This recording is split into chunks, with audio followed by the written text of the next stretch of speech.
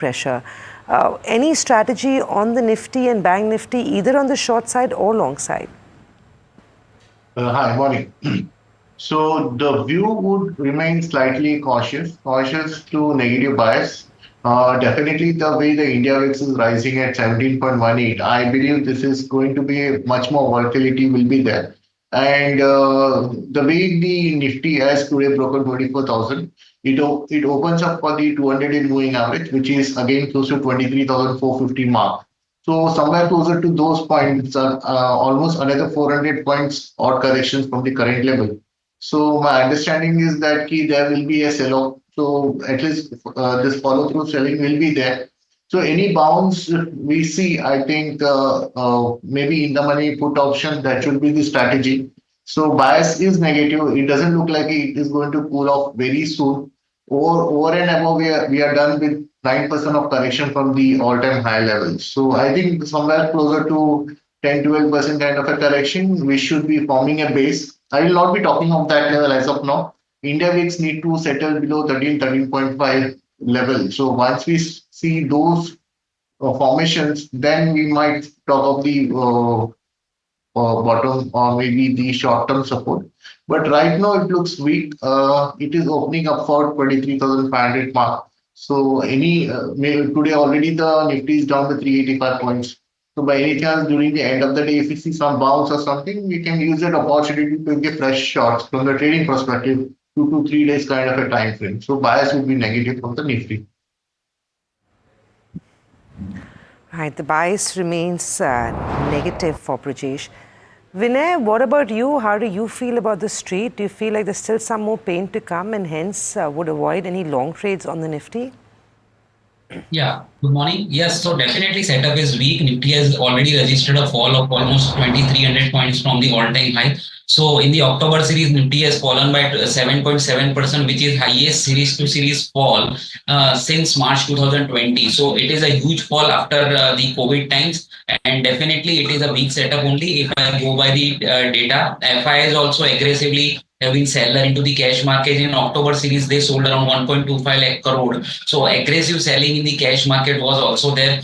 FI's long to short ratio reached to 0.29, though it is considered to be as an oversold sign, but still we can see after getting oversold, we are witnessing Nifty is falling by 400 points in today's session. So what does this mean? This means that FIs have actually rolled over their short positions in the November series from the October. So still they are actually see a weakness in the markets, and whatever consolidation we saw in last 4-5 trading session, Nifty has actually broke down below that consolidation and fresh breakdown can be seen. And if we go by the technicals, Nifty has been trading below its 5, 10, 20, 50 and 100 days exponential moving average since long, and it has been sustaining below it. The only moving average which is still intact is the 200 days moving average, exponential moving average, which is currently placed around 23,500. So that is the only support as per the moving average setup. So we are below 50, 100 average, and now the next support is at 200 days average, which is placed at 23,500. So definitely the setup is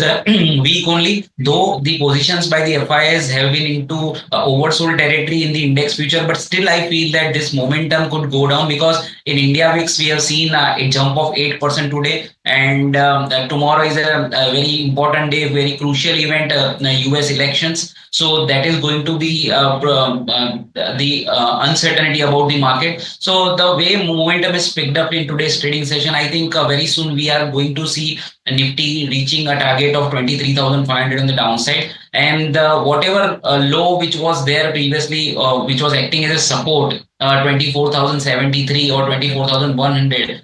That will act as a resistance now. So now it will change its role as a resistance from the support. So according to us, 24,100 becomes the strong resistance, and with that stop loss one should remain on the bearish side only, and I'm expecting that gradually Nifty would reach to the target of 200 days EMA, which is placed at 23,500. So definitely derivative data and technical setup is on the weak side, and we should remain with the trend, and 24,100 is the strong resistance, while 23,500 is the next downside target for the Nifty. That's the mood coming in. It's a weak day of trade and the sentiment is also down and out. Brijesh, I don't know whether you shared with us your call on Bank Nifty, but you haven't. If you haven't already, can you take our viewers through it?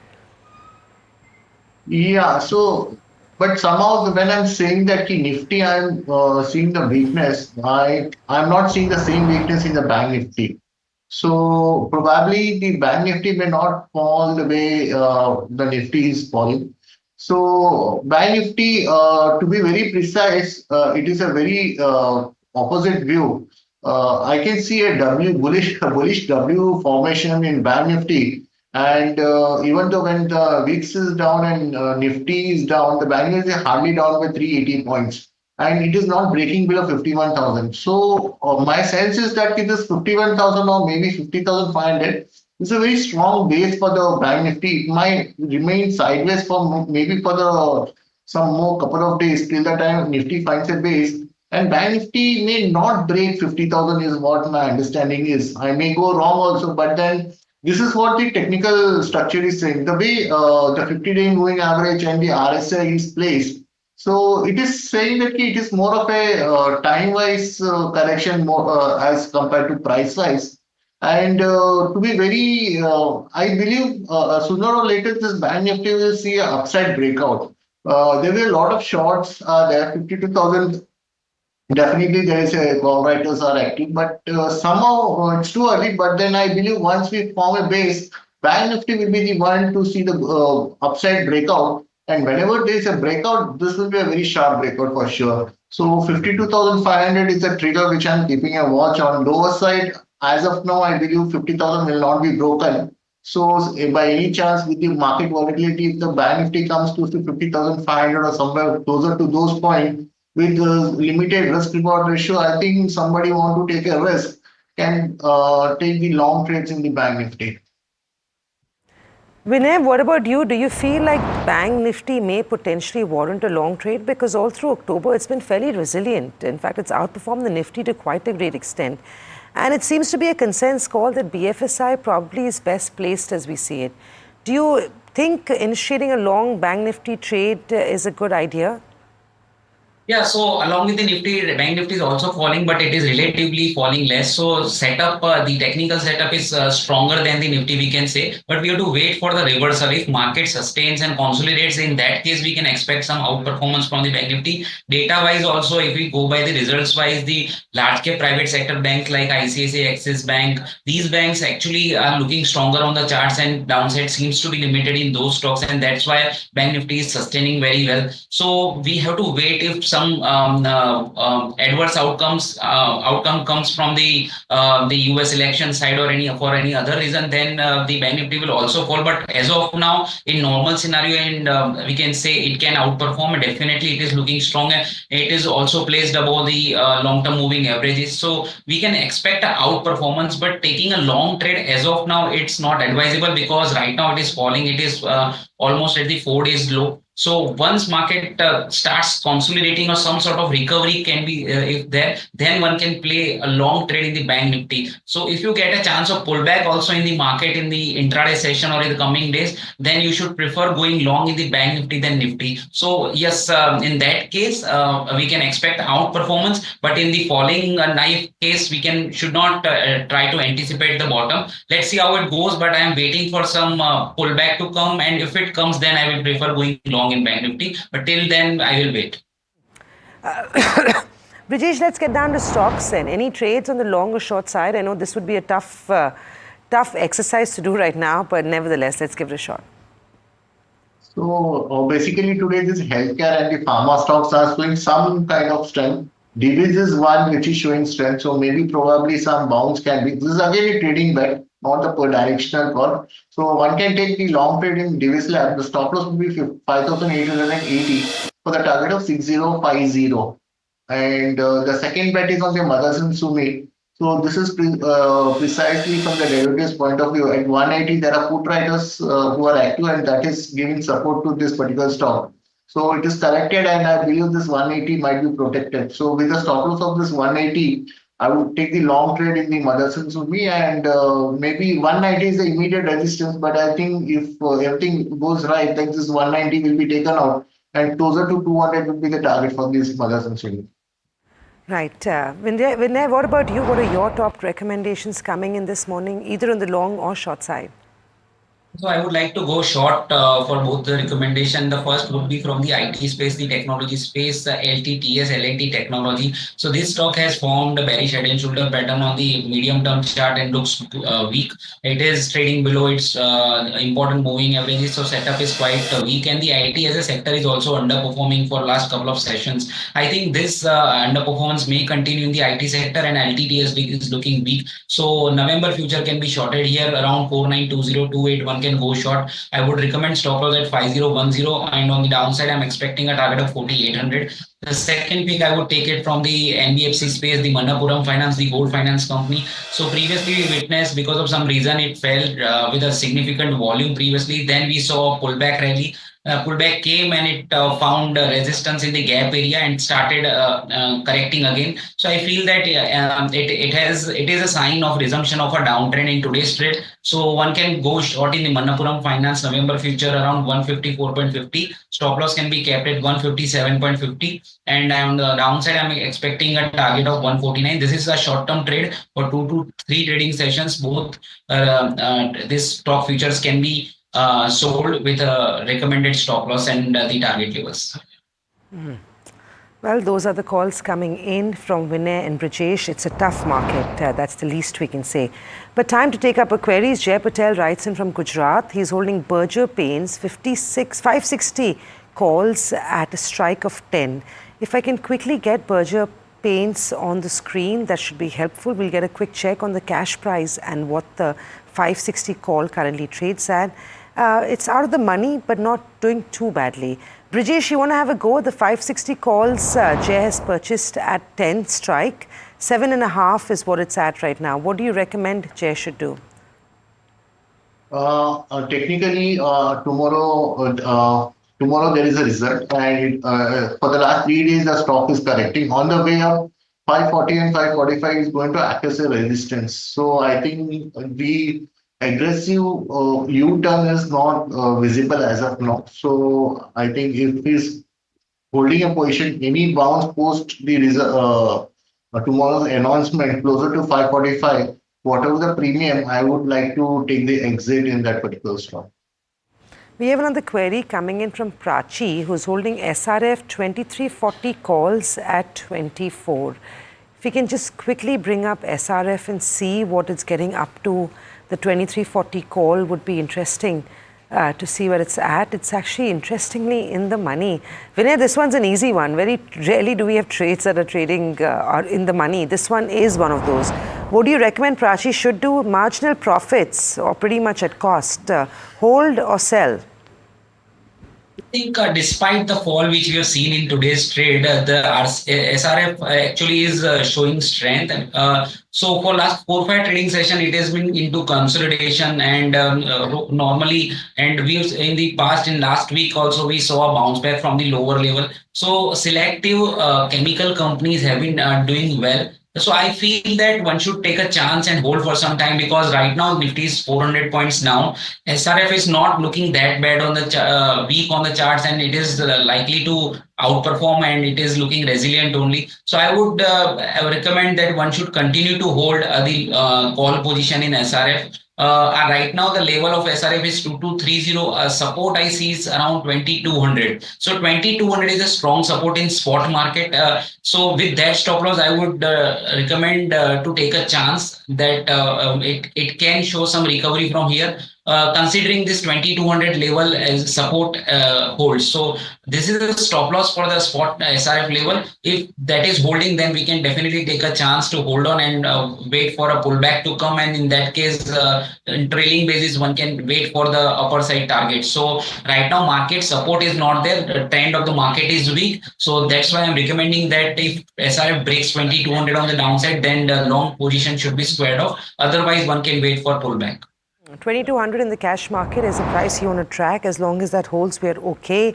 But a breach of that, in that case, Vinay recommends selling or exiting the calls that you own on SRF. Thank you, Brijesh. Thank you, Vinay. Great having both of you on the show. From equities to what's happening in commodities, that universe looks far more volatile as we see it. We have it as Tejas Anil, who joins in to talk to us about his view. Tejas, very quickly, what are your top trades? Do you have a trading call on crude this morning? Crude looking still on a positive note as it took the support at 5,500 mark. Now reach up to the higher level, and again the roller coaster ride is still on. Cuesing from the international cues, there is a good support at 68 mark, and in a current market scenario, we from the M6 segment, we are recommended to go buy on the lower level at 5870. It's a mark could be see the good volume could be seen in evening session, keeping a stop loss of 5800 and looking forward the target up to on a higher level. Tejas, then let's talk about gold and silver. I mean, with so many events lined up globally, it seems like the risk-on nature of what's happening in equities may be rubbing off on gold and silver too. Any trading strategies on gold and silver?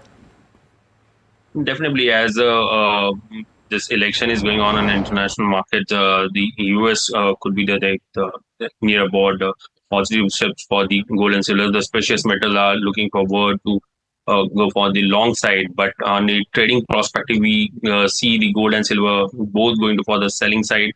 The evening session, we are targeting the level up to the going for the selling side at 78,670 is the selling level. 78,920 is the stop loss, targeting for the 78,000. Right, that's the view coming in on crude, gold and silver. Remember, you have got the couple of big events lined up, and on back of which those are the trading strategies. They just say, I believe you've also got a sell call on copper and natural gas. You want to tell us how do you feel about both those commodities? What are the levels one needs to track technically?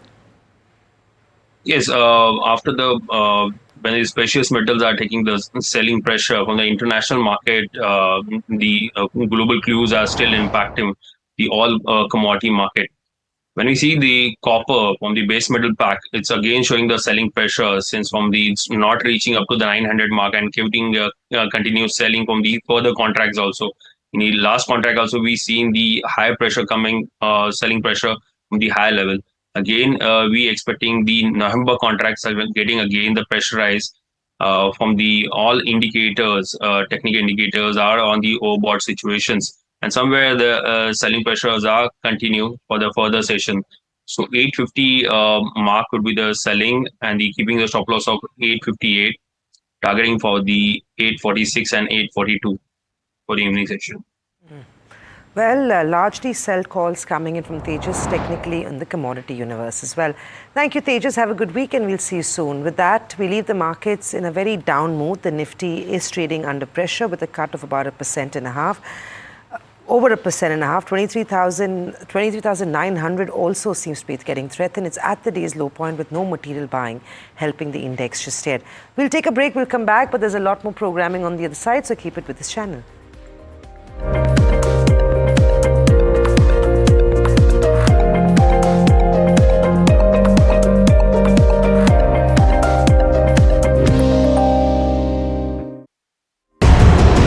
Market veteran Ramesh Damani puts on the cephalogist's hat to get you the insight you need on the US presidential battle of the century. Will Kamala Harris claim a historic victory, or will Donald Trump march back into the White House? According to polls, if Biden and Trump were running, I think Trump would have handily won. He was almost measuring the drapes to the White House even before the election. What are the stakes for India and its investors?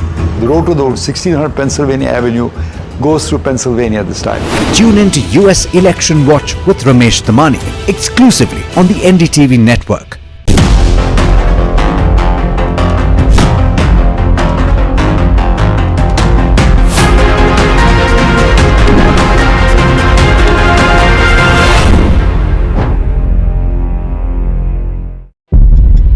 When the whole day passes like a blur, the news just whizzes past, and you're trying to stay informed. It is our job to bring you news that truly matters. At Profit 360, we cut through the clutter. The Wall Street deals, finance and policy news that could shape your tomorrow. The newsmakers, the trendsetters, and the innovators. In 30 minutes, we've got you covered. So stay ahead, stay informed, and stay profitable with Profit 360.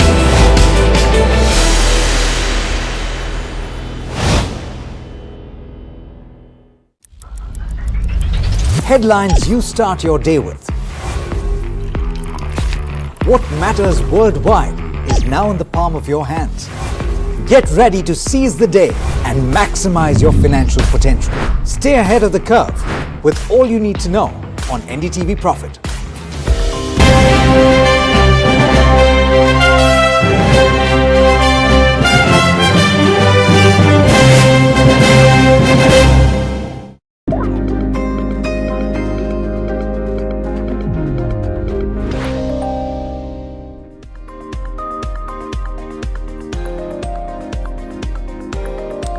Well, pressure is the word of the day.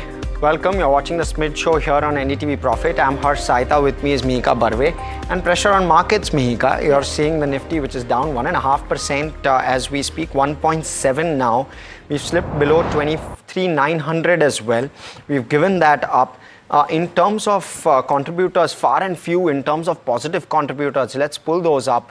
And we're at the day's low, of course, but just M&M, Kotak, Cipla, Tech Mahindra and IndusInd Bank are the top contributors in terms of positives. Other than that, you're seeing 45 stocks contributing negatively to the Nifty 50. So the breadth of the market not looking good at all. And let's pull up the advanced decline as well. That will give us better perspective on what's happening in the broader markets as well. The Nifty mid cap is down 1.6. The Nifty small cap is down 2.2%. And the breadth of the market, there you go, looking absolutely weak. Less than 300 stocks in the advances to nearly 1900 stocks in the decline, as you can see on your screen. And the Nifty mid cap, small cap also trading at their day's low. In terms of sectors as well, there's pressure across the board. You're seeing the Nifty bank probably a bit better off versus others.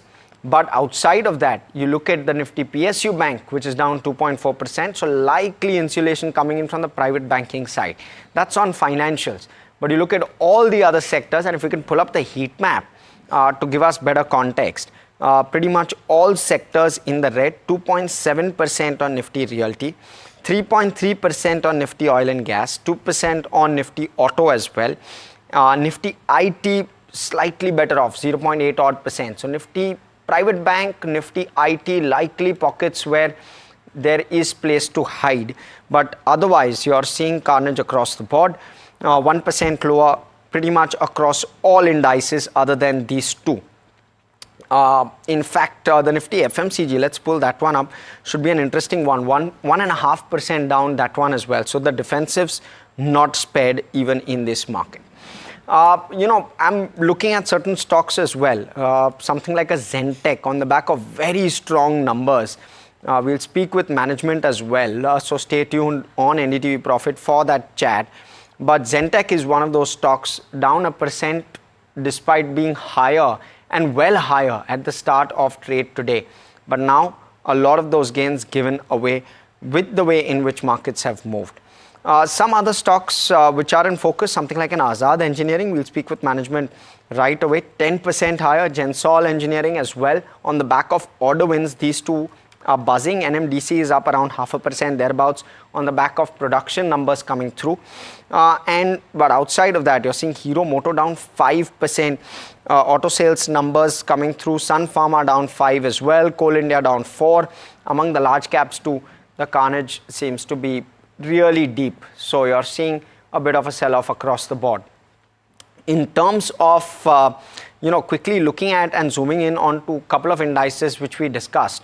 One is the Nifty Private Bank. Let's pull up the constituents there, because there seems to be that pocket which seems to be doing not as bad and seems to be in some form outperforming in this market, 0.8 odd percent lower. And you're also seeing some, there you go, those are the constituents. So AU, Federal Bank likely in the green, but outside of that, you're seeing red across the board. Flattish on an HDFC Bank, ICICI Bank down 1%, SBI down 1.7% thereabouts. So that's one pocket I wanted to highlight. The other one was the Nifty IT pack. If we can pull the constituents there as well and try and see which ones are the key drag. There you go. The Tech Mahindra insulating a bit of the pressure. But outside of that, you're seeing 1% to 1.5% down on a TCS, L&T Tech, Emphasis, Wipro, all of them down, beaten quite a bit, some of those large caps. But let's quickly move on. Abhishek Agarwal, ED at Godavari Power and Ispat, to talk to us about Q2 numbers. Welcome, Mr. Agarwal. I want to first quiz you with regard to what's happened in the quarter gone by. You've had a couple of hiccups with regard to top line, but it's not the right way to look at it. Talk to us about how quickly do these hiccups go away, and what's the full year looking like, and how quickly can you reboot? Good morning to everyone. See, talk about the hiccups. I don't see as a hiccup because for two things. One is it was a planned shutdown. So usually the pellet plant operation, it is, every 7 to 8 years, 10 years, we have to take an annual shutdown of almost 45 days. The last shutdown happened in 2013. So almost after 10 years. So it was a planned shutdown. That's why the pellet volumes are much lower compared to Q1. The production has resumed, end of August. And Q3 onwards, we are confident we will be able to achieve the given guidance in terms of pellet volume. Because the pellet volume drives the major top line as well as the EBITDA for Godavari. So that is one. Second is, of course, mining is on the lower side again because of heavy monsoons. The monsoons have been very unusual this time compared to previous, years. But we're confident even in the mining volume, we'll be able to catch up in Q3 and Q4. Good afternoon, Abhishek. Mihika this side. In terms of your realizations, like there has been pricing pressure all across the board. But in terms of for the second half, how do you expect the realizations and the pricing outlook as a whole to pick up, especially for iron ore? See, on the pellet pricing and the iron ore, it is still, I would say, not very low compared to the other steel, supply chain prices. Because the iron ore supply into India and the demand of pellets is much strong compared to the export market. But usually Q2 is a weak season for steel because of monsoons. Once now Diwali is also over, and going forward November onwards, it's usually a peak period for steel consumption in India. So we are confident, Q3 and Q4 onwards, the prices should go up and the demand should come back. Got it. Abhishek, I want to take a step back again. I want to try and understand whether pellet plant 1 has production commenced for you? It has in August end. It's already almost more than 2 months now. Okay. So both the plants are running at full capacity. So both plants running at full capacity. Q2 should be a clean quarter for you? Q3, not Q2. Apologies. Q3 should be a clean quarter for you? Yes, it will be. Okay. And iron ore production also resumed fully. So everything behind is my assumption here. Yes, if compared to Q2, so the iron ore production in the mining side as well as the pellet production will be in line compared to our given guidance for Q3.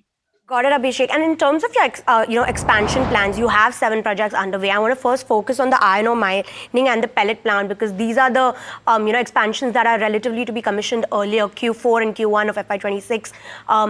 In terms of the outlook for FY26, once these expansions come into play, how would the trajectory for these two segments go going forward? See, in terms of expansion, the pellet plant construction has already started, and we should be able to commission the plant by end of FY Q1, 26 Q1. So that is on track. For mining, there is a slight delay in terms of approval.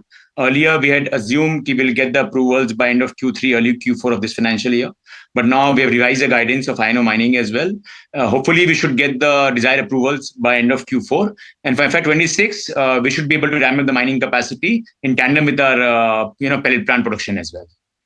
All right. So for viewer context, Abhishek, give us perspective. How much of capacity gets added and how much will that contribute to top line? See, for FY25, mining will be at about 2.35 levels. Yeah. Pellet production has given guidance about 2.4, 2.45. We will be able to achieve that. And any additional volume of mining or pellet will only happen in next financial year. And in terms of the integrated steel plant, which is a large part of your future capex plans, almost 6,000 crores, could you give us the update on that? And in terms of the long-term advantages that the steel plant would have, could you give us more insight on the same? On the new 2 million steel plant, so we have already given a first presentation to MOEF, which is the last stage of getting the environmental clearance. And hopefully by end of Q3, early Q4, we should have the approvals in place. And once we have the desired approvals, we'll start the work at the ground level. Already parallel working is going on in terms of equipment supplier and stuff like that. So hopefully by early Q4, end of Q4, we should be able to start the groundwork. And in terms of, I want to talk about the demand outlook as a whole. We have the China stimulus coming in. How is that? Are you seeing any green shoots in terms of demand for the company? See, as I said, we are not in the export market anymore for the last almost 9 months. The iron ore demand in India is quite strong, especially the iron ore pellet demand, because a lot of DRI capacity has been added. So we are confident the pellet supply and the demand will remain strong going forward as well. Your margins keep getting better. I want to try and understand where you expect margins to go over the medium term. Of course, this quarter, sort of an aberration, if I can call it. So where do you expect margins to lie on a normalized basis, say FY26? See, if the market remains intact, and the iron ore demand remains strong, we should be able to, maintain the achieve, desired EBITDA, which we've been achieving last couple of years. So anything about 22%, we should be able to achieve, given the current market scenario. Right. And on top line growth, what's the guidance like? FY26, you have a new plant coming on stream. And you have very, very strong expansion plans as well, almost through this decade. What's the sense like? Where should your top line go to over the next 2 to 3 years?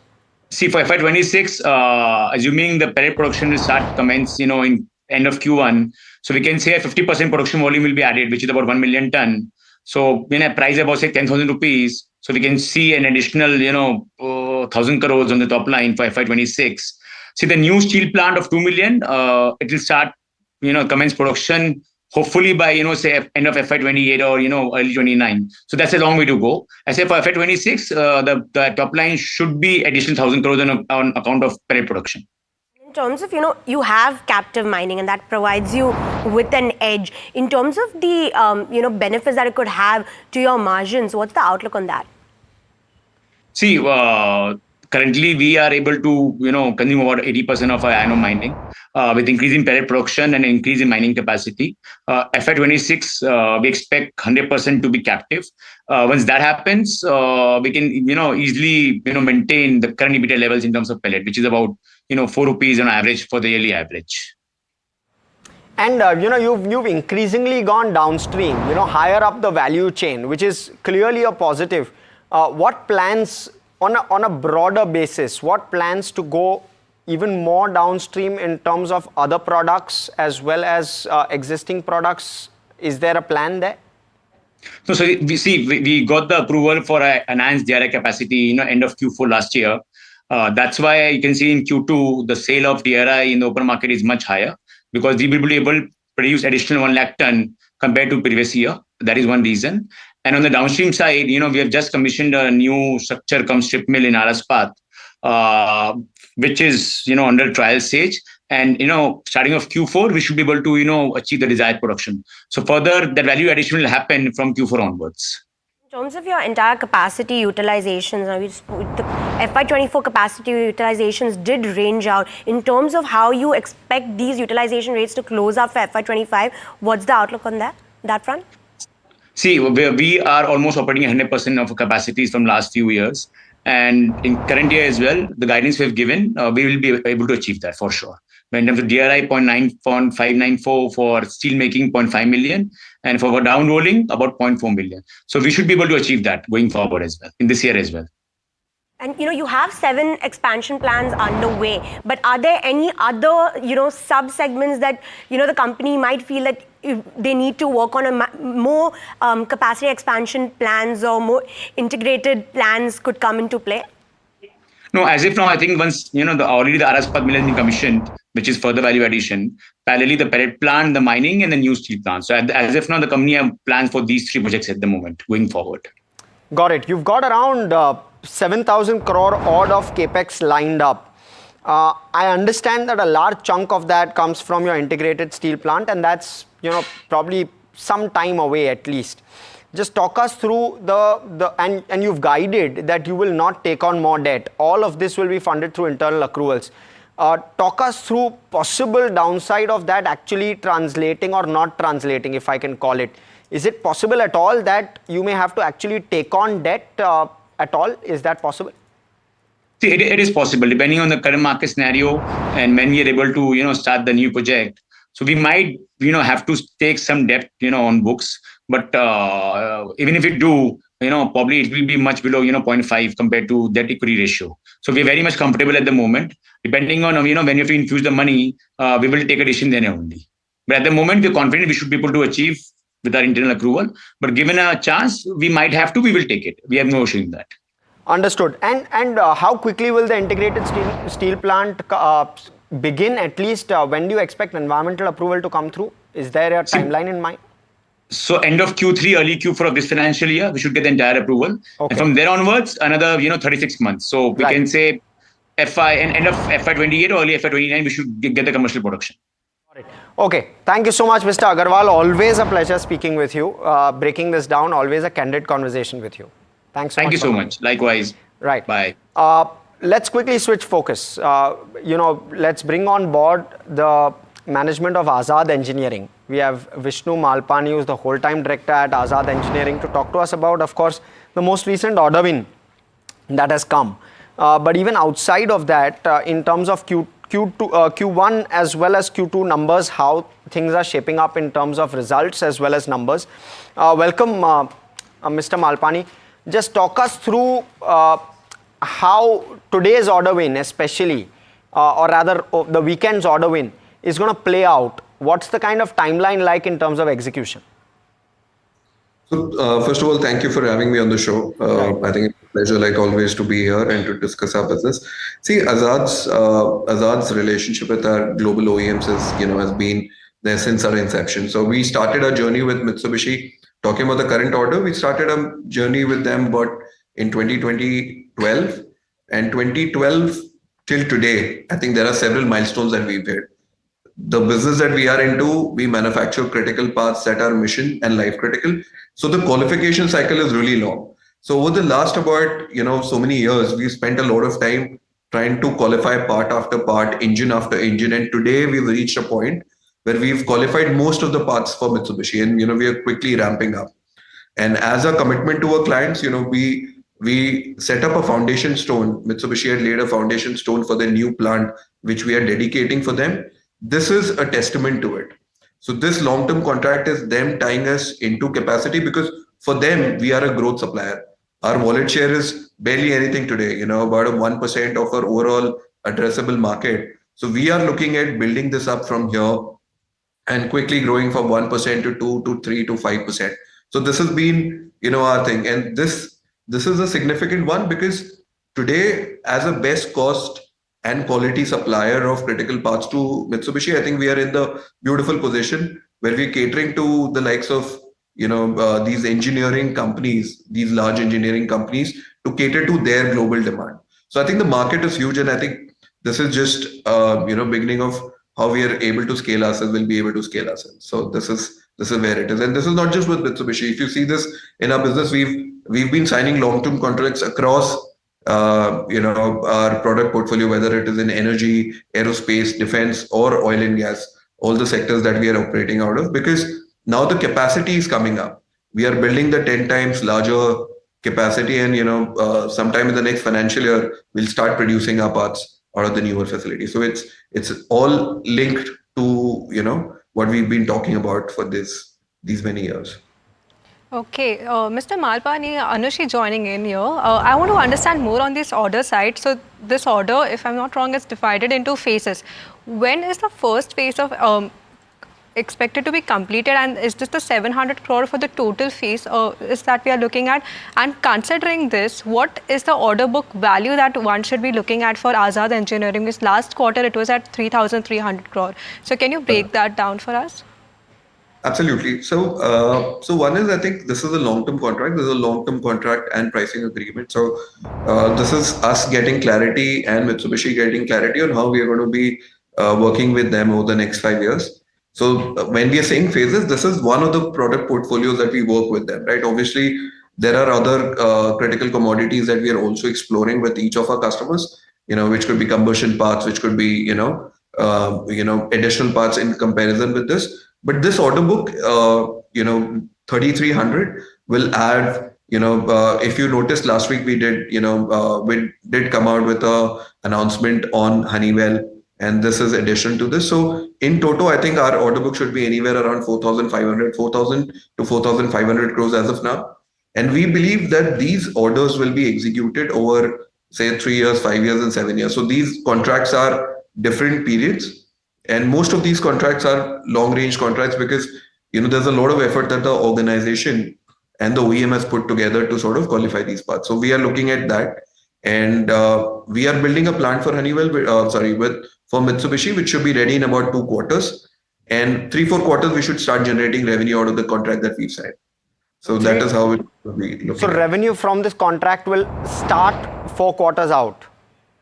So this is in conjunction with the independent plant that we are building for them. Right. So they are essentially trying to block our capacity and give us visibility over the next 5 years so we can invest ahead of the curve. Yeah. So this is this is relating to that. But however, even out of the current facility, we will be doing some production for this contract, but largely it will come out of the new plant that we're building. Got it. So okay. Got it. And it's difficult to, I understand it's difficult to ascribe an exact timeline for execution of your entire 4,500 odd crore order book. But just talk to us about visibility with regard to top line growth. Therefore, maybe that's the better metric to help investors as well as viewers understand how the numbers will play out for you.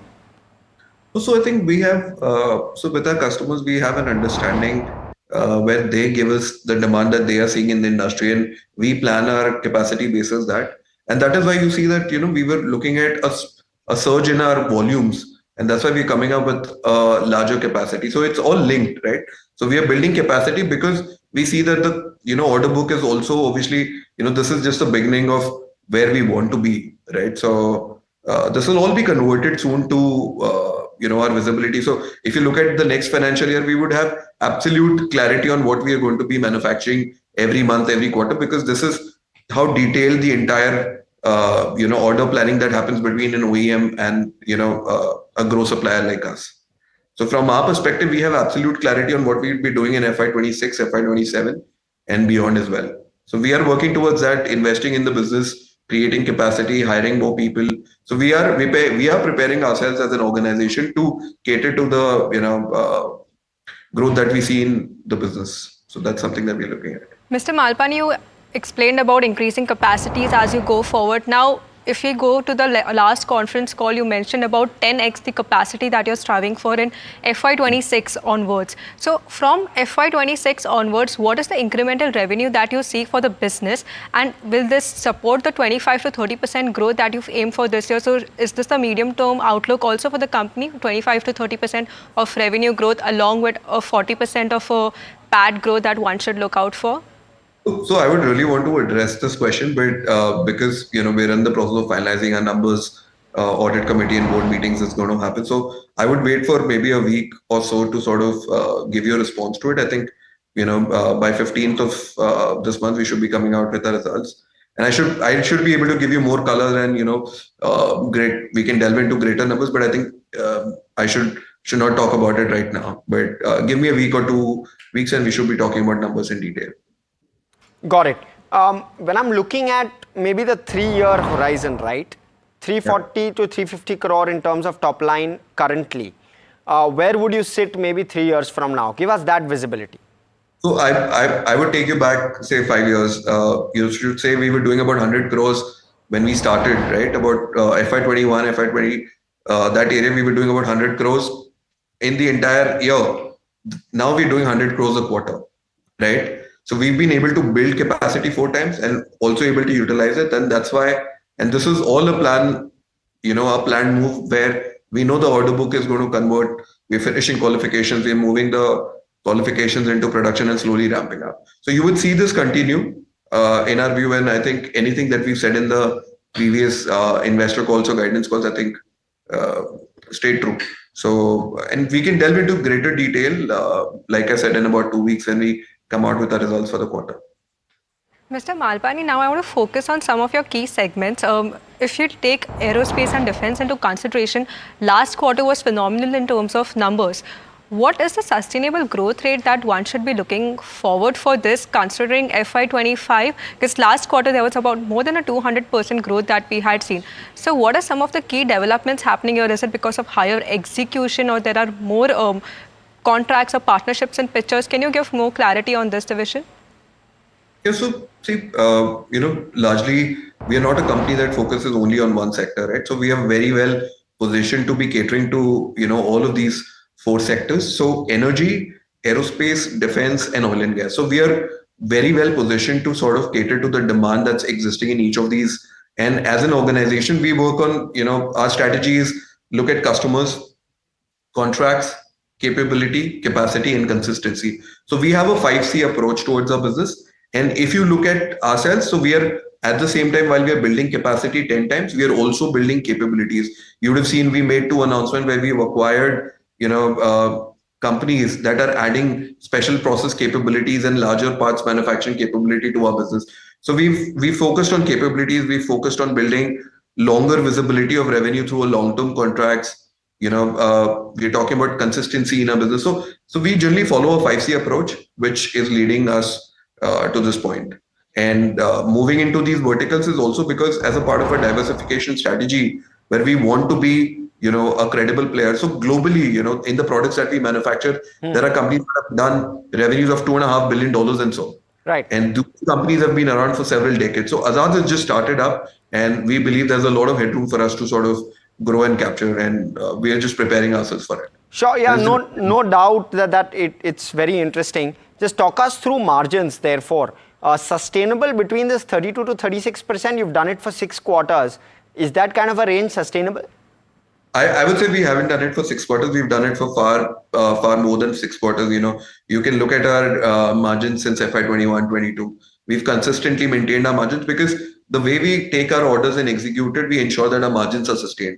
At a blended level as an organization, we do not, go beyond lower than whatever. We are very, very choosy in where we have to do so. And it's a result of that. So it's not just 6 quarters. I would say it's a period beyond that as well. And we would want to keep it sustained at that point. That is something that we strive for. Okay, thank you so much, Mr. Malpani. It's great having this perspective. Wishing you all the very best for H2 as well as for your Q2 numbers. Thank you. Thank you for having me. Right, with that, completely out of time on this edition of the Smid Show. From myself, Anushi, as well as Mihika, all 3 of us, as well as everyone who puts the show together, thanks so much for watching. Stay tuned to NDTV Profit. More action on the other side.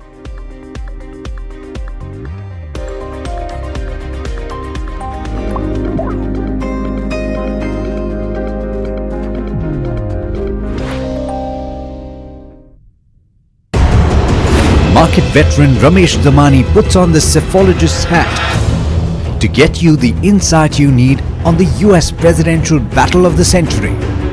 Will Kamala Harris claim a historic victory, or will Donald Trump march back into the White House? According to polls, if Biden and Trump were running, I think Trump would have handily won. He was almost measuring the drapes to the White House even before the election. What are the stakes for India and its investors? The road to the 1600 Pennsylvania Avenue goes through Pennsylvania this time. Tune in to US Election Watch with Ramesh Damani exclusively on the NDTV network.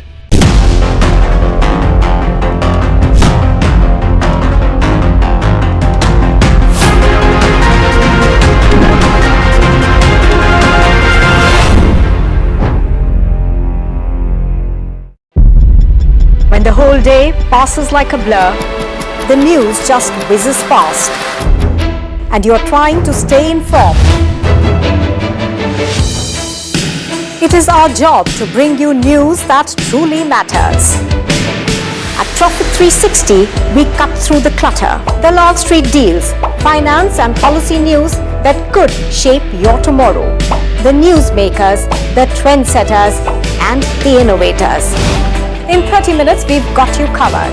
So stay ahead, stay informed, and stay profitable with Profit 360.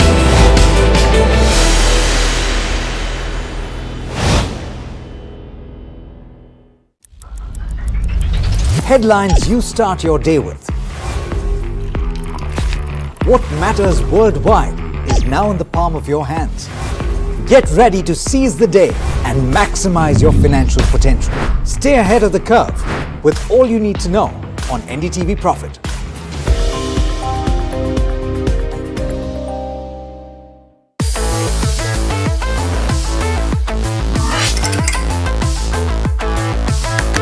Listen to the voices of reason as they talk about corporate health and investing principles with me, Neeraj Shah, on my show, Talking Point.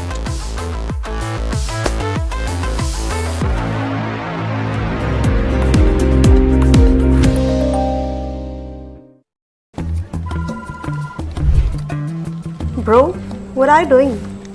I'm trading FNOs. So, have you made any money? Oh, it's simple. If you think the market is moving upwards, just buy Nifty call option. But if you think the market could slide downwards,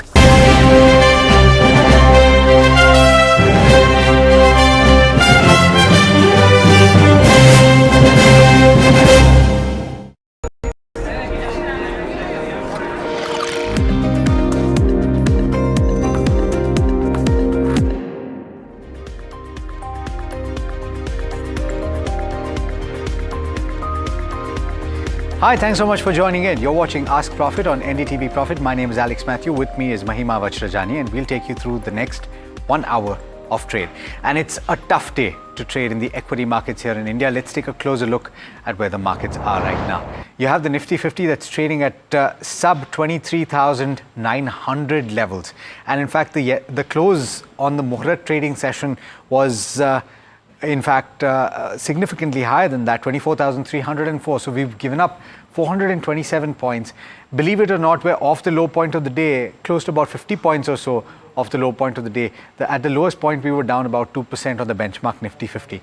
And in fact, you're seeing selling across the board. The mid-cap index currently down about 1.6%. The small cap index, if anything, is off the low point of the day.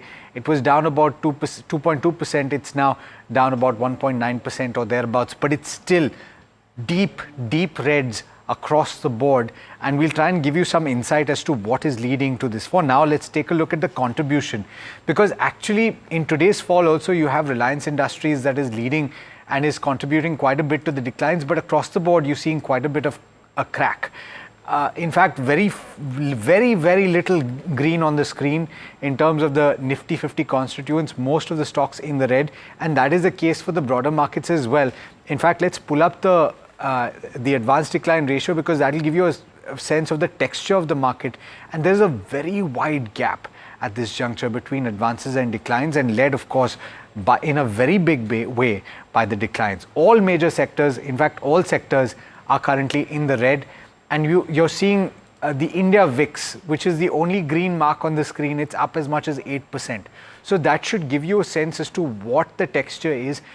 Now, you're probably wondering what is leading to this. And Mahima, really, apart from a few earnings that have come through and maybe auto sales that are leading to declines for a few two-wheeler companies, which we'll talk about in a bit, it's no real fundamental trigger apart from the fact that there's a significant amount of uncertainty that's emerging from the US presidential election and the Fed. So a lot of uncertainty at the global stage and continued selling by FII. That's the way I'm seeing it. Absolutely, Alex. And that's the way I think the traders and the investors are also seeing the markets at present. And we're seeing a quite bit of pressure on both the benchmarks as well as the broader markets, but some pockets that are seeing significant movement. Something that I would really like to highlight at this point of time, something like in Azad Engineering, a stock which is completely bucking the trend, where we're seeing broader markets falling as much as 2%.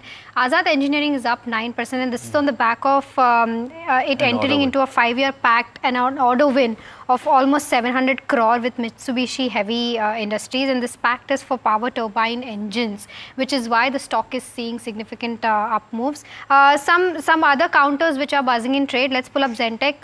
Zentek has seen good Revenue growth, revenue was up 3.6 times for the company. Margins have significantly improved to the 33% mark. It did see slight gains in early trade today. However, it's trading flat right now, down around 0.05%. Let's also pull up some pharma names. They've been in focus. Let's pull up Sun Pharma as well as Dr. Reddy's. The US Direct Court grants preliminary injunction to delay drug launch for Sun Pharma. The stock is under pressure, down around 4%. And DRL is trading flat, down around 0.07%. Lastly, let's also pull up Zomato before we move on to the auto stocks in focus, especially two-wheelers. Zomato is down around 3%, where Investee company, that is Aronomo Private Limited, raises additional capital, and this brings down Zomato's shareholding from 19% to 17% overall, which is why the stock is seeing some pressure in trade today, and it's down around 3%. But the stock in focus, as Alex rightly mentioned today, is the two-wheelers pack, and this is on the back of October auto sales, and Puneet is joining us now to give us more details on that. Puneet, good set of numbers, but stocks are seeing significant pressure. Why is that? Yes, definitely. I think it's getting corrected because of the larger market downside that we're seeing today. And, mostly I think two-wheelers as well as, tractor makers reported really strong numbers. So let's focus on the two-wheelers first. Hero MotoCorp is the first one, reported roughly 6.7 lakh vehicles, sold to dealers in the month of October. Now, that's, a very strong growth of about 18% compared to the same time last year versus analyst expectation of about 11 to 12%. Now, another key thing is that, that Hero might be under pressure today compared to the other players is build-up of inventory over the last 2 months. So in the month of October, they gave the dealers roughly about 6.7 lakh units as mentioned, but retails were about 5.7 lakhs. So that inventory build-up of about 1 lakh is going into November. In the previous month of September as well, there was an inventory of about 1,20,000 vehicles. So going into November, the inventory is significant. Although the company does sell a lot of bikes in a particular month, roughly 3 to 4 lakhs, I think that might be one of the key negatives for Hero specifically, but overall good set of numbers for Hero. When we move on to the other ones, which is TVS Motors, a really steady performance, about 12 to 13% growth over the last 6 months, and that continues in this month as well. Apart from that, the company has also regained its number 2 market share in the electric vehicle space, dethroning Bajaj Auto for the number 2 position. It currently has about 21% odd market share, and with the new lower priced variants such as the iQube, it essentially is looking to have better EBITDA margins in H2 as well. The third one is of course Eicher Motors, another big highest ever sales in one particular month for the company at about 1.1 lakh units. Now that's a growth of about 31% versus growth expectation of 22% by analysts. Now this is the first month of double-digit growth since April, so that's another positive for the company. And finally Bajaj Auto. Now there's a slight negative, domestic sales have fallen 8% for Bajaj Auto for two-wheelers specifically, and that might be one of the key reasons reacting negatively for the stock today. We spoke to the management and they have said that the festive season outlook is looking much better than they had anticipated. Earlier just 1 to 2% growth, and now they're anticipating 6 to 8% growth. But overall, all these players are seeing pressure in the market today, especially because of multiple factors that might not be in hand. But overall, the sales are quite positive for most of these two-wheeler makers. All right, thanks so much for getting us those details, Puneet. We've joined now by Lancelot Dicuna, who's CIO of ValueX Wealth Connect, as well as Rajesh Palvia, Senior Vice President Tech and Derivative Research at Axis Securities. Thank you so much, gentlemen, for taking the time. Lancelot, I'll come to you in just a bit. Before I do, Rajesh, I'm just wondering, we're going to be talking to a few more people over the course of the show, maybe around 12 o'clock. But just the texture of the derivative space, what are you seeing that is leading to the kind of crack that we're seeing in trade today? And I'm just curious about the way that people are positioning. Some buzz saying that margin calls are getting triggered.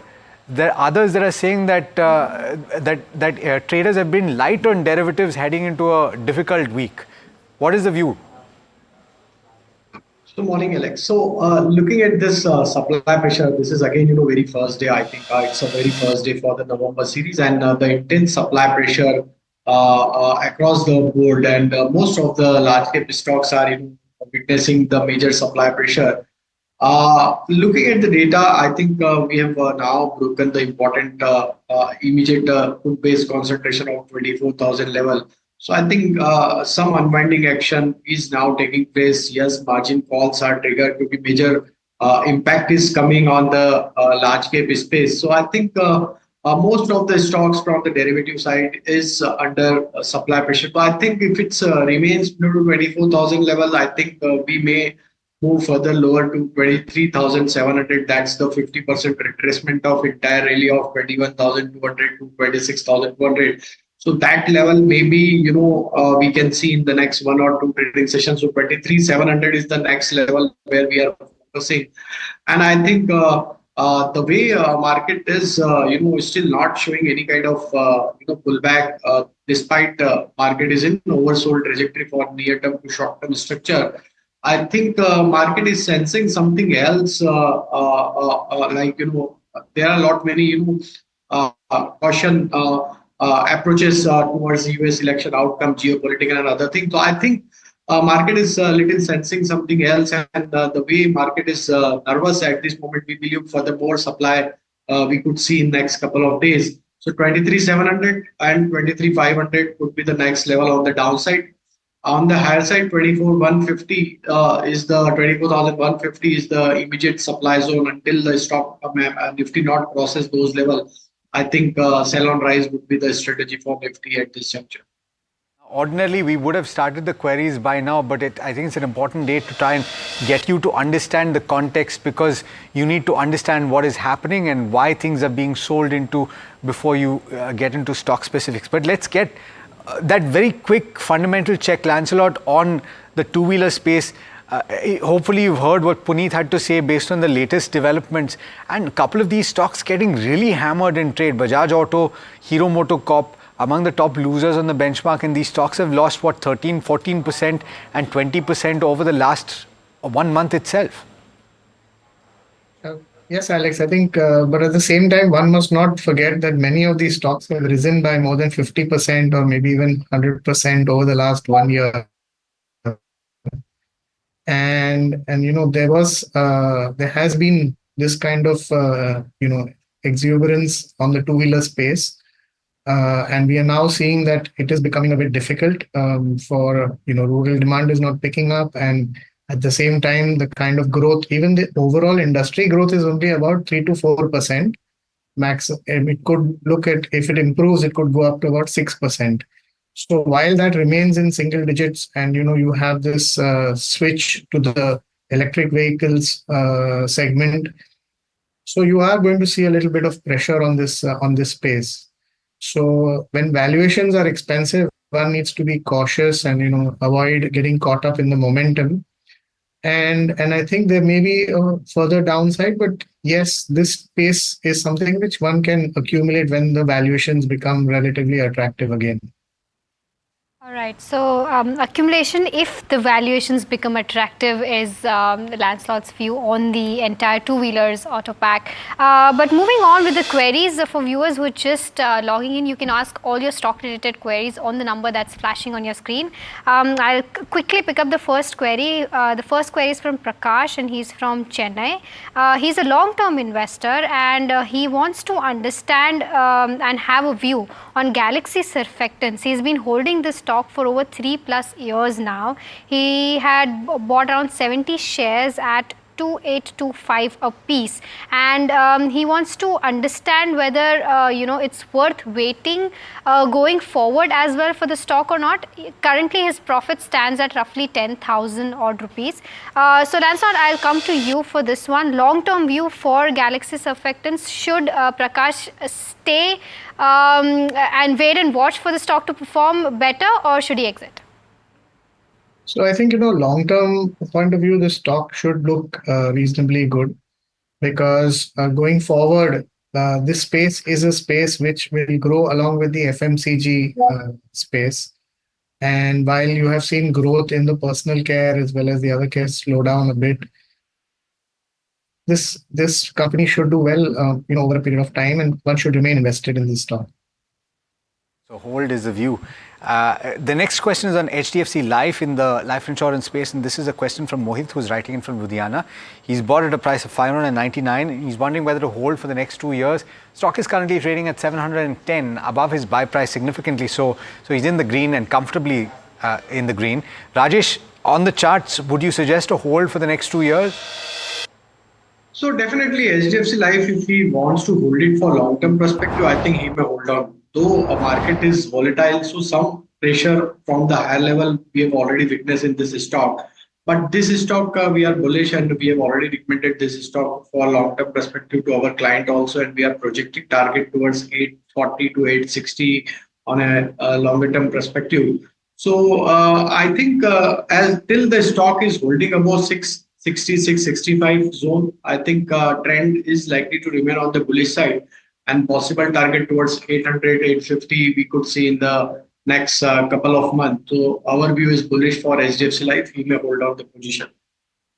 View coming in for HDFC Life. The next question is from Shiva Reddy from Guntur, Andhra Pradesh. He's having Tata Motors at rupees 880, and he has around 500 odd shares of Tata Motors, and he wants to know whether to hold them or sell them at the moment. Rajesh, your view on Tata Motors? The October sales numbers were flat for the company, but overall, how does Tata Motors look to you on the charts?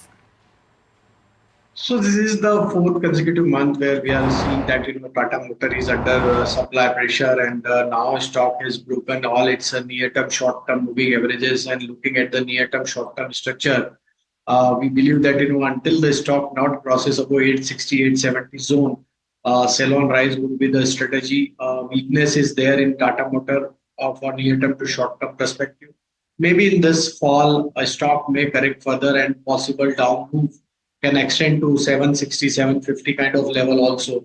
So at this juncture, I would say don't buy at current level, wait for further more correction, and let the stock to settle down at certain level, then only try to buy the stock, as still trend is looking weak for the stock, and we may see correction in the near term. Or rather, don't yet deploy for Tata Motors is the call in the technicals. But there's also a long-term fundamental question on Tata Motors from Vinay, who's writing in from Hyderabad. Lancelot, let me take this to you.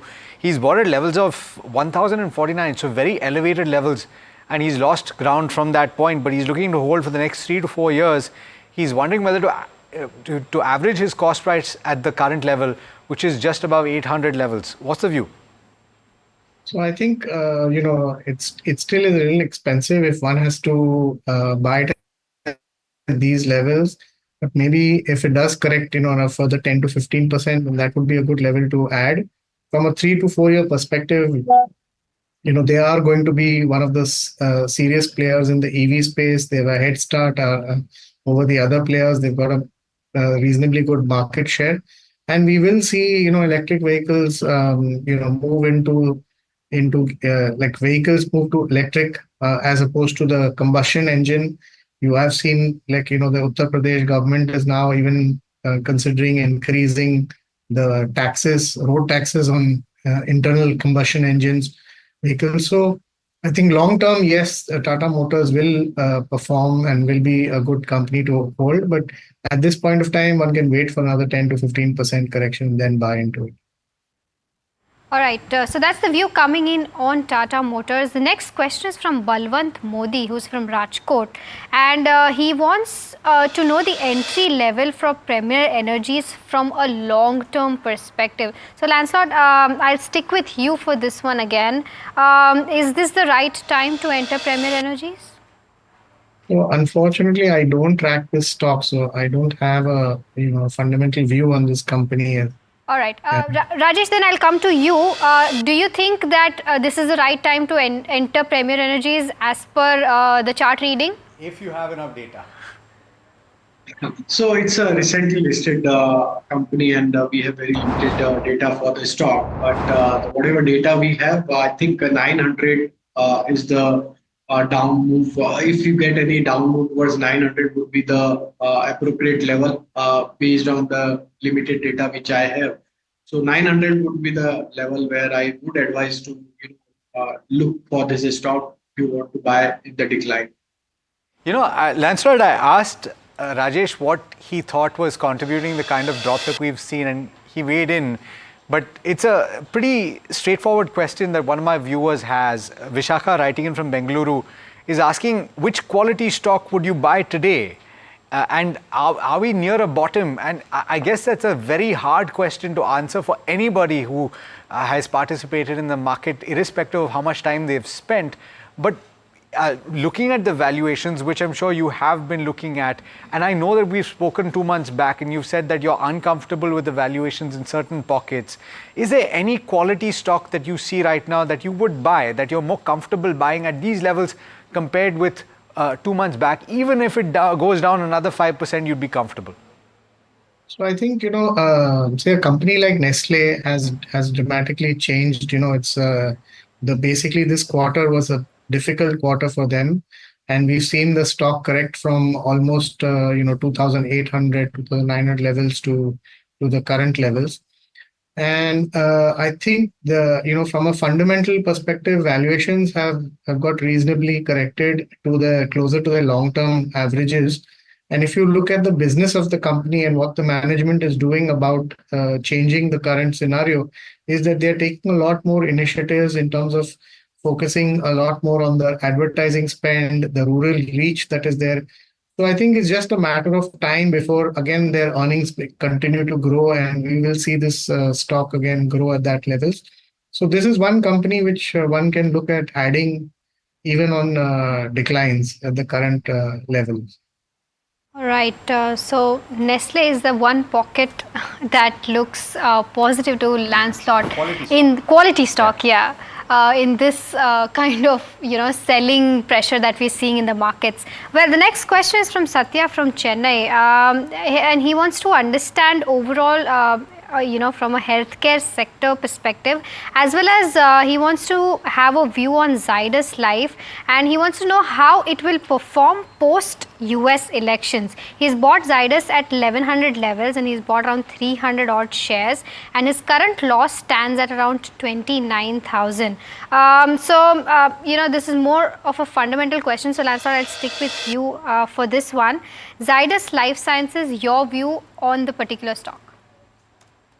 So I think, the company has been doing reasonably well. The US markets have also started to open up and you are seeing some demand coming in from the US. I think if one looks at it from a 2 to 3 year horizon, one should get reasonably good returns from this stock, as both sales and earnings will continue to grow going from here. I don't think US election results may make any significant impact on sales, because at the end of the day, both the candidates are committed to bringing down healthcare costs in the US, and one of the ways of bringing it down is obviously to look at companies like Zydus or the Indian pharma companies who can provide medicines at lower cost as compared to US companies. So I think from that perspective also, it shouldn't be too much of a negative, and one can look at accumulating this stock. All right.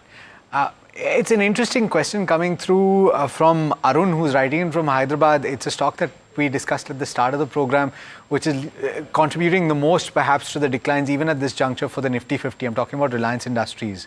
And it's given up quite a bit of ground over the last month or so in particular. And there are quite a few rumors that are circulating as to why this is being caused. But let's talk about fact. And let's talk about whether or not it should be bought at this current juncture. Because Rajesh, if you look at the year-to-date chart, it is now currently just about negative. So would you say that it's now a good time to consider buying? So for near-term, short-term perspective, stock structure is on the weaker side. We may see furthermore weakness in the near-term to short-term structure, but on the longer-term time frame, yes, it's an opportunity again to buy an equity in this decline. For trading point of view, I think 1250 would be the next target for the stock on the downside. Though stock is now approaching towards its critical support area, which is placed at around 1290. Almost stock is trading around those levels. So I think if it slips below to 1290, next target would be around 1250. But for long-term investor, yes, one can buy these dips for long-term investment perspective. On the downside, 1220 would be your stop loss for long-term. And on the higher side, the first resistance on the higher side, the major resistance is placed at around 1340, 1360 level. So that level needs to cross. Once the stock crosses those levels, then we may see some short covering action and some comfort buying may emerge in this counter, and then possible stock can start recovering from those level towards 1400 to 1450 kind of level. But it may take time as the stock near-term structure has already turned bearish. Right. Well, the next question is from Vinod Kumar from Kanchipuram. He wants to invest in Dixon Technology. Now, what he said is that he's already invested a few in a few shares of Dixon Tech, but he wants to understand whether he should add more or not. Rajesh, I'll stick to you for this one. How does Dixon Tech look to you on the charts? So overall long-term structure is bullish, and yes, we have seen some profit taking in recent past from the higher level. But stock is now trading near to its 50-day moving average, which is almost close to 13,900 kind of level. So I think if it's not breaks below to 13,900, I think we may add the position as the stock has already corrected from its recent high of 15,000, 15,100 kind of level. So I think after a significant correction, it's an opportunity again for trading point of view as well as for the short-term investment perspective also. So 13,600 would be your stop loss. Yes, we may add the position. On the higher side, 15,000 to 15,500 would be the next target once the stock start recovering from the current level. Okay, quick view on VRL. Logistics, the stock is currently trading at 554 thereabouts. We've got a question from Nadeem Khan, who's writing in from Noida. Lancelot, on the fundamentals, do you have a view and would you hold at these levels? Yes, I think one should hold at these levels because VRL Logistics is a major player in the road transport space and is providing end-to-end solutions for companies basically primarily out of South India and Western India. So I think given the growth that we are seeing in the road transportation space as well as in the e-commerce sector and in the general economy requiring increased road transportation for goods and services, I think one should remain invested in VRL. Maybe if you're getting it at this price, start accumulating slowly on the way down because over the next year or two we should see a significant improvement in its revenues as well as earnings. All right, Lancelot, on that note, thank you so much for joining in. Rajesh as well, thank you so much for joining in, for answering all the questions that you did answer. An insightful conversation today, particularly important on a day like today. Thank you so much. All right, we have to slip into a very quick break on this program, but don't go anywhere because we're trying to decode for you what is happening in the current context, why we're seeing so much selling, and we've got two voices from among the biggest dealing rooms in India to give you some perspective on whether or not certain action on the derivative side is leading to selling in the markets right now and why there's such a spike in the VIX. Do stay tuned. We'll be back on the other side with a lot more.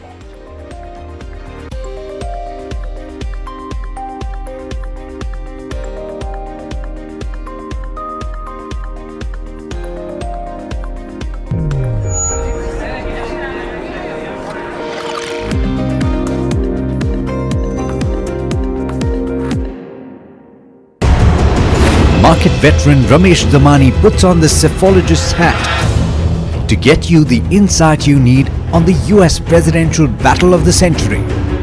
Will Kamala Harris claim a historic victory, or will Donald Trump march back into the White House?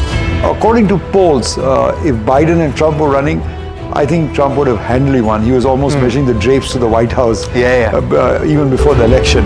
What are the stakes for India and its investors? The road to the 1600 Pennsylvania Avenue goes through Pennsylvania this time. Tune into US Election Watch with Ramesh Damani exclusively on the NDTV network.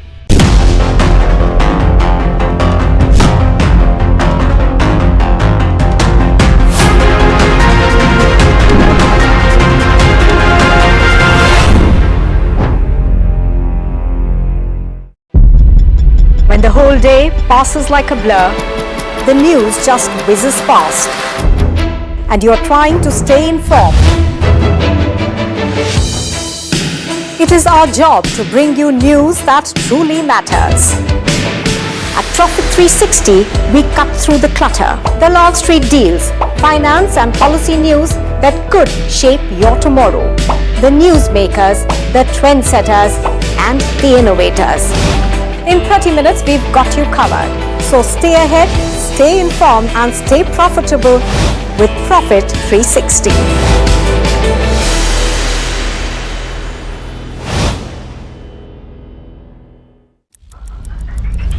Headlines you start your day with. What matters worldwide is now in the palm of your hands. Get ready to seize the day and maximize your financial potential. Stay ahead of the curve with all you need to know on NDTV Profit.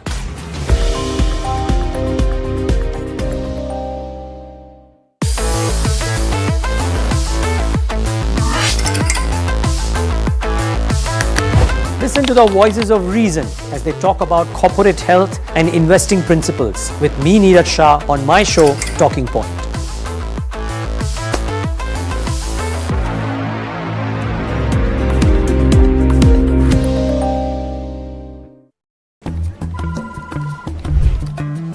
Bro, what are you doing?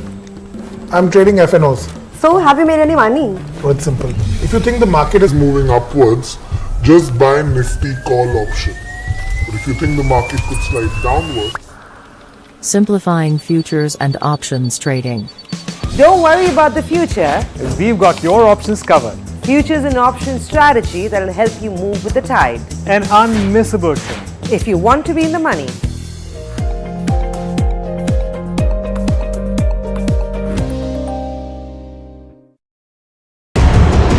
Market veteran Ramesh Damani puts on the cephalogist's hat.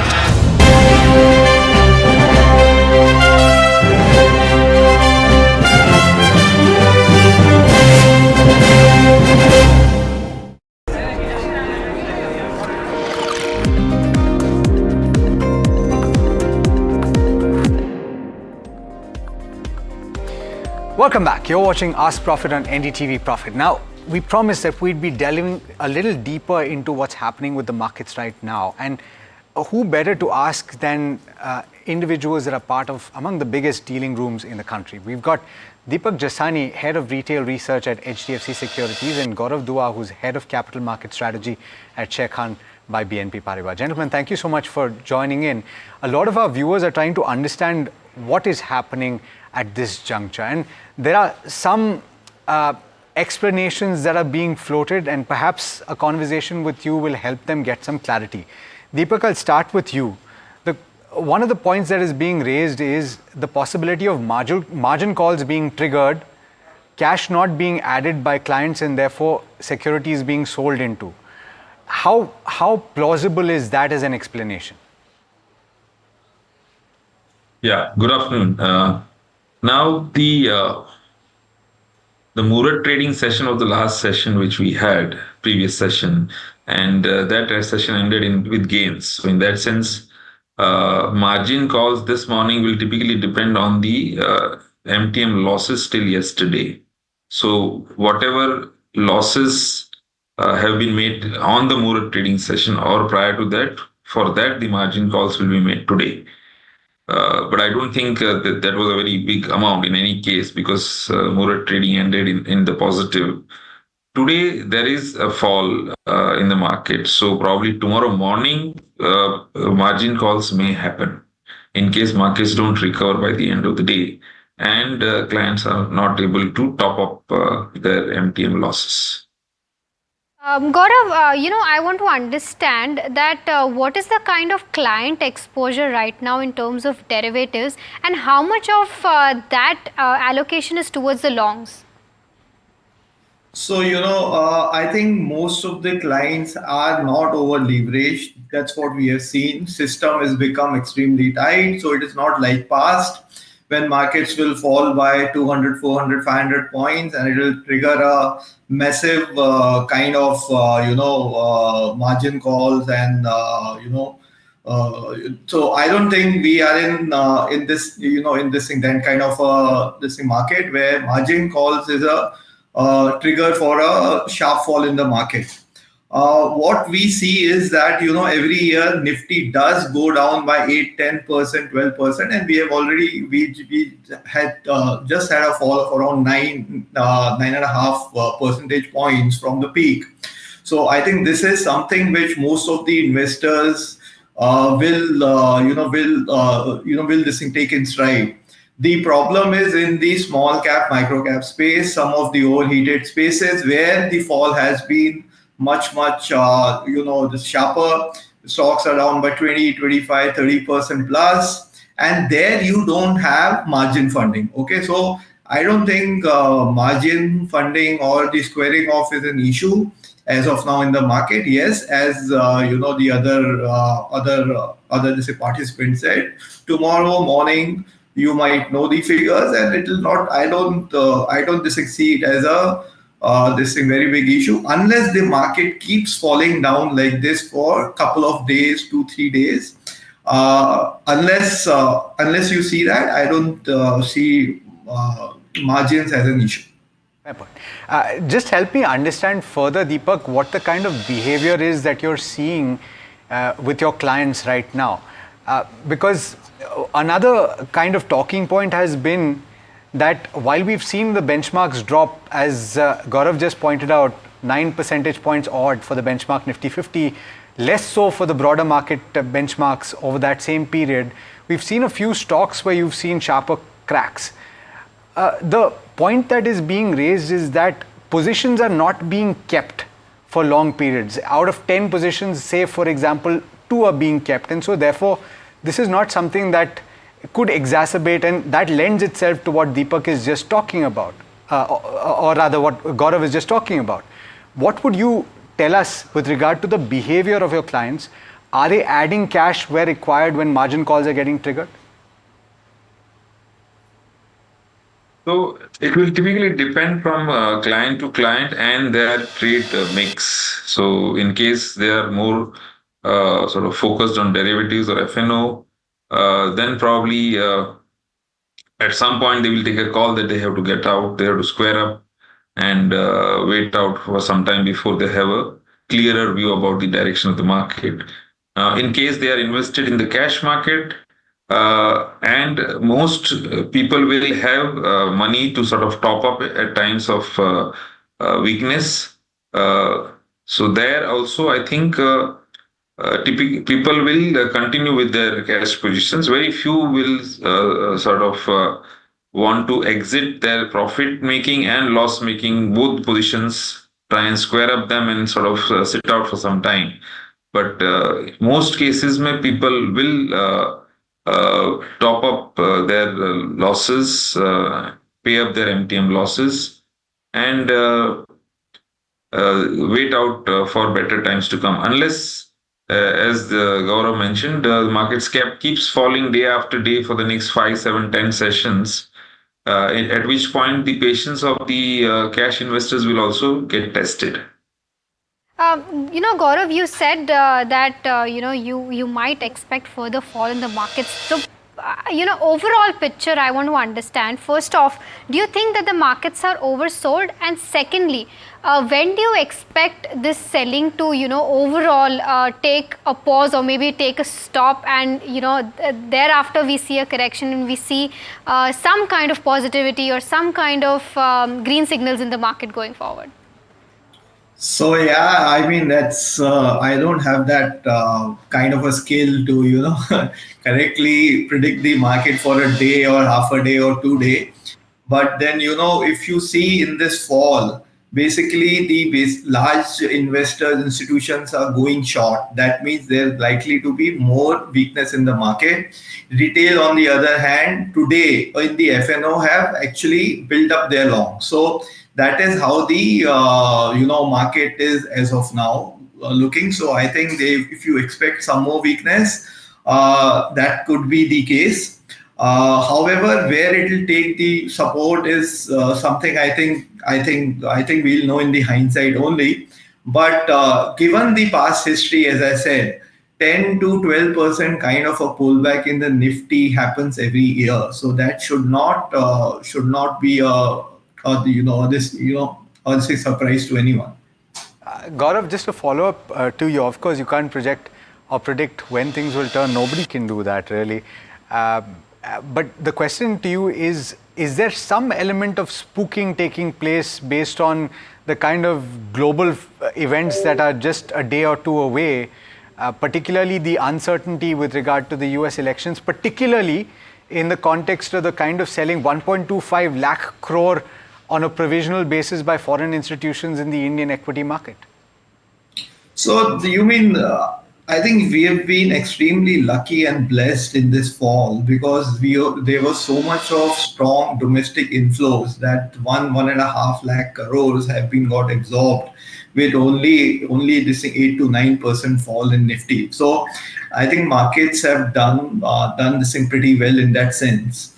Secondly, I think markets, if you look for a leading indicator where they're going to stabilize, one is that, as I said, the retail will have to stop building longs, which I don't see as of now. Secondly, the India VIX index is still in green. Okay, so volatility index is going up. Unless you see first signs of India VIX actually cooling down, you cannot expect markets to stabilize. Okay, so I think these will be two basically indicators for everyone to look forward to.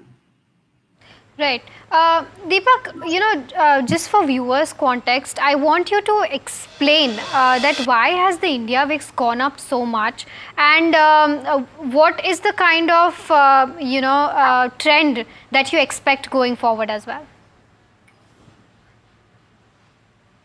India VIX has gone up. I think it closed yesterday at about 16. It has remained in a band of about 12 to 16, 17 for quite some time. So in that sense, volatility, now currently it is at 17. So 12 to 17 is a normal band for the VIX. We are at the upper end of the band, no doubt. There is a event because of which the volatility is high. The US elections and US Fed meet and the result season. There are three things put together. So it's not surprising that the VIX is inching up. But historically, the VIX has gone up to much higher levels in the past. So compared to that, I think there's nothing to get overly worried about these levels of the VIX. Fair point. Deepak, I'm just curious about the kind of selling that you're witnessing, whether it is concentrated in any specific pocket sector-wise, and in your opinion, are there any pockets that are poised for more selling where you anticipate that things could get worse? So today, I think we have seen some weakness in the refining stocks. Because of a brokerage report which has sort of downgraded their rating on all the refining stocks. There is some selling in auto stocks, mainly because of the monthly sales number. Wholesale numbers have been good, but retail numbers, people are still awaiting as to how good or otherwise they have been. So from day to day, you will sort of get sectors which are under selling pressure or which are witnessing buying. Secondly, if there is a lot of FI selling happening, then typically it would be a basket selling in most cases, whereby about 15 to 20 or 30 stocks will see selling pressure at a particular point of time, and the index will come under pressure. So a lot will depend on the near-term developments in the respective sectors. And that is how those sectors will get impacted either on the positive or a negative side. But Deepak, I want to understand that the selling has been happening since the past few days. Do you see any sectors which has stood strong against the kind of selling that has already been happening in the markets? And do you expect those sectors to probably perform better as compared to what other sectors are seeing in terms of pressure? Yeah, so I think two sectors stand out. One is BFSI and the other is IT. So they have sort of fallen less than the others, withstood the overall negative sentiments much better.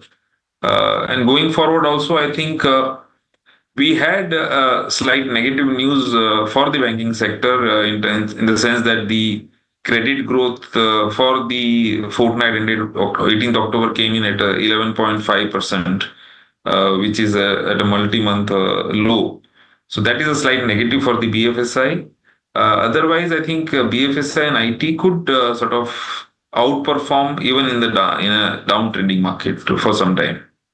Gaurav, do you want to add to that? And also, question is, how are you advising clients right now? Of course, it would depend on size, scale, and proclivity. But broadly, how are you advising your clients? So, for about month and a half, we've been asking our clients to reduce exposure to small cap, micro cap stocks, momentum stocks, because, you have had a 17, 18 months of a one-way rally in the small cap index. And if you see the past 20, 25 years, on an average, a small cap rally lasts for around 18 months. So we had already had that. And maximum of small cap rally has gone for around 20, 21 months. So it was time where the risk reward was much better in this thing large caps compared to small caps, and this thing that is quite evident. Also, we were asking our clients to take home some profits in the spaces that has been doing well, like power, defense, railways, and stuff like that, where the valuations have become extremely overheated. So that has been our stand for past 1.5 month, 2 months. Now, talking about the spaces which are doing well, which are not doing well, I think they are very, very closely linked to what happened in Q2 earnings. We've been talking about events, but we haven't talked about how the earning growth has slowed down. Started in this in Q1, and it is very, very evident again in this in Q2. So the biggest disappointment which has come here is that the consumer spending has slowed down. Rural was supposed to pick up, which has actually not happened. Urban spending is also weak. So if you see, basically FMCG, autos have been largely underperformers. On the other hand, we have seen asset quality issues in case of NBFC. So that is also a space which have been the worst hit. So this is all linked to what have been the outcome of Q2 results. On the other hand, what we have seen is that some of these private banks, some of these these real estate companies, IT companies, which have shown decent numbers and given a better outlook of growth, have been the outperformers. Right. Okay. And thanks for that summation, Deepak. Last thoughts from your side. I've asked Gaurav already what he's been advising, or his team has been advising clients. Do you want to add to that? What have you been telling your clients? Yeah, so blind investing in the micro, small, and mid cap stocks to be typically avoided. That goes without saying.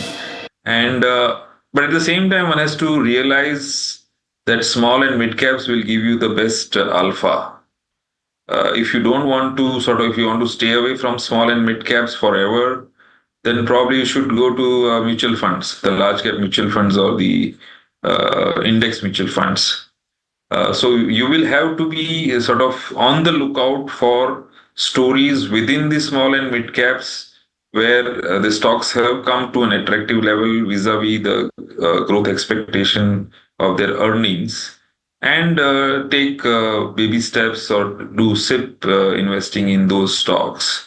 Monitor them very closely, look out for any red flags continuously. And when you think that their valuations have gone beyond what the bull markets also deserve, then better to start unloading gradually from those stocks. Deepak, Gaurav spoke about earnings. I'm curious about what you made of that, because there have been a few very key disappointments. In fact, if I look at the development today itself, and Gaurav did mention that in the auto pack, wholesale numbers are a bit of a disappointment in certain pockets, and that's evident in the way that the stocks are getting battered a little bit, right? So what did you make of the areas where you were most disappointed, and are there areas where you're seeing that it's a blind buy at this juncture based on the earnings that you've seen? They were better than you expected, and valuations have corrected, and so it's a blind buy? So earnings this time around, I think the profit growth will come at a multi-quarter, 16, 17 quarter low. So in that sense, there may not be any blind buys as such in terms of sectors. It is all very, very relative. Now, the commodity-based sectors have performed the worst, whether it is metals, oil and gas, cement, chemicals, etc. So they have performed the worst. So going forward, I think one will have to look at whether these commodity plays are reaching any attractive levels so that you can ride the bounce or maybe the next big run. And a lot will depend on how the Chinese economy starts behaving from now on, based on the stimulus measures which have already been announced and some of which are expected from here on. Just want to point out very quickly that we are off the low point of the day, gentlemen. You're obviously looking at your screens as I am right now. We're down about 1.5% for the Nifty 50 as compared with 2% when we started this conversation, or thereabouts. Actually, at 11:30 or thereabouts, we're at 2% down. Right. I think, Alex, another pocket which is seeing significant pressure today is the oil and gas space, and it's down almost around 3.5 odd percent. But it, like markets are recovering. Even Nifty oil and gas has recovered from its day's lows and currently trading around 2.8% lower. But Gaurav, I want to understand overall a lot of things are not working for OMCs. Brent prices have been up around 4%. Q2 earnings have been weak for all of these OMCs. Production outlook overall remains uncertain. So your outlook on all of these OMCs, and how does one play with these stocks at present? Right now in the oil and gas space, what we have been talking about, recommending to our clients and what we like is the entire companies in this gas chains, okay, right from this Petronet LNG to GAIL to this thing IGL, NGL. So I think there is a space which don't get constantly or regularly affected by the regulatory changes. So that's where we see this thing value. Valuations are also on our side. So that's where we've been focused. OMCs have become extremely volatile because of the volatility in the crude oil prices, and that makes it very, very tough to take a buy and hold call. That's a fair point. Deepak, Gaurav, thank you so much for joining in, for the perspective that you gave us. Most insightful. And on a day like today, our viewers will certainly appreciate the time that you've spent with us. My pleasure. All right. Now, let's very quickly take you through what we have not spoken about while we were speaking to those two gentlemen. And the fact is that, and we were pointing it out very quickly, but let's take a little bit of a closer look at the patchwork right now that we were showing you on the screen in terms of sectoral performance. You'll see VIX is still elevated. It's up about 6% or thereabouts. But you have the Nifty IT that is currently has come off. It's down about 1/3%, and that was what Deepak was just mentioning in terms of the stocks that have not gotten beaten out as much. BFSI not to that extent. It's still down. The Nifty Bank down about 1% or so. But you have oil and gas that is one of the pain points in trade today. And let's talk about OMCs as well as gas stocks. And this is also on the back of the commercial LPG cylinder price hike. That is also playing into the kind of reaction that you're seeing in the stock markets today. Mika is joining in to tell you about the potential impact on the OMCs if this hike, or rather of this hike. Mika, what can you tell us? Good afternoon, Alex. So, you have the Nifty oil and gas down about 3.8% intraday. When you talk about the top losers, you have companies like IOCL, BPCL, HPCL, and Reliance Industries. And the Indian oil marketing companies have fallen over 4% intraday. Now, when you talk about what's not working for the OMCs, well, up first is the volatility in Brent prices. While they do stand lower on a one-year basis, they have seen almost a 4% uptick in the past week itself. And the OMCs also posted a weak Q2 earnings. They have extended LPG losses. Now, they did announce a commercial price hike by 62 rupees for the 19 kg cylinder. However, when you talk about, while this could offer some relief on the LPG losses that the companies have been facing, they have been facing majorly losses on the retail part of it, which is currently played on a subsidized rate. So the market's not, you can see while this would be positive for the realizations, the stocks have corrected. When you talk about what's not working for Oil India and ONGC, well, production outlook remains uncertain. The companies are yet to post their Q2 results. And lastly, when you look at the city gas company pack, well, IGL, MGL, GGL all fallen 2 to 4% on an intraday basis. One of the major headwinds for the sector is the lower APM gas allocation, which impacts their operating costs and thereby their profitability. Analysts also expect near-term margins to remain under pressure, and the PNGRB notice to end network exclusivity is also a key overhang. Yeah, thanks so much for putting that into perspective for us, Mika. And certainly those stocks are among the worst hit, particularly in the large cap space, if you were to look at it. And some of those stocks will play on the screen. But one key aspect this week, apart from everything that you're seeing in the global space, talking about US elections and Fed meet and everything else, action in the primary market in India is certainly something to watch for. And it's something that Mahima is tracking very closely. The Swiggy IPO, a lot of people have been speaking about it for so long, particularly because of the interest that celebrities have had over the last 3 or 4 months, people trying to get in early. Right. But that issue, the size of the issue has actually shrunk a couple of times. It is at 11,300 odd crore rupees, and it's a tough week for them to launch their issue. Absolutely. It's a tough week, but the interesting part is that Zomato will now have a peer to compare with. So it's probably good for the entire quick commerce and the food delivery space overall. Just to give a brief about the IPO details, the Swiggy IPO will open for subscription on 6th of November and end on 8th of November. The issue price is set between 371 to 390.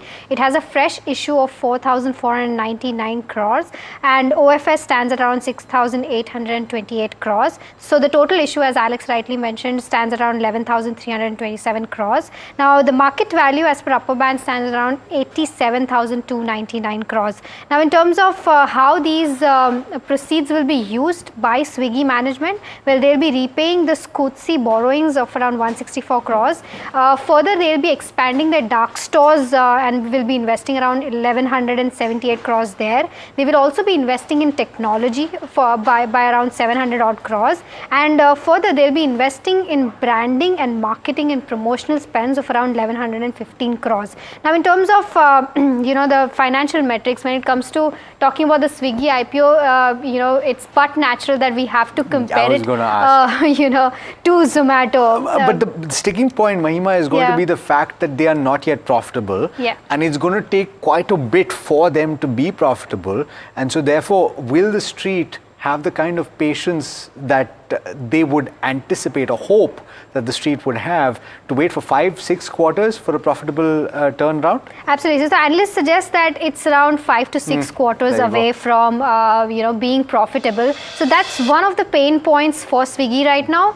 But the street might take it positively because it is coming at a lower valuation as compared to Zomato. So that's the plus point for the Swiggy IPO. In terms of financial metrics, as you rightly mentioned, it's around 4 to 6 quarters away from turning EBITDA positive. Currently in Q1, it had a negative EBITDA of around 544 crores.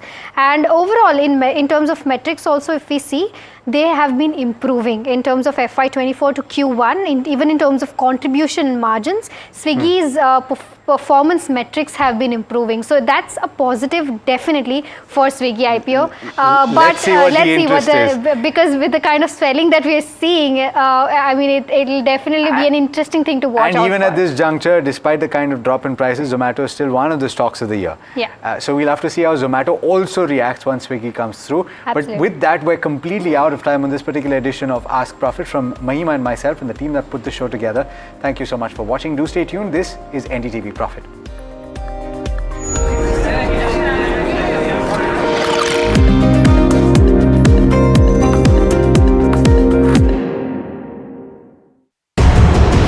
Market veteran Ramesh Damani puts on the cephologist's hat to get you the insight you need on the US presidential battle of the century.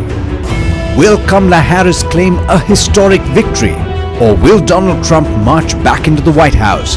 According to polls, if Biden and Trump were running, I think Trump would have handily won. He was almost measuring the drapes to the White House even before the election. What are the stakes for India and its investors? The road to the 1600 Pennsylvania Avenue goes through Pennsylvania this time. Tune in to US Election Watch with Ramesh Damani exclusively on the NDTV network.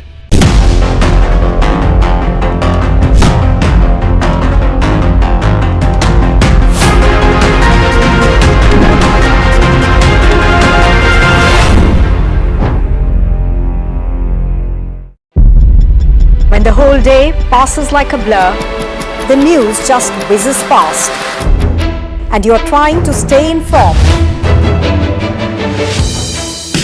It is our job to bring you news that truly matters. At Profit 360, we cut through the clutter, the Wall Street deals, finance and policy news that could shape your tomorrow. The newsmakers, the trendsetters, and the innovators. In 30 minutes, we've got you covered. So stay ahead, stay informed, and stay profitable with Profit 360.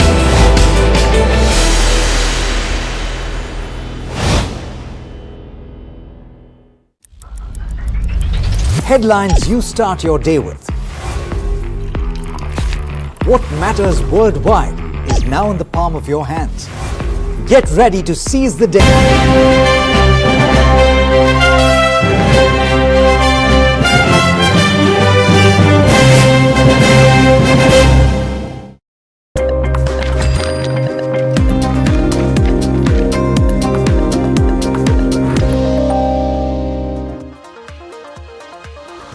Welcome to NDTV Profit. My name is Varsha, and Biocon will be in focus today. So company came out with its Q2 FY25 numbers, wherein if you see revenue was up 4% while EBITDA was down 7%. Net profit was down 84%. Now this was on the back of higher tax outgo. Well, to speak about the numbers, I am here joined by Mr. Shreyas Tambe, who is the CEO and MD of Biocon Biologics.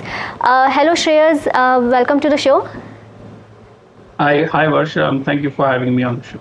Well, Shreyas, weak generics performance have eroded overall growth and margin for the business. Can we see improvement in H2 FY25, and if yes, what are the levers? And I was just seeing that biosimilar sales were up 4% quarter on quarter. So what's the outlook there also? Yeah, I mean, I wouldn't specifically talk on the generics business, but let me say that we have commented about there's a lot of promise in that business too, in terms of the product portfolio that we've got, the peptide portfolio that we are bringing to market.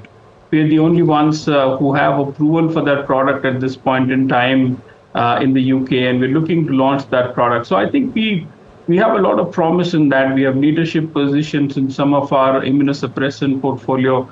But obviously, there is a pricing pressure in some of these generic molecules, and that's something that we will have to overcome. We've been very resilient over the years, and the generics business will pick up as time goes by. Coming specifically to biologics, which is the business that I can talk to you more specifically about, we have had a very strong quarter again, where business has grown 19% on a like-for-like basis year on year.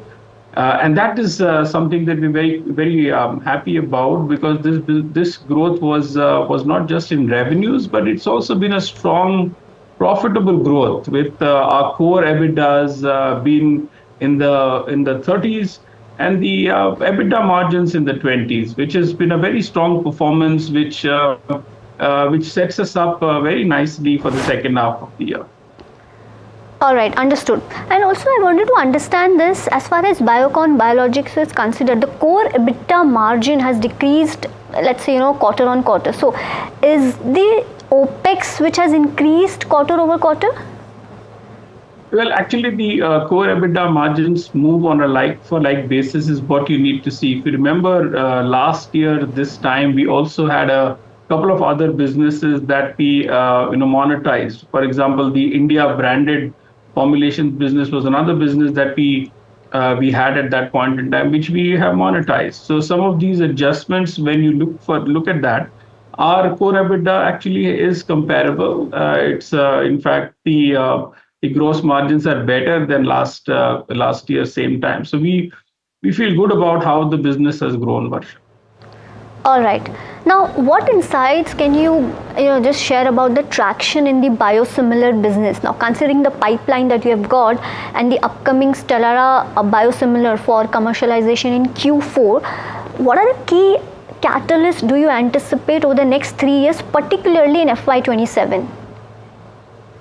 Yeah, and that's a very, very, very strategic and important question that you ask. Let me start by first talking about the products that we already have in the market. And that's a good way to answer the question that you talked about. And we're very happy to tell you that the products that we've commercialized today, after we acquired the business from Viatris, it's coming up on the first year anniversary after we integrated that business at the end of this calendar year, has shown a very strong performance, where in the United States, which is one of the large markets, 40% of our business comes from there. We have seen a fifth of the market share has been with our products. So it shows that the oncology space that we have two products in, both products exceed 20% market share.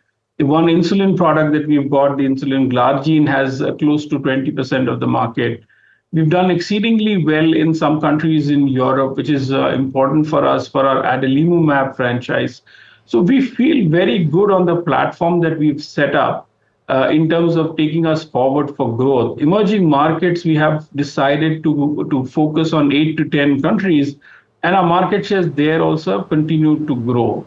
So what is it for us in the next 2 to 3 years? You've set a horizon on FY27. Well, the important thing for us is we are positioned very, very favorably at this point in time. We are one of the few companies at this stage in the industry which is looking to launch about 5 products in the next 2 to 3 years. So that is very unique. Biocon Biologics has always been a science-driven company. We have excelled and we've performed because we've been a science-driven company. We have several firsts to our name. And the next 2 years or 3 years that you see with the time frame that you said, we are looking to launch 2 to 5 products in that time frame. You talked specifically about Stelara biosimilar, and we have reached a very favorable settlement with the originator in this case, so that we can be amongst the first wave of products that are launched in the United States. We will look to launch this product in the UK, in EU, in Canada, because we've reached favorable settlements there as well, including in Japan. So we feel that this will be another product that we will bring in the immunology space, a franchise that we're very familiar with, given the performance of polio in Europe, and we look to build on that in the coming couple of years. Understood. Also, any comment on the pricing aspects, as prices are more competitive as market is moving towards biosimilars? Well, I think the first thing, Varsha, we need to be cognizant of is pricing is an artifact of the market, and it'll always be there because there will be competition. And if we are expecting to be successful, we need to be ready to deal with competition. We have, for a very large part of how we've grown the company, we've been a emerging markets player, which is very, very frugal in terms of how it approaches on its cost structure, and it's very price sensitive in terms of its affordability index. That is something that has driven us as a company. So we don't necessarily look at pricing as a challenge for us to move forward. In fact, we look at it as a differentiator because we believe that we have one of the most cost competitive setups and positions us better than most of our peers in this space. Okay. Also, regarding your recent debt refinancing, now what is the kind of finance cost for the newly added debt? If you could, update us with that. Yeah, and of course the finance cost is an important question because that is what you report on that. But let me tell you a little bit about this because this is a very strategic development. It wasn't just for the coupon that is of course lower than what it was before. So we have a lower cost of financing than what we had in the past. But more importantly, if we look at it, why did we do this? It was important to do this restructuring so that it allowed us to focus more on the business rather than focus on servicing the debt.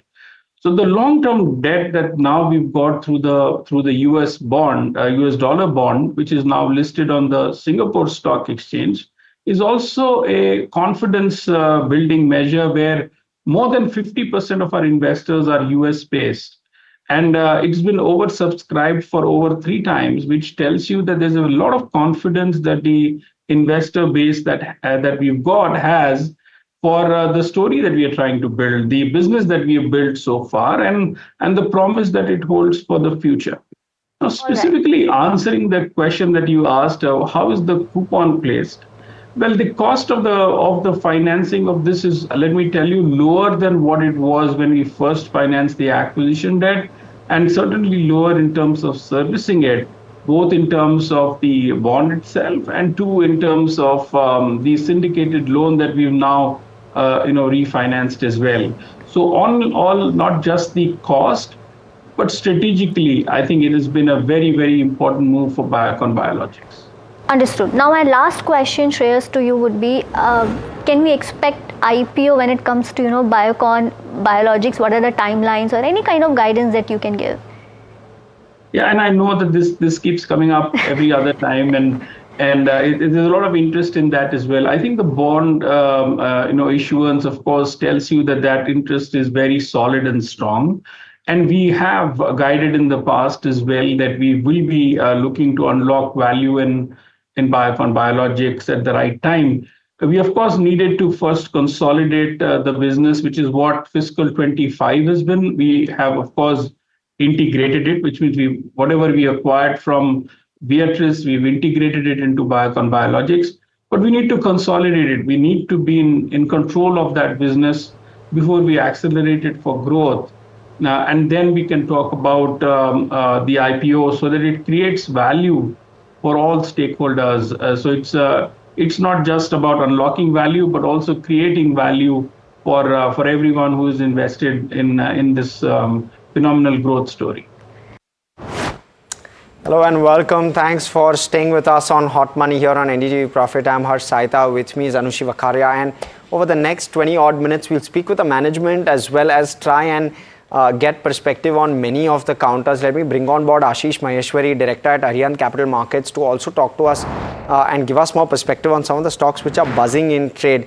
First off, Ashish, I want to talk to you with regard to this reversal that's happened with regard to loan growth and deposit growth. We've seen deposit growth outpaced loan growth first quarter since 2022 April that this has happened. Stocks largely in the private sector banking space where things could change as a result of this. Just talk us through how big this is for you or not as much. Give us your perspective and also tell us which stocks primarily will be on your radar on the back of this trend starting. As far as this disequilibrium of deposit growth versus credit growth discussion and is there in the banking sector, in my view, now as the markets, as stock markets are taking slightly a beating, so maybe retail investors' deposit will again start flowing towards the banking sector as such, number one.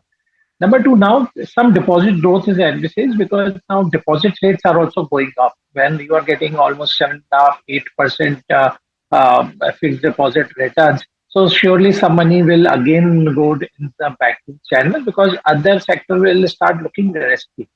Third is again as the real estate prices and the gold prices are also getting higher. So I'm expecting that some reverse flow from other sector investing now will again flow in the banking sector as such.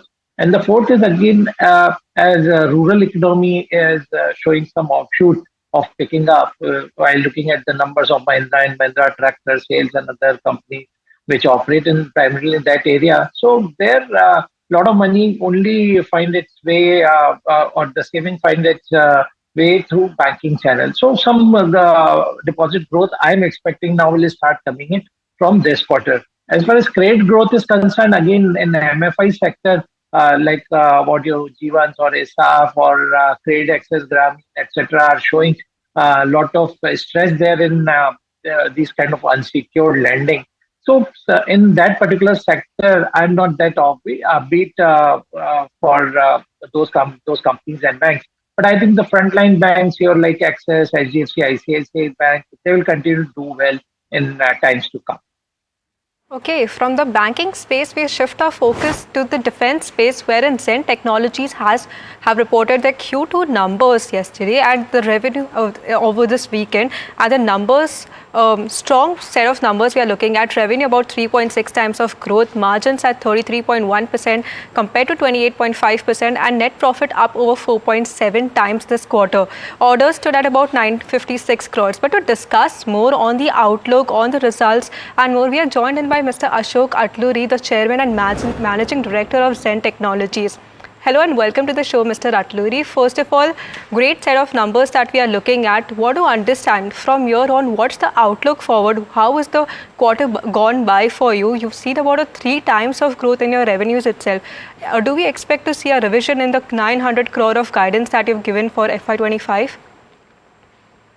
Yeah, thank you so much. We expect that 900 crores is the target that we'll be able to reach this year. And the strong numbers will continue to the next 2 quarters also. And again, we think additional orders will come during the end of third quarter and the fourth quarter. And that should give us growth for the subsequent year also. Mr. Atluri, what keeps the guidance more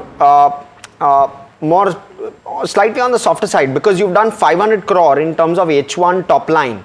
Likely, will you beat that 900 crore guidance that you've given for full year? Last year, we said 450 crores, but we did 430 crores. Right. So, so I don't want to take the flak for that. So, sure. Let me be conservative here. Yeah. Fair point. So fine. So being a little bit conservative, nothing wrong with that. But give us perspective. So your glide path is to do 3,000 crore by FY28. That's your essential guidance. In terms of new products, how many new products will come on stream in your view till then? And just in terms of what component or what mix will those new products command in that 3,000 crore top line? So, one thing, just I want to reiterate that, we are in 2 segments. One is training and simulation, and the second is anti-drone systems. And again, the current scenario worldwide is, especially after the Ukraine-Russia war, Ukraine having the world's latest equipment, but still losing a battle against Russia, which is probably having dated equipment. The reason is again saying that, it's the man, not the machine that will help in a war. That means to say training has a very significant role in things. So earlier it used to be just focus on buying newer equipment, the latest toy and the thing. But now it has suddenly become worldwide, not only in India, the training is important. So we expect the training to really increase in demand. The second is anti-drone system. As somebody tweeted today, it is no longer a nuclear superpower, it is the drone superpower we are talking about now. Whoever has better drones will be able to do. So how do you protect yourself against these drones? We have seen it in Armenia-Azerbaijan war. We have seen it in Ukraine. So anti-drone systems that we have developed are absolutely top of the class in the world. And so are the simulators. So we are in this sweet intersection where the growth for the existing product is very, very huge. With respect to the new products that we are launching, we are looking at increasing the scope of the product that we have. So we have launched this anti-drone system, remote control weapon station, the camera which goes with them. So but we are also finding the independent market for the remote control weapon station in addition to the anti-drone solution that we are offering. So we expect that the products that we are organically growing itself will be able to give us the 50% CAGR growth that we are seeing for the next 3 years. Mr. Atluri, of the strong growth that you've reported in Q2 on the revenue side, want to understand what was the outlook on exports. Last quarter, there was no recognition of exports which had taken place. So just wanted to understand what's your outlook on exports, how the margin profiles differ between the domestic and the export orders. Can you just give us an outline on both of these aspects? Yeah, so we are saying that out of the 900 crores, at least 300 crores will be exports. That's why about one third will be exports. And the second is that your margins for the exports are a little higher than the domestic, because of the the distance, the ability to maintain, etc. We charge a little premium for the export market, and we think that premium will be commanded. Again, we compete there with a lot of foreign companies, and our objective is to supply the best product in the world at the best price to the customer. So the customers are very happy with the price that we are giving. We expect the export orders also to scale up in spite of the premium that we are charging. Right, sir. Sir, tell us, you suggest that the current products will drive your top line from the 900 crore guidance in FY25 to 3,000 crore in FY28. What are the new products you're investing in? And what do you believe is the competition and the traction in those products that we can expect, and when do they come on stream? So, the additional investment has been both in terms of, making some more simulators for the new upcoming weapon system that we have. And second is an anti-drone system. We are looking at the evolving threats that are coming, that our customers are facing, and developing in collaboration with them based on the live feedback that they are giving. So, these two factors are helping us, scale the existing products. And we do think there will be some launches, some R&D is going on, which would be premature to announce now, but definitely products which will be associated with these two things will be launched and definitely I've factored those products also for the growth. But I think the growth stands strong at this point in time. So, Mr. Atluri, of these new launches that are expected to take place, what is the kind of contribution that they will have on the top line from next year onwards? Can you give us more details on that? And is the margin profile in the 33 to 35% for these new products as well? So, as I said that, for anti-drone systems, we are just strengthening the complete thing. For example, the remote control weapon station and the camera, etc.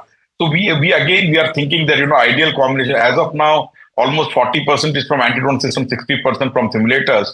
We expect that this may go up to 50%, and that the demand for anti-drone systems is increasing rapidly. But again, I would be very surprised I would not be very surprised if large number of training simulator orders come, and the current skew in favor of simulator continues. But again, to say that I'm not very sure how the division between these things will happen, but they may be between 40 to 60% for both the products.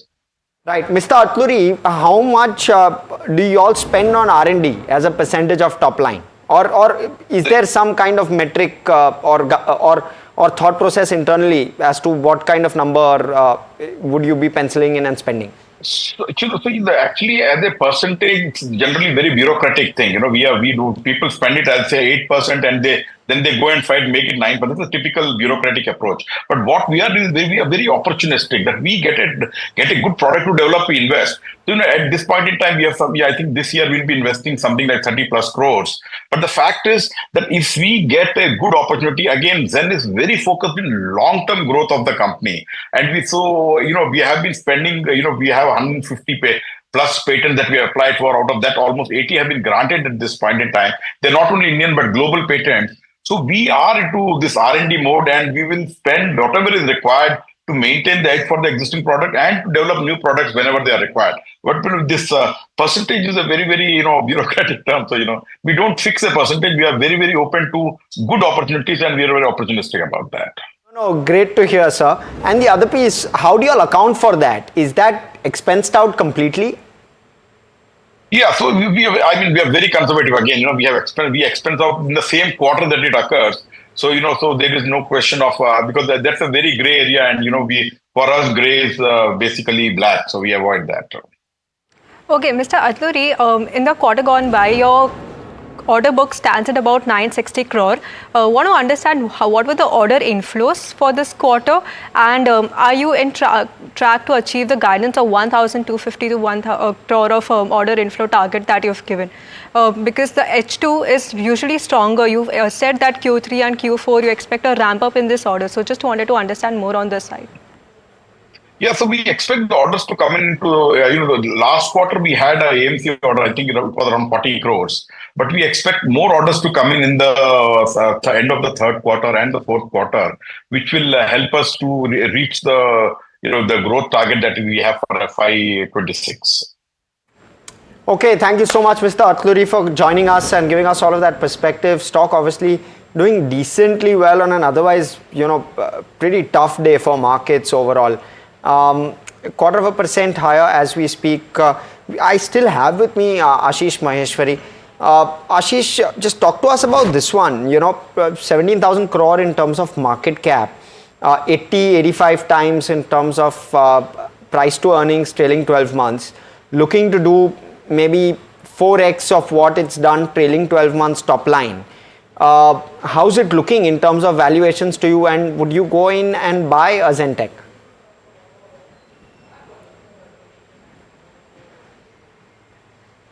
Ashish, believe you're on mute. I'll start with the disclaimer that this stock I am holding in my portfolio also. Sure. So, as far as Zen Technology numbers are concerned or the valuations are concerned, I think the numbers are in line what market was expecting. And guidelines also, like how you have also highlighted, they have already done 500 odd crores, and next 6 months, in fact, should be better. So I'm expecting 1,000 crore they should touch in this year. In fact, should surpass that number first. I think only thing that market is slightly nervous on the company. Like in last few months, there's no major order win announcement from the company. So whatever the order backlog is there, I think company is trying to meet those numbers. So valuations are rich for this company as far as numbers are concerned. But if you see the kind of growth, almost every year they have doubled their profit. And I'm expecting in next 3 years also almost 35% CAGR will be there, because the kind of innovative products and this anti-drone technology company is working on. There's a very good market for exports as well as in Indian market. So I'm bullish as far as Zen Technology is concerned, with the price target of 2,200 in the next 6 months. Okay, so positive stance on Zentek, but another stock which is buzzing is Azad Engineering. Now, this is after the company has signed a 5-year pact with Mitsubishi Heavy Industries for about a 700 crore of an order consideration. Want to understand, Ashish, from you, what is your view on Azad Engineering, especially considering that the valuations over this one is relatively expensive compared to its peers? Yes, valuations are expensive, but only thing is that this is again a company working in a very niche area, so they will always get higher valuation, number one. And this, I think, this 700 crore order from Mitsubishi for long-term contract is again will keep some momentum in the stock. Though we have already seen valuations have subsided from the highs of almost 1,900 rupees, stock came down to 1,500 rupees. But still looking at the institutional holding and consistency in winning new orders as well as the performance, I think momentum will continue in this stock. So my suggestion will be to hold this particular stock, and in fact it should be bought in any decline. Okay, thanks so much, Ashish. It's been a packed show, frankly. Thanks so much for joining us as well as giving us all of that perspective. It's been a tight show actually. But with that, out of time on this one, from Anushi, myself, everyone who puts the show together, thanks so much for watching. Stay tuned to NDTV Profit. More action on the other side.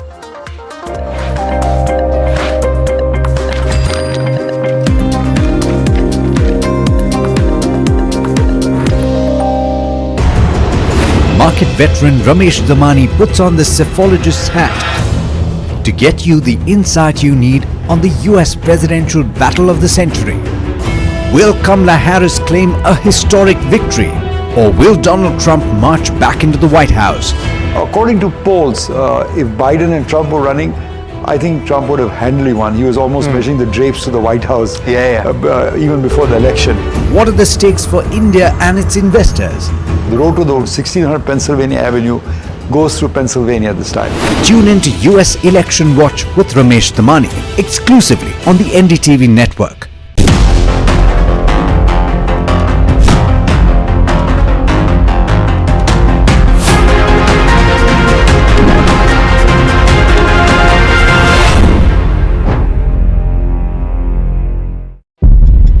When the whole day passes like a blur, the news just whizzes past, and you're trying to stay informed.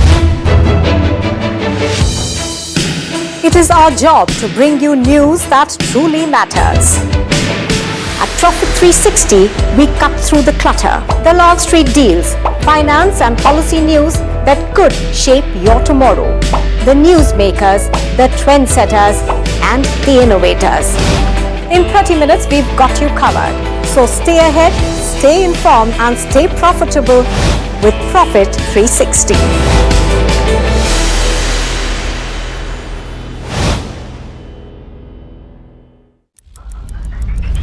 Headlines you start your day with. What matters worldwide is now in the palm of your hands. Get ready to seize the day and maximize your financial potential. Stay ahead of the curve with all you need to know on NDTV Profit.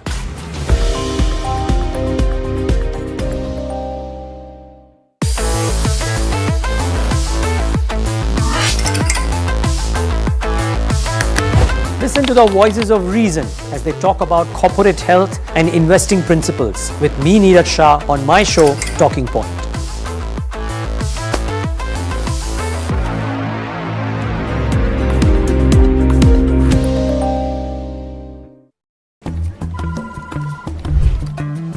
Bro, what are you doing? I'm trading FNOs. So, have you made any money? Oh, it's simple.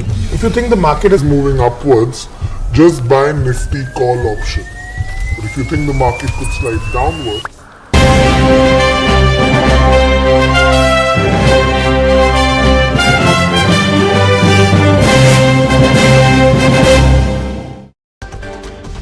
Nifty slips under 24,000 for the first time in 4 months as RIL and HDFC Bank contribute to the decline.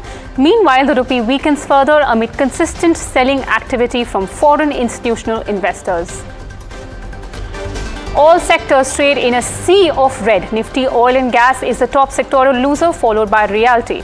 Metals and banks down over 2% each. Nifty oil and gas tumbles over 3.8%. It is a top sectoral loser as companies face heat from soaring Brent prices and weak Q2 earnings. The post-Diwali week promises to be a bustling primary market as Swiggy, Sagility, Acme Solar and Nivabupa prepare for a major IPO launch. Ruckus erupts in Jammu and Kashmir Assembly as PTA lawmaker Wahid Parra tables resolution against Article 370 scrapping amidst BJP opposition. The Assembly held its first sitting in 6 years.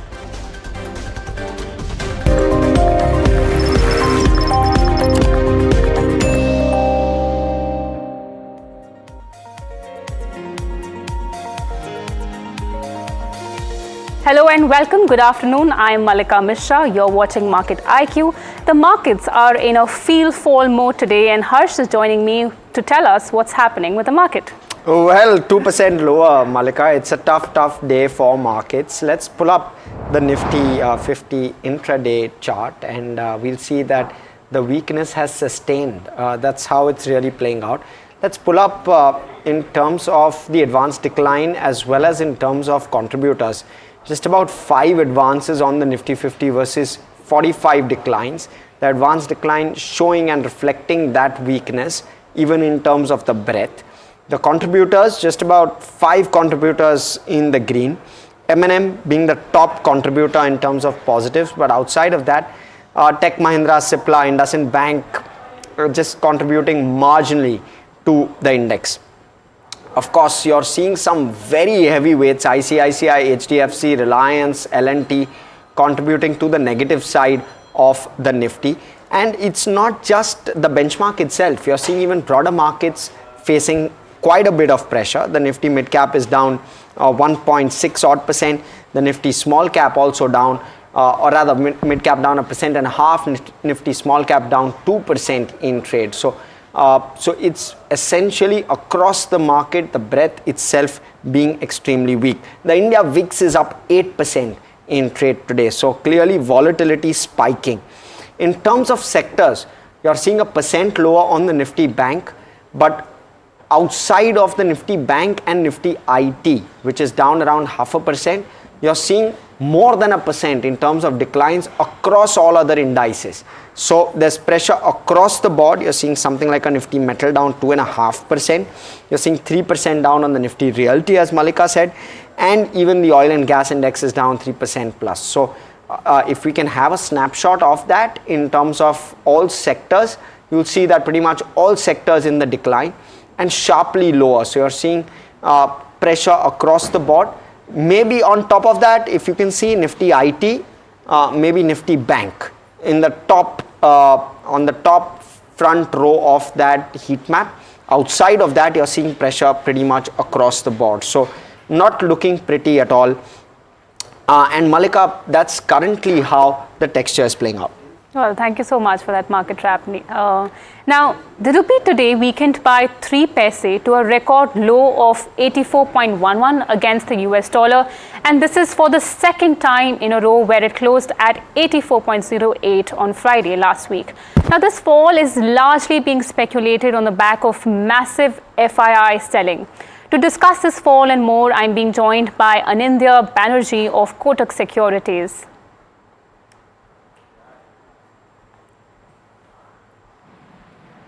Sir, can you hear me?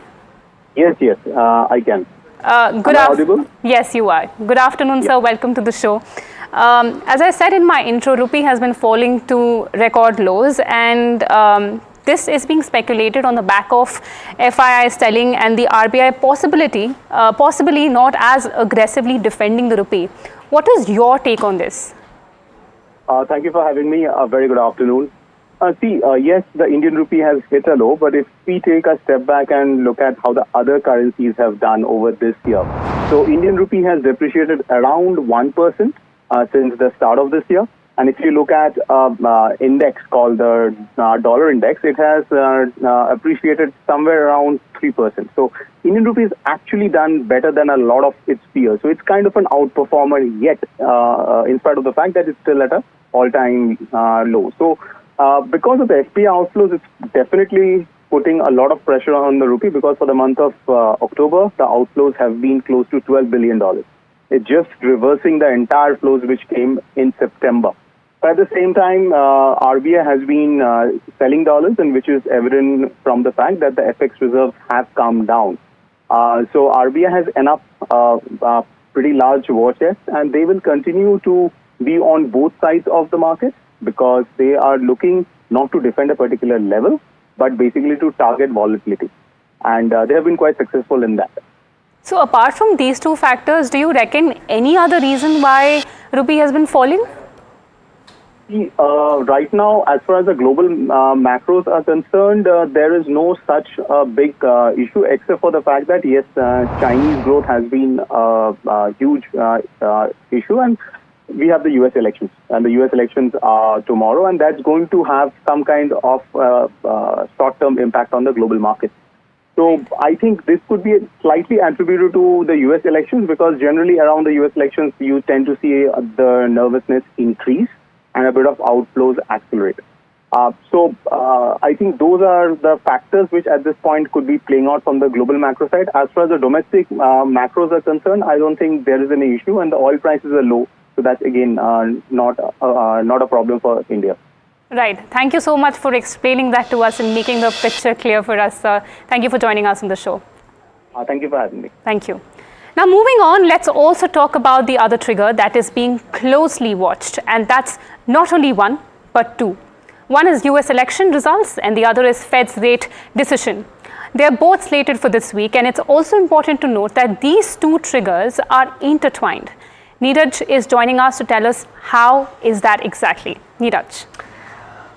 Well, some Gavekel researchers put out a note and in which they are analyzing what the impact of the Fed election, or rather the US election outcome would be on the Fed electing what to do, let me put it that way. So they have painted two scenarios obviously. The first one is a Kamala Harris win, and they say that out here the Fed could choose to sit on its hands. This is verbatim of course, but effectively what they mean is that after the first rate cut, the Fed can choose not to do anything because Democrats won't bash the Fed for exercising its autonomy. In fact, Democrats have gone out and said that a Trump presidency would threaten the central bank's independence. So it's very easy to assume that Democrats won't go out and tell the Fed that, hey, the Fed is doing something wrong, because they are on the plank that they want the Fed to remain autonomous. In fact, they said that the Fed may signal that further rate cuts may be data dependent. The scenario according to them is bullish for the US dollar and possibly for treasuries as well as growth stocks. Now, this is scenario one. Scenario two is in the case of Donald Trump getting elected. They say that the Fed will deliver the expected November cut, possibly following up with a cut in December as well. Now, there is a bit of a converse logic out here to this, because Gavekel says that if the Fed doesn't do this, then it'll open up the Fed to accusations of political meddling, and this is something that the Fed has fought very hard to dispel the notion of. So even if it is not warranted, pressures may compel the Fed to go out and do a further rate cut in the month of December. Now remember, this is now looking slightly iffy simply because the data in the US is not suggesting that there will be a series of rate cuts, something that was believed to be the case about 3 months ago. Also, there will be uncertainty if there's a Donald Trump victory on whether Jerome Powell will choose to stay on. Remember, the relationship between the two was very icy in the first innings, so don't quite know if that will stay the case or no, and this might happen almost immediately as per Gavekel as well. They don't rule out that possibility. Remember, so this is one of the views given by one of the houses, one of the research houses, but many more views exist, and it'll be really interesting to see how that will shape up, because this is happening, all of this is happening in a matter of 3 further sessions. The elections starting tomorrow, the FOMC decision or the verdict coming in on the 7th night. So very action-packed the next 3 days. Thank you for that analysis, Neeraj. Now, the oil and gas index cracks as volatile global crude prices and weak Q2 earnings drag the index. Mihika is joining us with more details on this. You have the Nifty oil and gas down about 3.8% intraday. When you talk about the top losers, you have companies like IOCL, BPCL, HPCL and Reliance Industries, and the Indian oil marketing companies have fallen over 4% intraday. Now when you talk about what's not working for the OMCs, well, up first is the volatility in Brent prices. While they do stand lower on a one-year basis, they have seen almost a 4% uptick in the past week itself, and the OMCs also posted a weak Q2 earnings. They have extended LPG losses. Now they did announce a commercial price hike by 62 rupees for the 19 kg cylinder. However, when you talk about, while this could offer some relief on the LPG losses that the companies have been facing, they have been facing majorly losses on the retail part of it, which is currently played on a subsidized rate. So the market's not, you can see while this would be positive for the realizations, the stocks have corrected. When you talk about what's not working for Oil India and ONGC, well, production outlook remains uncertain. The companies are yet to post their Q2 results. And lastly, when you look at the city gas company Packwell, IGL, MGL, GGL are all fallen 2 to 4% on an intraday basis. One of the major headwinds for the sector is the lower APM gas allocation, which impacts their operating costs and thereby their profitability. Analysts also expect near-term margins to remain under pressure, and the PNGRB notice to end network exclusivity is also a key overhang. Thank you for that update, Mihika. Now we shift focus on two-wheelers. On the back of October auto sales, Puneet is joining us to tell us more on this sector. I think it's getting corrected because of the larger market downside that we're seeing today. And mostly I think two-wheelers as well as tractor makers reported really strong numbers. So let's focus on the two-wheelers first. Hero MotoCorp is the first one, reported roughly 6.7 lakh vehicles sold to dealers in the month of October. Now that's a very strong growth of about 18% compared to the same time last year versus analyst expectation of about 11 to 12%. Now another key thing is that that Hero might be under pressure today compared to the other players. Build-up of inventory over the last 2 months. So in the month of October, they gave the dealers roughly about 6.7 lakh units as mentioned, but retails were about 5.7 lakhs. So that inventory build-up of about 1 lakh is going into November. In the previous month of September as well, there was an inventory of about 1,20,000 vehicles. So going into November, the inventory is significant. Although the company does sell a lot of bikes in a particular month, roughly 3 to 4 lakhs, I think that might be one of the key negatives for Hero specifically, but overall good set of numbers for Hero. When you move on to the other ones, which is TVS Motors, a really steady performance, about 12 to 13% growth over the last 6 months, and that continues in this month as well. Apart from that, the company has also regained its number 2 market share in the electric vehicle space, dethroning Bajaj Auto for the number 2 position. It currently has about 21% odd market share, and with the new lower priced variants such as the iQube, it essentially is looking to have better EBITDA margins in H2 as well. The third one is of course Eicher Motors, another big highest ever sales in one particular month for the company at about 1.1 lakh units. Now that's a growth of about 31% versus growth expectation of 22% by analysts. Now this is the first month of double-digit growth since April, so that's another positive for the company. And finally Bajaj Auto. Now there's a slight negative, domestic sales have fallen 8% for Bajaj Auto for two-wheelers specifically, and that might be one of the key reasons reacting negatively for the stock today. We spoke to the management and they have said that the festive season outlook is looking much better than they had anticipated. Earlier just 1 to 2% growth, and now they're anticipating 6 to 8% growth. But overall, all these players are seeing pressure in the market today, especially because of multiple factors that might not be in hand. But overall, the sales are quite positive for most of these two-wheeler makers. Right. Thank you so much for that, Puneet. Now, on to some stock-specific action. Pharma stocks like Sun Pharma and Cipla are buzzing in trade today because of various developments, and Varsha is joining us with more details on this. Now, Varsha, let's first start with Sun Pharma. It has been down by over 4%. What's the backstory?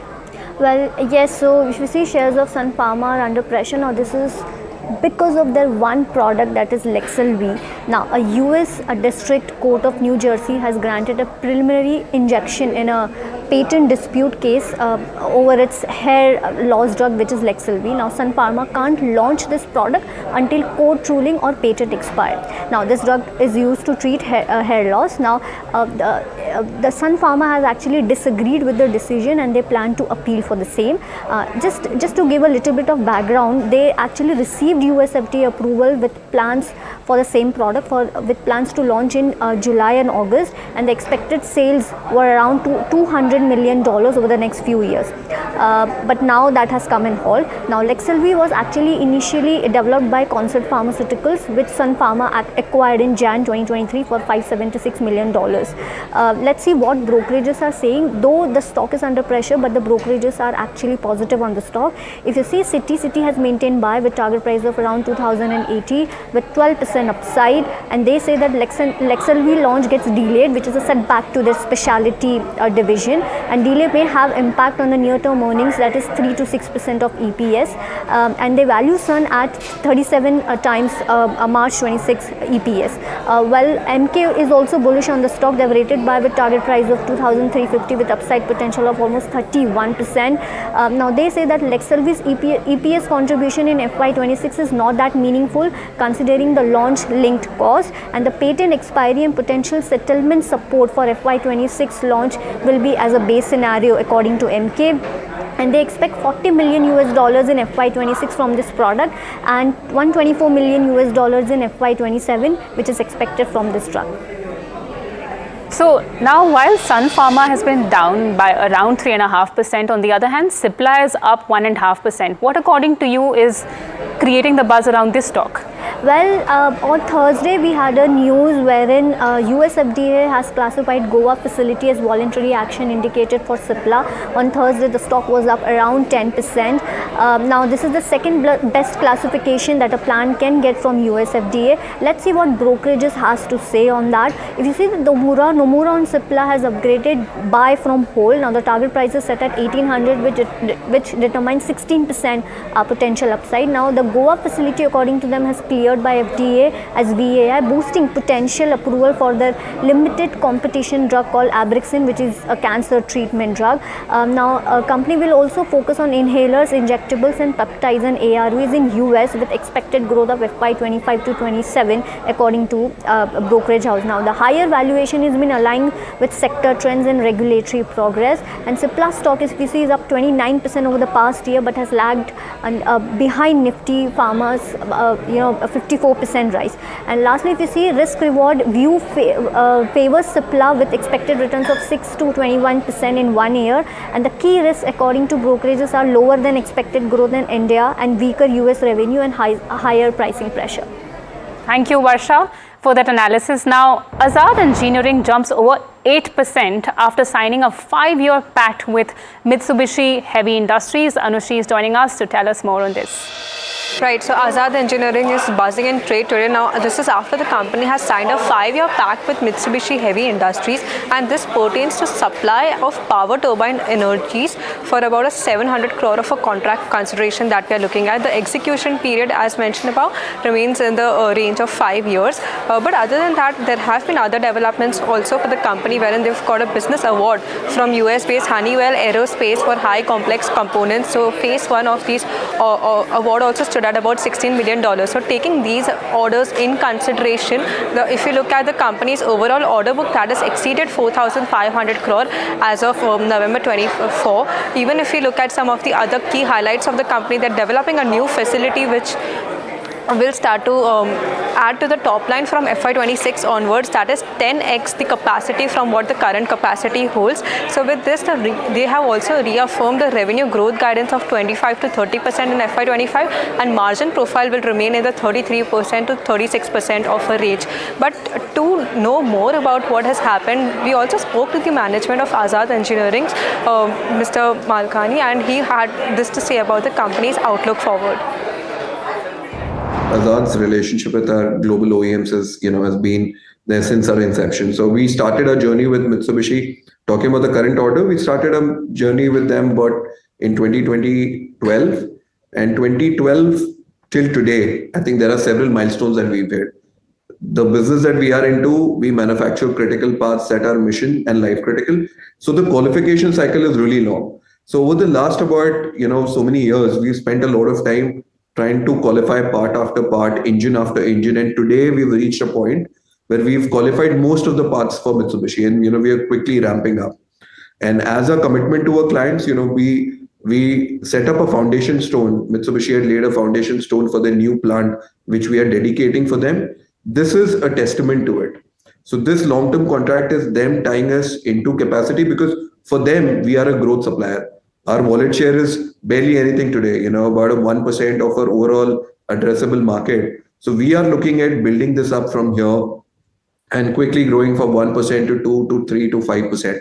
So this has been, our thing. And this is a significant one, because today, as a best cost and quality supplier of critical parts to Mitsubishi, I think we are in the beautiful position where we're catering to the likes of these engineering companies, these large engineering companies, to cater to their global demand. So I think the market is huge, and I think this is just beginning of how we are able to scale ourselves. We'll be able to scale ourselves. So this is where it is, and this is not just with Mitsubishi. If you see this in our business, we've been signing long-term contracts across our product portfolio, whether it is in energy, aerospace, defense, or oil and gas, all the sectors that we are operating out of, because now the capacity is coming up.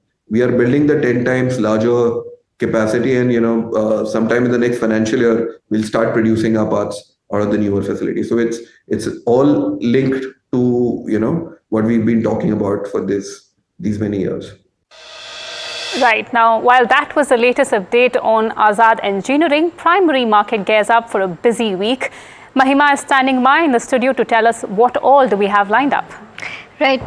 So in terms of the primary markets, this week will remain completely action-packed. But before that, just to give a brief about how 2080 panned out for IPOs, where in 2080 somewhat, 85 companies raised around 1.21 lakh crore via IPOs in the main board space. And moving on, in 2081, in the first week itself, we will be witnessing 4 new main board IPOs which will open for subscription this week. And they'll be raising approximately 18,534 crore in the first week itself, and this amounts to roughly 15% of the 1.21 lakh crore raised by the 85 companies in somewhat 2080. Now moving on to what IPOs are set to open this week. First one is Sagility India, where the issue size is roughly 2,107 crores and the price band is set between 28 to 30 per share. In terms of the issue size, it's an OFS of 70 crore shares by the promoters of Sagility BV, and it is affiliated with the EQT Private Capital Asia.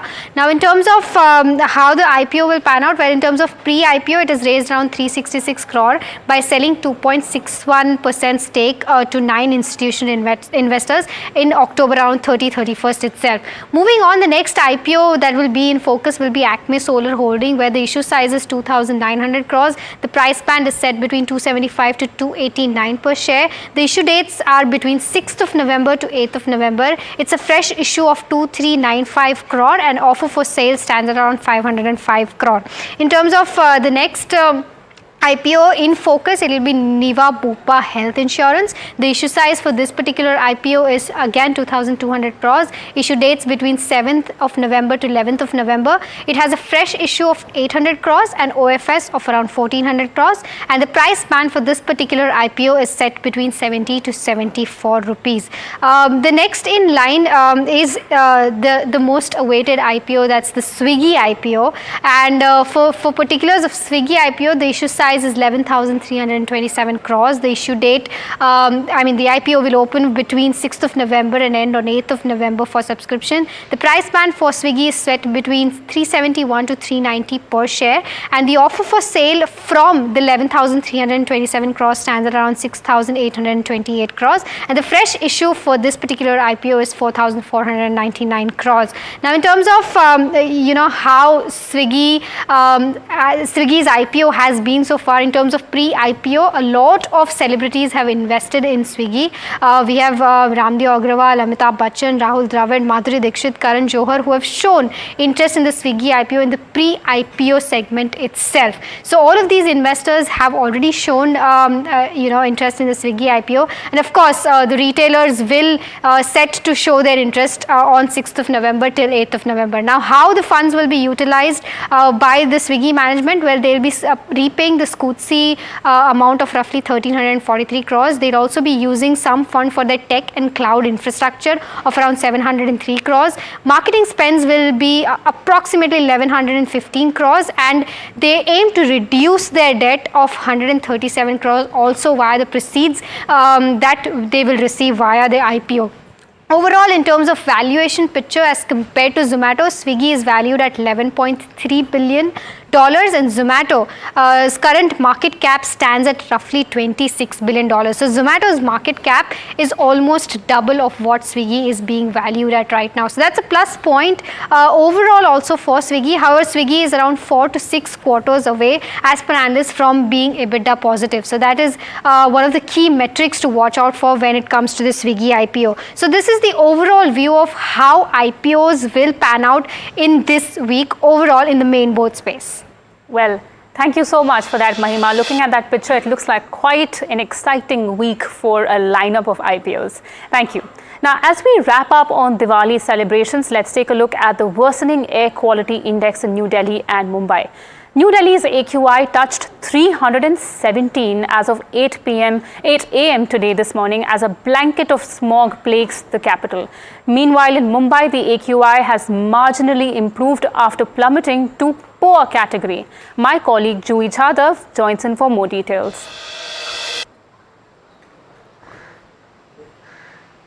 Well, absolutely. If you go to see post Diwali, the air quality, especially in Mumbai, is a bit worsened because the air quality is disturbed. Today morning, if you go to see, there was a smog enveloped the entire city, and the temperature had also risen. The temperature currently in Mumbai is 36.5, which is a bit higher than the regular temperature. The highest temperature that was recorded in Mumbai was 35, but now it has increased. The main reason for this is said to be Diwali, and due to Diwali, the firecrackers that were bursted. Due to this, the air quality has also deteriorated. Also, BMC has issued certain measures on the construction sites because the dust that goes in the air because of the construction site affects people, and this has also worsened in the health of few people. Right, thank you so much for that update, Joey. Now that's all the time we had on this edition of Market IQ, but stay tuned to NDTV Profit for more news and updates.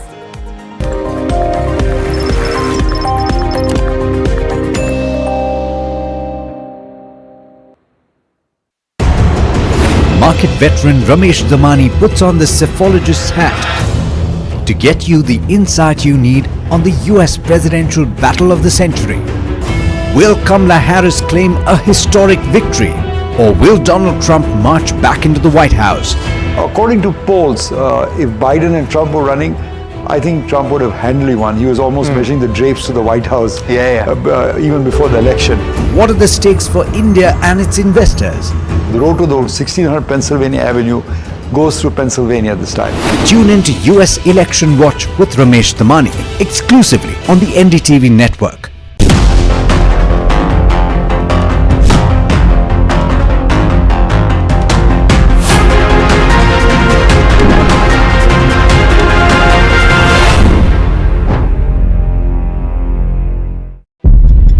When the whole day passes like a blur, the news just whizzes past, and you're trying to stay informed. It is our job to bring you news that truly matters. At Profit 360, we cut through the clutter, the Wall Street deals, finance and policy news that could shape your tomorrow. The newsmakers, the trendsetters, and the innovators. In 30 minutes, we've got you covered. So stay ahead, stay informed, and stay profitable with Profit 360.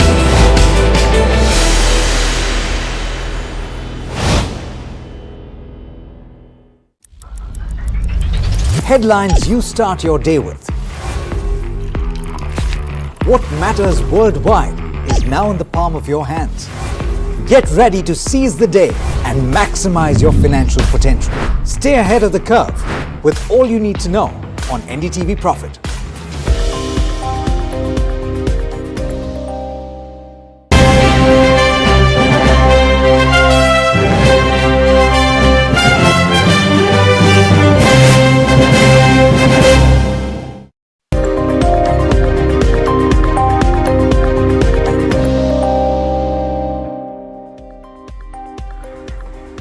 Hello and welcome to the Mutual Fund Show. I am your host Neeraj Shah, and in times like these, it's very important to get the right advice to try and understand what should you do with your mutual fund portfolios. Is it time to do some rebalancing? Is it the right approach to think of rebalancing, if at all? If you're putting in fresh money to work, what are the kind of funds that you should put your money to work? Because I'm guessing one thing is a given, that these times don't last forever, and therefore there should not be any change to the investment strategy if you have. There could be, or maybe there could be minor tweaks to it, but the process of investing, which a lot of Indian investors have gotten into a habit of, which is the systematic investing, should probably just continue. Is that true or no? Let's talk about this with Mrin Agarwal and Rishabh Desai. Both of them join me on the show today, and both of you, thank you so much for taking the time out and being with us, because it's an important day to be doing this show, because portfolios are reeling under pressure. Whether you're a stock market investor or a mutual fund investor, looking at your portfolios today, you must be a bit ruffled about how they are performing. So Mrin, before we talk about the how to rebalance, what should an investor do? Is this a good time to rebalance? Is it a time to sit tight? Or is it a time to continue the investment strategy as earlier, as difficult as it may be? So good afternoon, Neeraj, and nice to be on the show today. Thank you. Well, as such, I think what is really important is to first of all build a portfolio that can withstand different market conditions. And it's very difficult if we have to keep changing our portfolio strategy or even doing the tweaking on a regular basis based on the news that's there in the markets. It's going to be very, very difficult to actually manage a portfolio like this. So I would say, yes, we will talk about a couple of things that you can check at this point. But as such, I think if you have got your asset allocation right, and if your portfolio is as per your asset allocation, then I think you should just sit tight. Rishabh, what would your view be? Hi, Neeraj. First of all, thanks so much for having me on the show. It's been quite some time since we last did a show together.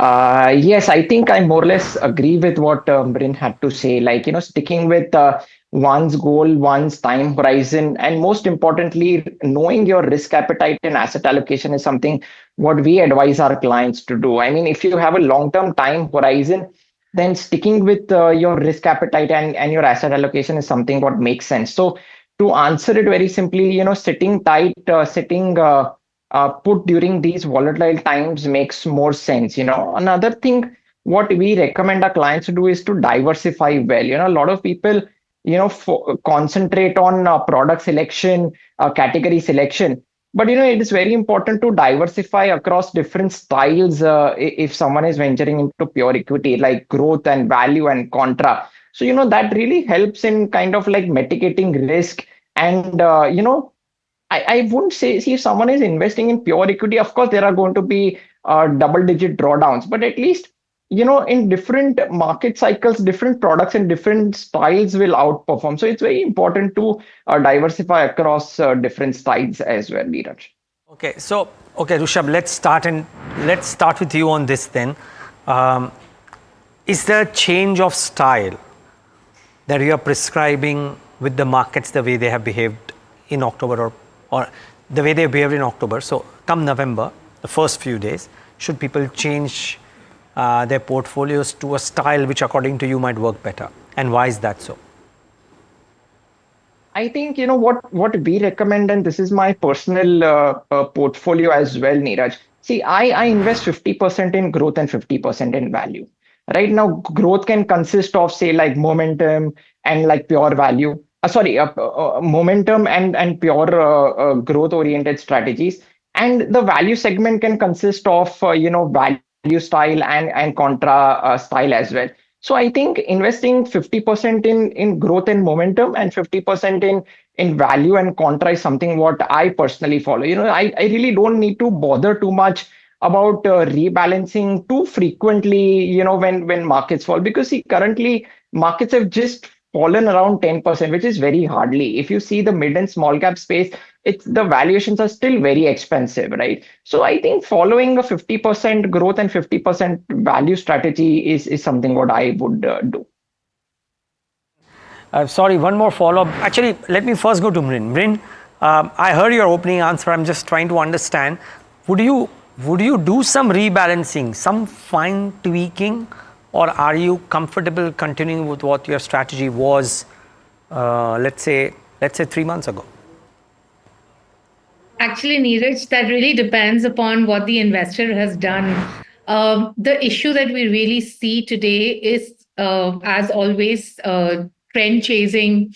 And people have taken very high exposure to sector and thematic funds, for example, or they could be overexposure to, for example, mid caps or small caps where valuations are stretched. So the tweaking is going to really depend upon the stance of the investor. As such, I do recommend rebalancing only once a year at the end of the financial year. But at this point, if you are feeling uncomfortable as an investor, the first thing that you need to be asking yourself is that, are you ready for market volatility? Because a 10 to 15% drawdown every year is very normal, firstly.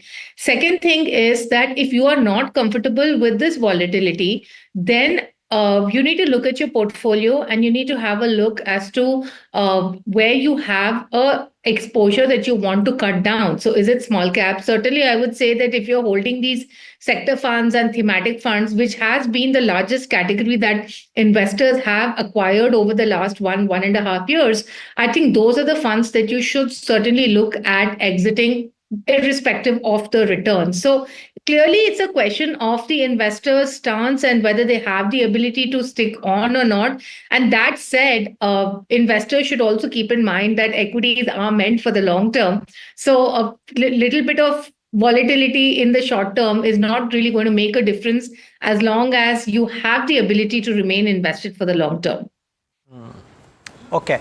So, Bryn, let's try and understand. Let's assume it's an average investor who is watching us right now with average risk appetite and an average time horizon as well.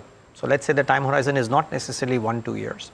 But right now we are trying to gauge, or even people who might have shorter term goals, but this show is dedicated to people who have a proper mindset in mind of having to look at or investing with a 5-year, 7-year, 10-year period under an ideal case scenario, right? Should thematic funds be out of the window for the time being? Let me ask pointed questions to try and understand this. Should thematic funds be out of the window, or are there thematic funds which you are happy having? I never advocate thematic funds. So yes, thematic funds should be out. Okay. Rushabh, what about you? I agree with Mrin. Okay. That's I really don't see any value addition in sectorial and thematic bets, Neeraj. See, unless and until if someone is investing in a product like Nasdaq 100 or a FANG Plus index, that's very different, because they are taking global exposure over there. And in today's time and age, I think having global exposure is very important.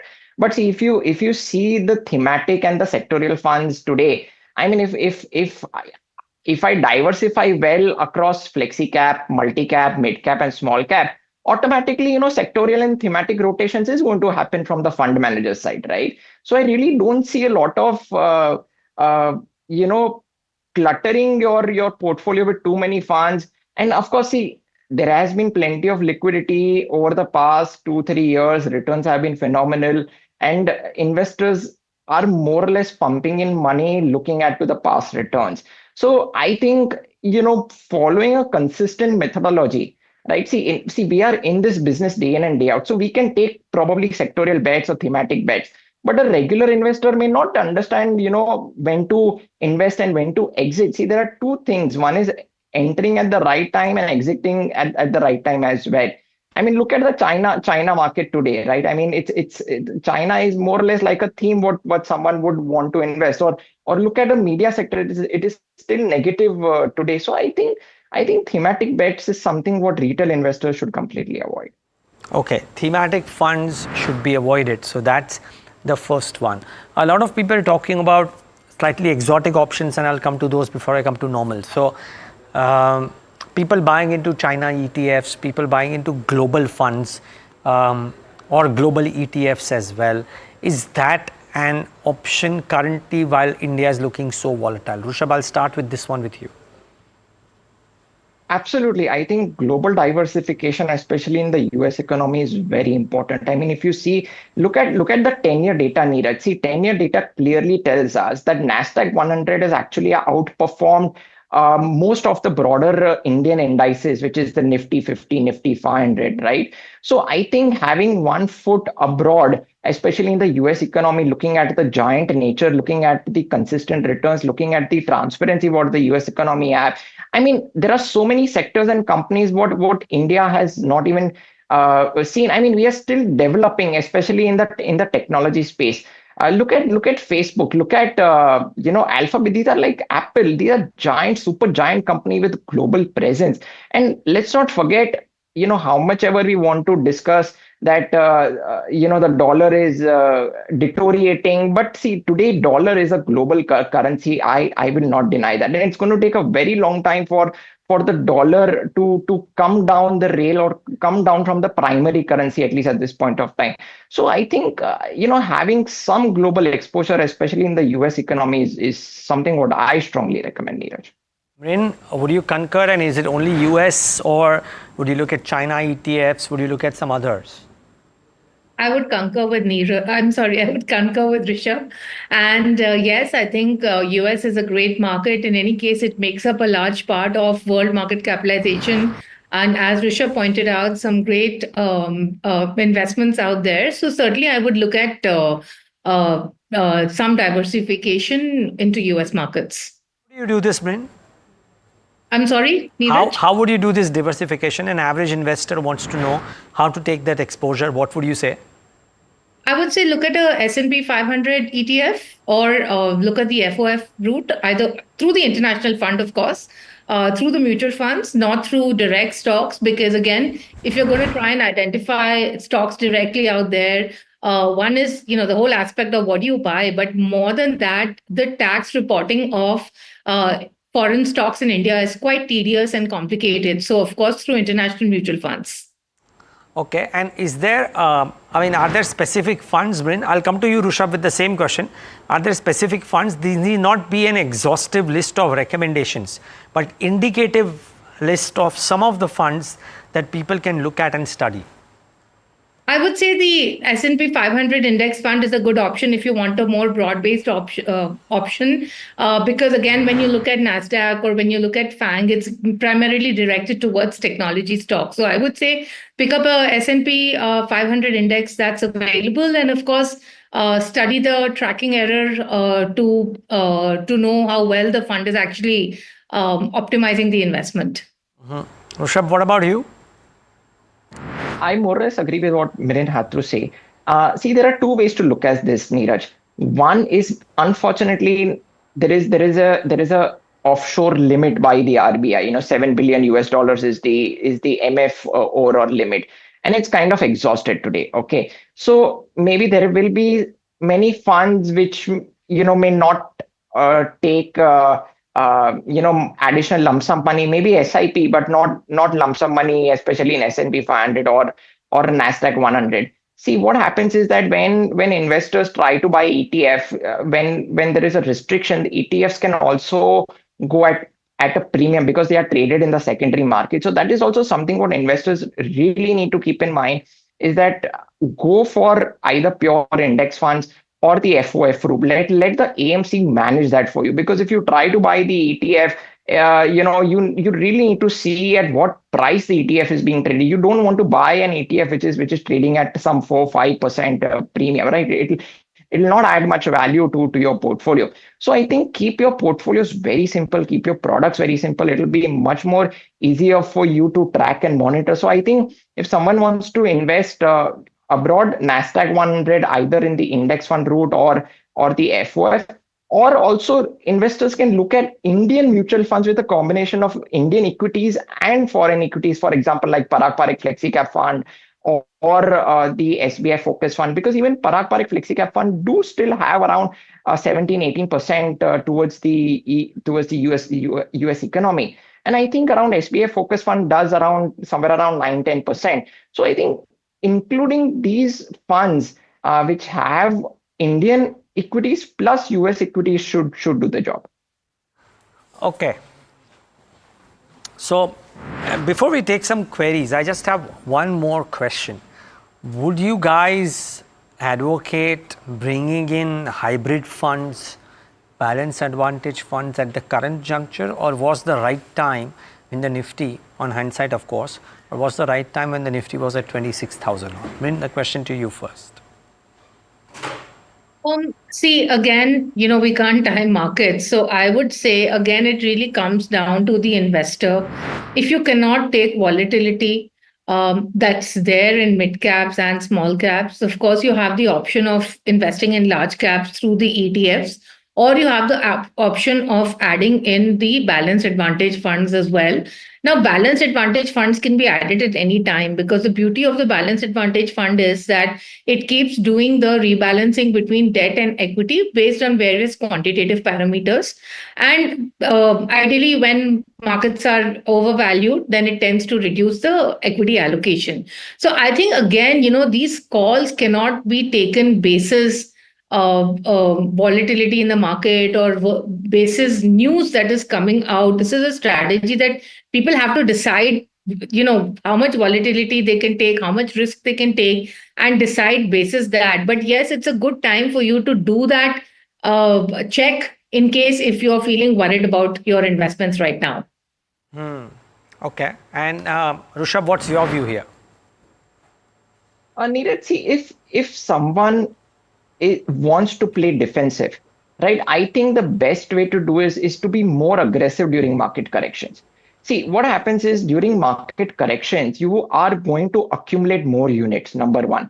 Once you accumulate more units in the future, see, markets, we have seen that, the downfall or the negative periods have been much more lesser than the positive periods in the equity markets, right? So I think once the units have been properly accumulated during bull markets, the returns will be enhanced. And most importantly, once that volatility phase is waved off after a couple of months or maybe a year or two, the future downside will be very well protected during future market correction. So I think number one, if someone is investing in pure equity, I think the best way to play defensive is actually to be more aggressive and invest or pump in more money during market conditions, market corrections. See, if someone wants to go into dynamic asset allocation funds or balance advantage funds, one should be very clear why they are entering in these products. One is that they cannot stomach volatility. That is a good way to go into balance advantage or dynamic asset allocation funds. Number two is that they don't want to time the markets. They don't want to keep on rebalancing from time to time, and they want to leave that to the fund manager to do the job, right? From equity to debt and debt to equity. So once someone has a moderate risk appetite, someone who cannot stomach too much of volatility, and someone who does not want to time and rebalance on a regular basis, I think balance advantage funds and dynamic asset allocations funds are meant for them. Okay, let's try and get in some queries going. G2 is the first question is from G2. Don't quite know the age, but G2 is ready to invest 50 lakh rupees into mutual funds with a long-term view. Considering current market conditions, a good time to invest, or should G2 wait until the US election outcome is over? Well, G2 is just a couple of days out, but he needs guidance on timing and strategy. Mrin, you want to help? So as I said, you can't time markets.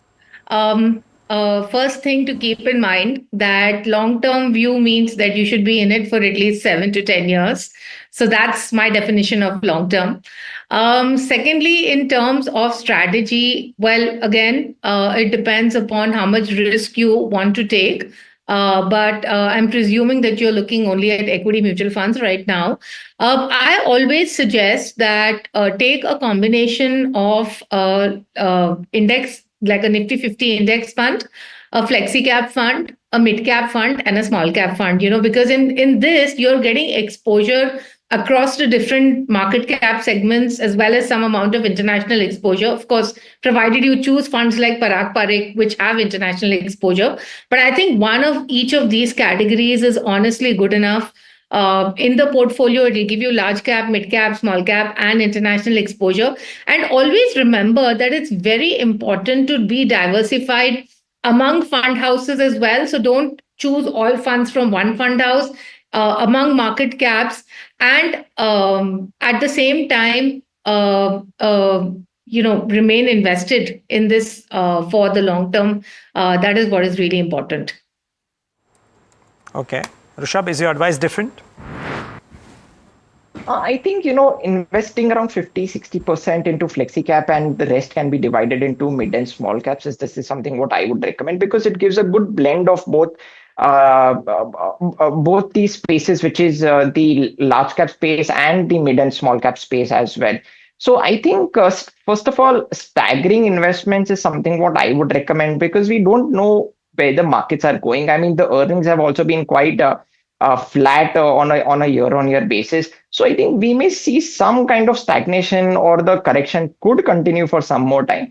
So I think don't just look at the US elections. It's a combination of everything, which is the global picture and plus the domestic earnings of how they are panning out to be at this point of time. So I think staggering investments over the next probably 3 months or so, this is something what I would recommend.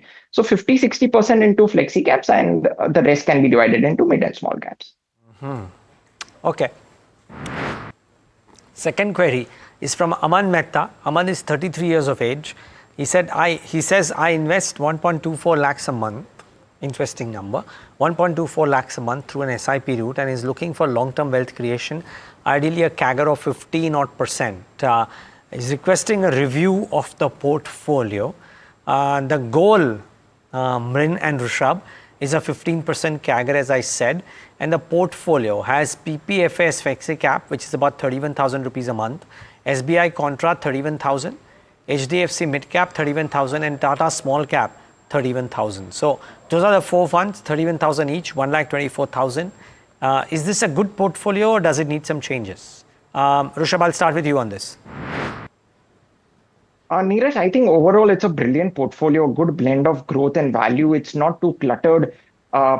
Perfectly what I had actually thought, Parak Flexi Cap and SBI Contra are like Flexi Cap strategies, and one mid cap and one small cap. I think just one change I would like him to make is the HDFC mid cap opportunities fund is a giant fund today. It's around more than 60,000 crore fund. So I think the AUM, especially in the mid cap space, can hinder the future performance. So I think I'm not telling him to redeem from HDFC midcap. I'm just telling him to stop the SIP in HDFC midcap and start an SIP in a moderate AUM midcap fund. So probably I would suggest him, instead of HDFC midcap, I would suggest him to go for an Edelweiss midcap fund. I think that's the only change I would recommend. Otherwise, the portfolio looks perfect to me. Okay, portfolio looks perfect. And Mrin, very quickly, your advice before we move on to the next query. So I concur with Rishabh that the portfolio is fine. I think somewhere he needs to possibly look at moderating his the returns expectation. I do see a lot of investors who think, SIP, if I do, I'll get 15%. So I think it's better if you have a slightly lower lower return expectation of, let's say, 10 to 12% over, having this goal. It's nice to have a goal of 15%, but yeah, that's the only point that I'd like to make. Okay. The next query, Mrin, is from Abhijit Das, age 22 years, wish to start investing 10,000 rupees a month into SIPs with a 10% annual step up. Horizon of 20 years. Can you suggest some funds? Well, firstly, I'm happy to see that he's having this step up plan in place, because one of the key things which I advise on is to focus on the corpus, because we are resuming average returns of 10 to 12%. So then a good way to actually build corpus is the actual annual step up, right?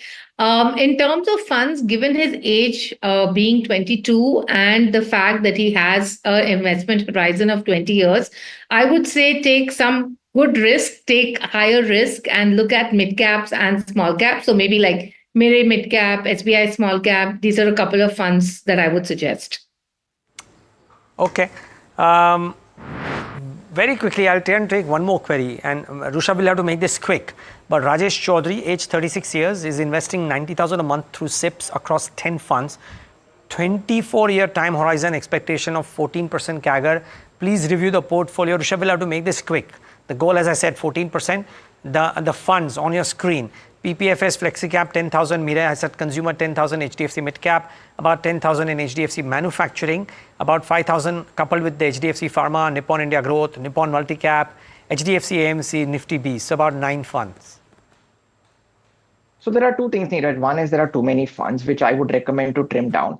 Number two is that he's concentrating on certain AMCs, which is HDFC and Nippon. I think diversifying across different AMCs and different products is something what I would recommend. I'm not a very big fan of the sectorial and thematic funds. So manufacturing, pharma, consumer, I think these are the funds I would like him to kick it out from his portfolio. Stick with 4 or maximum 5 funds. I don't think there should be more than five funds in one's portfolio, in one's core portfolio, especially on the equity side. So probably stick with flexi-cap fund. Introduce one more flexi-cap fund, like probably say Franklin India flexi-cap fund.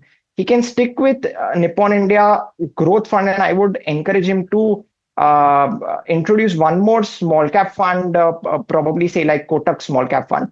But just stick with 4-5 funds, 2 or 3 flexi cap, 1 mid cap, and 1 small cap. Neeraj. Got it. Okay, both of you. That's all the time that we have on the show. Thanks so much for taking the time and being with us and giving us your advice. Really appreciate your time. That's all the time that we have on this leg of the mutual fund show. Stay tuned to NDTV Profit.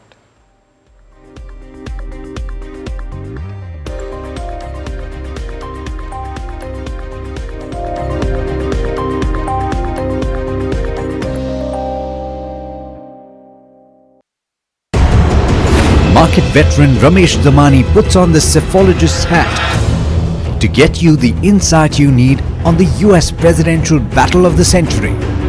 Will Kamala Harris claim a historic victory, or will Donald Trump march back into the White House? According to polls, if Biden and Trump were running, I think Trump would have handily won. He was almost measuring the drapes to the White House even before the election. What are the stakes for India and its investors? The road to the 1600 Pennsylvania Avenue goes through Pennsylvania this time. Tune in to US Election Watch with Ramesh Damani exclusively on the NDTV network.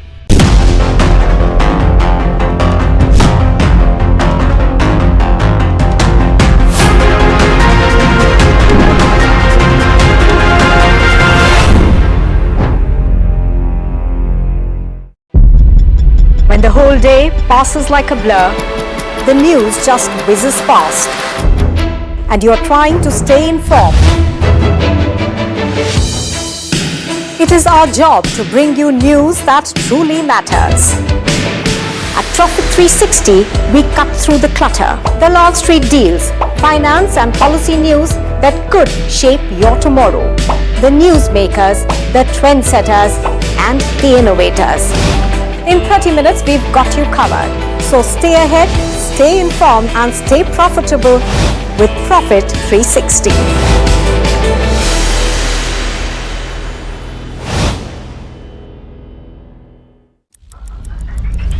Headlines you start your day with. What matters worldwide is now in the palm of your hands. Get ready to seize the day and maximize your financial potential. Stay ahead of the curve with all you need to know on NDTV Profit.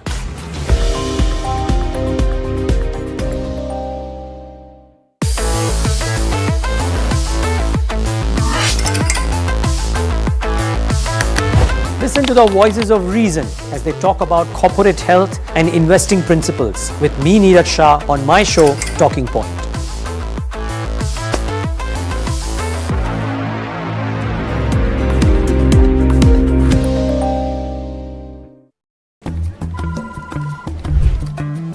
Bro, what are you doing? I'm trading FNOs. So, have you made any money? Oh, it's simple. If you think the market is moving upwards, just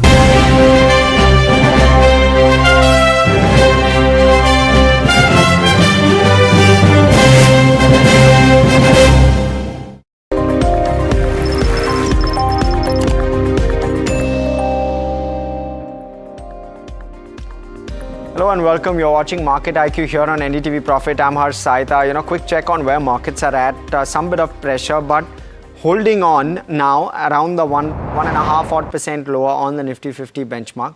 And pressure, of course, still very much there. Let's pull up the contributions in terms of which stocks are contributing to these losses. And on the positive side, far and few, right? Just look at Dr. Reddy's, Cipla, Tech Mahindra, less than 5 points in terms of, or rather less than 6 to 7 points in contributions overall from those 3 to 4 positive contributors. And you look at the negatives, Reliance Industries, if you can pull up the intraday chart for that one, and followed by HDFC and ICICI as well. Some of the heavyweights really packing a punch. 3.3% lower on Reliance and holding fort around that zone. HDFC Bank has now slipped over 1% lower, and ICICI Bank also down around 1.4%. So the heavyweights coming to the fore in terms of dragging the indices and the benchmark especially lower. That's how it's essentially playing out. Let's pull up the Nifty mid cap as well as the small cap. The Nifty mid cap down 1.3. So some bit of outperformance there. And the Nifty small cap also down around 1.9. So some bit of underperformance there. But the Nifty mid cap and small cap has recovered from the day's lows. But the recovery very small. I mean hardly visible essentially on that intraday stock chart. Let's pull up the advanced decline as well. See how that's essentially playing out. The VIX is spiking 7% now, and the advanced decline, there you go. The VIX up around 7% thereabouts, but the advanced decline, 400 advances now. So slight bit of improvement, maybe 100 stocks or so have switched sides from declines to advances since the morning. But nonetheless, the breadth of the market looking increasingly weak. In terms of quickly on the sectoral heat map, if we can pull that one up, 1% lower on the bank, Nifty, 0.5% lower on IT, and around 1% lower on Pharma and PSU Bank as well. But outside of that, you're seeing losses really clocking on some of the other indices, especially look at the Nifty Energy down 3%.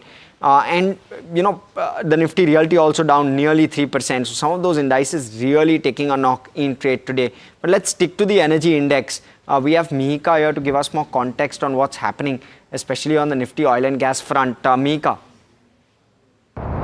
You have the Nifty oil and gas down about 3.8% intraday. When you talk about the top losers, you have companies like IOCL, BPCL, HPCL and Reliance Industries, and the Indian oil marketing companies have fallen over 4% intraday. Now when you talk about what's not working for the OMCs, well, up first is the volatility in Brent prices. While they do stand lower on a one-year basis, they have seen almost a 4% uptick in the past week itself, and the OMCs also posted a weak Q2 earnings. They have extended LPG losses. Now they did announce a commercial price hike by 62 rupees for the 19 kg cylinder. However, when you talk about while this could offer some relief on the LPG losses that the companies have been facing, they have been facing majorly losses on the retail part of it, which is currently played on a subsidized race. So the market's not, you can see while this would be positive for the realizations, the stocks have corrected. When you talk about what's not working for Oil India and ONGC, well, production outlook remains uncertain. The companies are yet to post their Q2 results. And lastly, when you look at the city gas company pack, well, IGL, MGL, GGL all fallen 2 to 4% on an intraday basis. One of the major headwinds for the sector is the lower APM gas allocation, which impacts their operating costs and thereby their profitability. Analysts also expect near-term margins to remain under pressure, and the PNGRB notice to end network exclusivity is also a key overhang. Okay, thanks for that, Mihika. So some bit of pressure creeping in on those indices, but we also have Azad Engineering. The stock on a day when indices are under pressure is doing very well. You had an order win come through. Anushi is here with all of the details on that one. Anushi, you spoke with management as well, so give us some context. Right, Harsh. So Azad Engineering, as we speak about that, it is in buzzing and trade today, and this is after the company has signed a pact with Mitsubishi Heavy Industries, and this is for a consideration of about 700 crore that we are looking at. So this current phase that they've described as a 700 crore of order is for supply of power turbine engines, and the time period for the same is about 5 years. But other than that, also there have been a lot of recent developments in the company which needs to be focused on. First is the company had received a business award from US-based Honeywell Aerospace as well for high complex components, which was about a $16 million of an order that we are looking at. So considering these recent order wins, the company's order book, according to the management, now stands at about 4,500 crore. They're also developing a facility which is about 10x the times of current capacity which is there, and this will be operational from FY26 onwards. So a lot of incremental revenue that we are expecting from there onwards, so which will also help the company maintain its near-term to medium-term outlook of about 25% of a growth, 25 to 30% of a growth that is mentioned. Other than that, if you look at the margin profile of the company, they've guided for a 33 to 6% of EBITDA margin. So this is all that is happening in Azad Engineering. Aerospace and division also on a strong pickup as we go forward to the other quarters. Okay, so that's on Azad Engineering. Stock is up 10.5+% in trade, so doing very well. 5-year pact with Mitsubishi, driving those numbers, or rather the stock price higher. But Anushi, stick with us. We also have Max Estates, very interesting note coming through, and lots of developments also coming through. They've hiked their guidance as well. Just talk us through what Investec's view is on this one. Okay, so Investec, they've reiterated the buy rating on this stock, and this is at a target price of about 700. So 25% of an upside that we are looking at. A lot of key details that they've highlighted in their note, which stand out. First is the FY25 guidance, which they've raised about 4,800 to 5,200 crore as compared to 4,200 earlier, and this is after the company Estate 360 launch, which garnered a much higher response to their pre-sales as they had anticipated earlier. So this this along with the expected GDV of about 4,800, company is set to beat its FY25 guidance. What we should look out for is also the launch of fourth tower, that is Estate 128, which is set to aid the FY25 numbers also. Other than that, the company has also received the NCLAT approval for its Delhi 1 project, and this is in sector 16B, spanning about 2.5 million square feet. If you look at the GDV value of this one, that stands at about 1,500 crore. The company also, post its QIP conclusion, they're sitting on a cash surplus of about 1,400 crore, which is aimed to be used for augmenting the development pipeline further and for looking at the other ingredients which will help to scale their GDV pipeline, that's the gross development pipeline, even further. So at 1.3x the NAV size, Investec believes that the company's risk to award ratio still remains on the favorable side. So this is what is happening in Max Estates as well. Okay, so plenty moving. Max Estates up now almost 2.5% in trade on the back of that. But PVR Inox numbers came through, and if we can have the intraday chart, we saw, or rather are seeing quite a bit of pressure where the stock is concerned. Rucha is here to break down the numbers as well as give us perspective. Hi, thanks Harsh. So PVR Inox is down about 8.5% in terms of intraday low levels, and the volumes are trading at 3.5 times its 30-day average. Now, this is largely on the back of underperformance of the film industry, and the latest movies are also not doing well for the stock as such. Well, the 2Q earnings say that the revenue was down about 19% and margin came in at about 29.5% versus 35.3%, and it posted a net loss of 11.8 crore versus a profit of 166 crore. Now the results came in back about 3 weeks ago, and if we look at the performance since the results, we'll see that the stock is down about 11% in last 1 month and is down about 10% in last 1 year. So in last 1 year, the stock has not given much of returns, but when we look at the analyst recommendations, 16 have a buy rating, 4 have a hold rating, and 2 have a sell rating on the stock. But the return potential over here is healthy at about 24.5% for the stock. But last time during the earnings time, when we spoke to the management laid out few strategies such as the passport strategy, the re-release strategy, which is really doing well for PVR Inox, and it also stated that the second half will largely be better because of lineup of good movies. But we'll see whether they are able to maintain up to the mark as stated by the management or not. Okay, thanks so much for that, Rucha. Quickly switching focus to Sun Pharma. That's another stock under some bit of pressure, 3% lower in trade, of course off the day's lows, so some bit of recovery on that one. But Varsha here to give us context on what the order from the New York District Court means for Sun Pharma. Well, thanks Harsh for that. So we are seeing pressure on the stock. Now this is on the back of only one product, that is Lexel-V.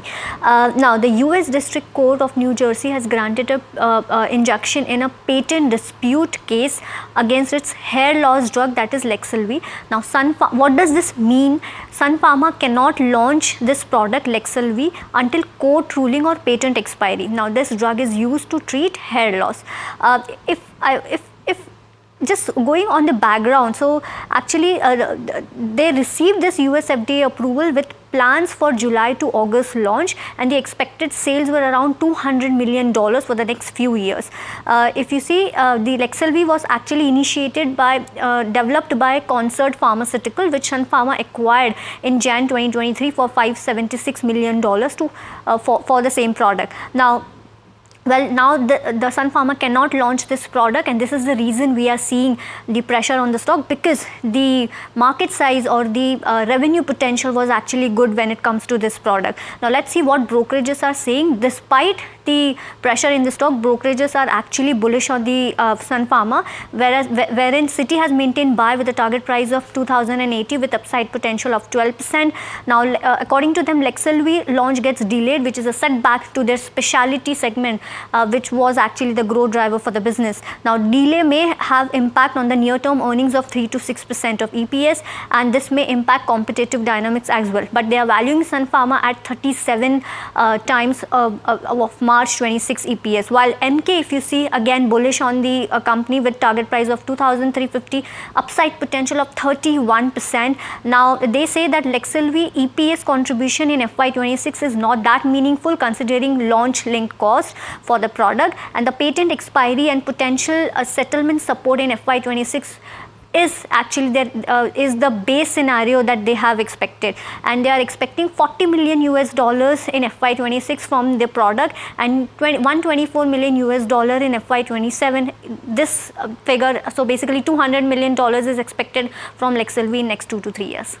Okay, thanks for that, Varsha. But stick with us because Cipla is the other one in focus. Now this one ran away in trade on Thursday, Varsha. Again up 1.6% in trade today as well. Your sense with regard to what's happening here?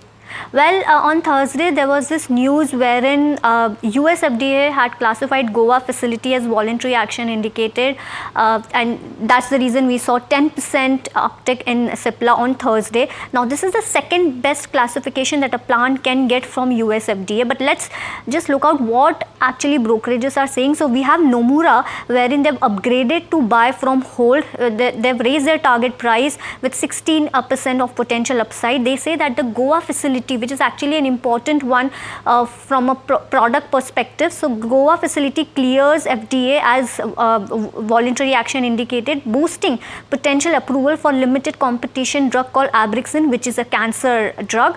Now a company is also focusing on inhalers, injectables, peptides and ARVs, which will be actually, these are the driving growth for Cipla for FY25 to 27, and the higher valuation is aligned with sector trends and regulatory progress as per the brokerage. Now Cipla stock, if you see, is up 29% over the past year, but has lagged Nifty 50 Pharma, which is up 54%. Now risk reward is favoring Cipla with expected returns of 6 to 21% in 1 year.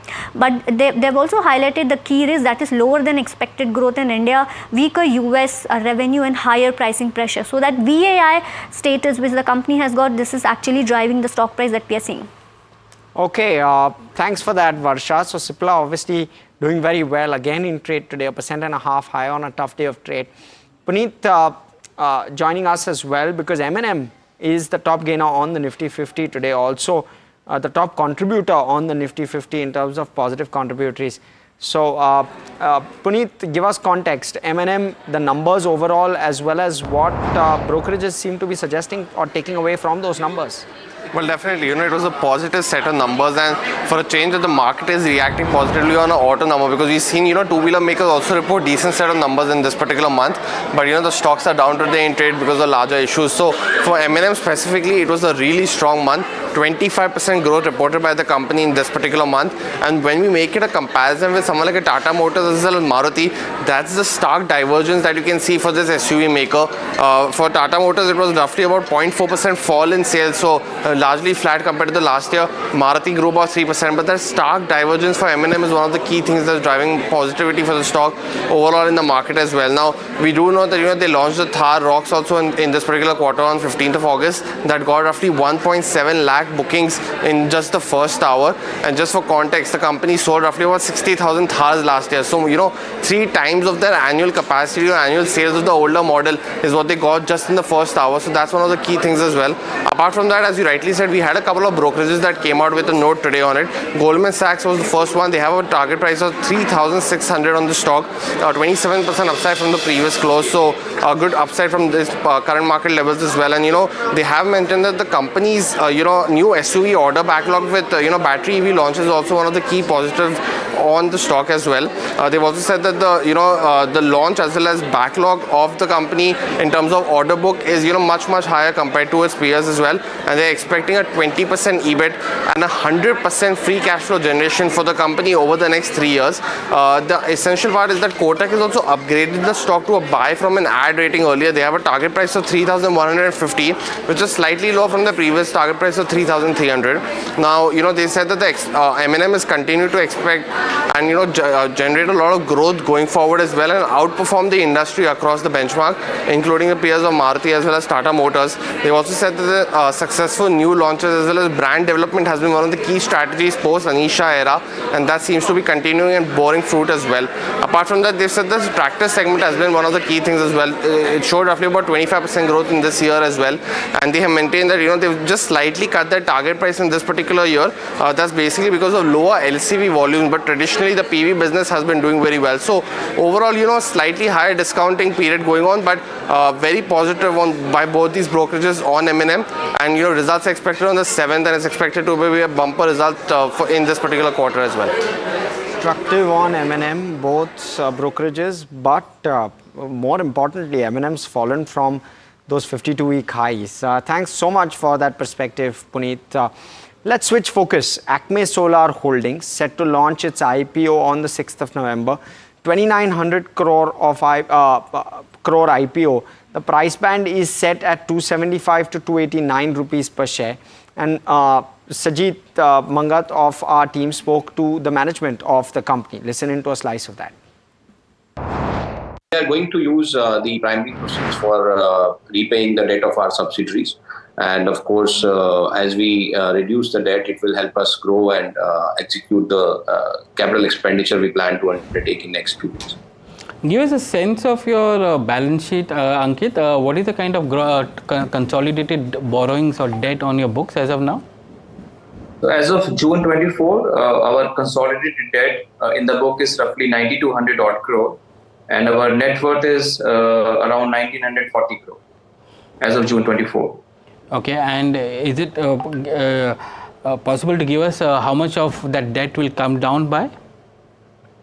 Yeah, so basically the business model that we have is for every project, right, that gets financed, we raise financing, right? It's a continuous process. But now as we speak about this particular IPO, our primary issuance is 2395 crore. Out of that, roughly 1795 will be used for repayment of one or more project subsidiary. So you can see essentially from this portion, 1795 project loan will come down. But for the balance project that will be commissioning, of course, we'll be raising debt to fund those projects as well. Give me a sense of the kind of business that you operate today in terms of operations. How big is it, and what is the kind of projects which are work in progress or under construction? Sure. So, Sajit, we are an independent power producer. We are the pure play renewable IPP, independent power producer, and we are in the business of supplying power long term to government entities. We solely supply power to government entities, and we have been doing it for last 13 years. So we are an integrated player who develops, bids, develops, finances, and operates the power projects, all the renewable power projects. We have been only in the solar space for the last 13 years. And we have focused on this space because the generation in solar is much more predictable than other sources of renewable power. So from last 13 years, we have executed close to 3.7 gigawatt peak of solar projects. Of course, we have divested around 1.8 gigawatt peak of solar projects. So we have around 1.8 gigawatt peak of solar projects with us today. And as we speak, we have energized a 1.2 gigawatt plant in Jaisalmer, which is 1.8 gigawatt peak of capacity. So aggregating that, we have around 3.6 gigawatt peak of energized projects. and they are all selling power to government entities. So for the 1800 megawatt peak we had before this new plant, we had Solar Energy Corporation of India is our main customer. And in terms of the operations span across 13 states, 12 states of India. We have plants across India wherever, because historically, as you see, the states used to call the bids for their own procurement. And 2015-16, we had Solar Energy Corporation, which came into being. And then the procurement of electricity became centralized. And that really led to a large growth in the sector because the credit rating of the procurer was immediately elevated because SECI is a AAA entity. And starting 2024, government has really elevated the program in terms of 50 gigawatt procurement every year. And these 50 gigawatts will be procured by 4 central government entities, which are called Renewable Energy Implementation Agencies, being SECI, NTPC, NHPC, and SGVN. So going forward, all of our projects are with these 4 entities. So whatever we are constructing beyond 2025, which is more than 2.5 gigawatt, is all with these central entities. And historically, it was around 50% of our capacity was with state and 50% was with center. Well, plenty of very interesting IPOs, and among a swathe of that, you also have Niva Bupa. But as we wrap up the show, let me quickly go across to a slice of that conversation with the company. Aiming to raise around 2200 crore in the upcoming issue, Sajit Mangat again spoke with the management of the company regarding their plans with regard to the money that they're going to be raising. Listen in to a slice of that. In terms of the objective of raising this 800 crores primary, Sajid, our purpose as Niva Bupa is to give every Indian the confidence to access the best healthcare. So we're very excited about investing, in the growth opportunity of health insurance in India. And this 800 crore, is to support our growth plans over the years and to meet our solvency requirements. That is the main reason that we're raising this money during this issue. Your solvency is already around 2.4, if I'm not wrong, at the end of June. How much will the solvency go up by? And when you say that it's for the growth requirements for the next couple of years, how many years are we talking about? So yes, our solvency will go up, and to some extent we will be overcapitalized because of this primary raise. But the idea is to take care of future growth requirements, and we believe that as we execute well, we will continue to be able to grow and also become self-sustaining as a company with this capital increase, Sajid. My understanding is that Bupa and your other promoter, Fettletone, is offloading shares as part of the OFS. Fettletone becomes an investor and it gets declassified as a promoter post this allotment. And how much stake will be Bupa holding after this fundraise?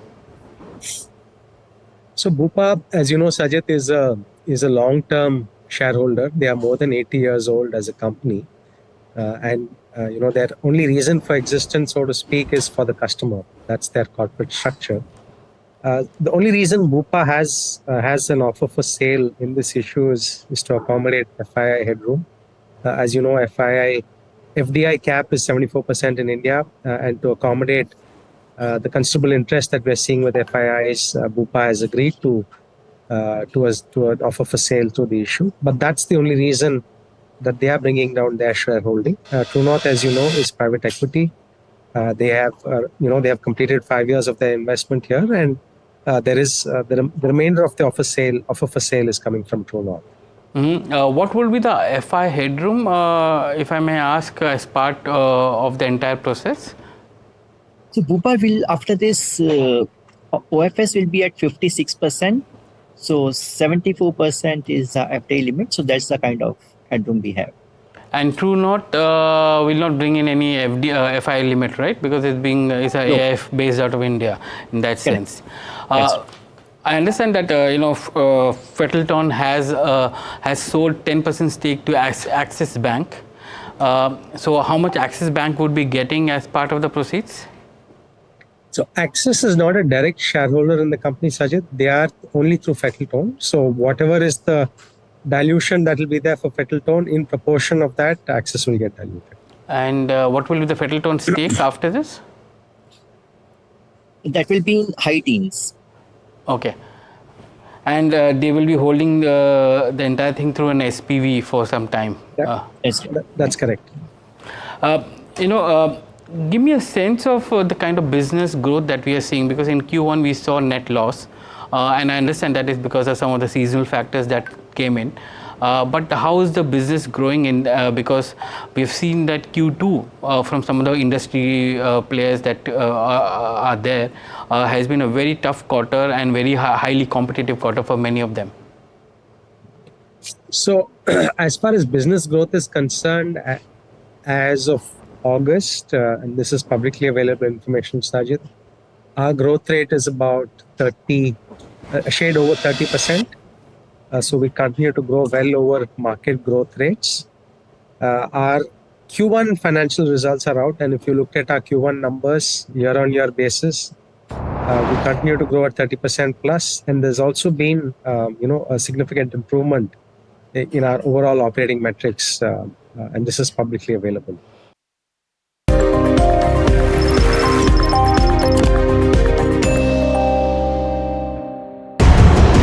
Market veteran Ramesh Damani puts on the cephologist's hat to get you the insight you need on the US presidential battle of the century. Will Kamala Harris claim a historic victory, or will Donald Trump march back into the White House? According to polls, if Biden and Trump were running, I think Trump would have handily won. He was almost measuring the drapes to the White House even before the election. What are the stakes for India and its investors? The road to the 1600 Pennsylvania Avenue goes through Pennsylvania this time. Tune in to US Election Watch with Ramesh Damani exclusively on the NDTV network.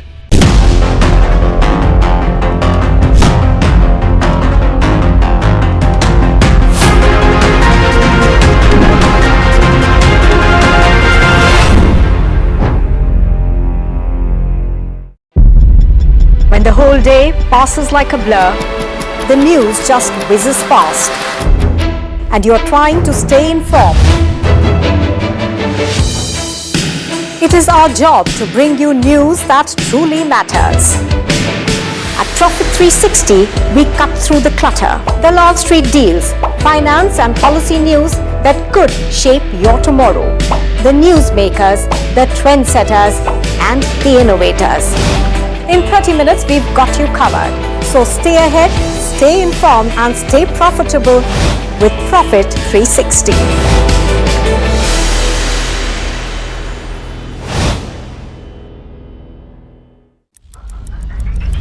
Headlines you start your day with. What matters worldwide is now in the palm of your hands. Get ready to seize the day and maximize your financial potential. Stay ahead of the curve with all you need to know on NDTV Profit.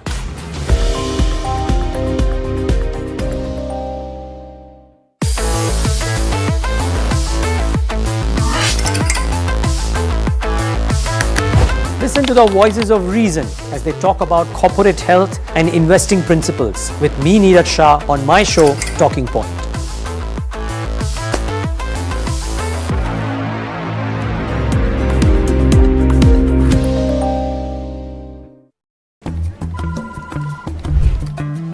Bro, what are you doing? I'm trading FNOs. So, have you made any money? Oh, it's simple. If you think the market is moving upwards, just buy Nifty call option. But if you think the market could slide downwards, simplifying futures and options trading.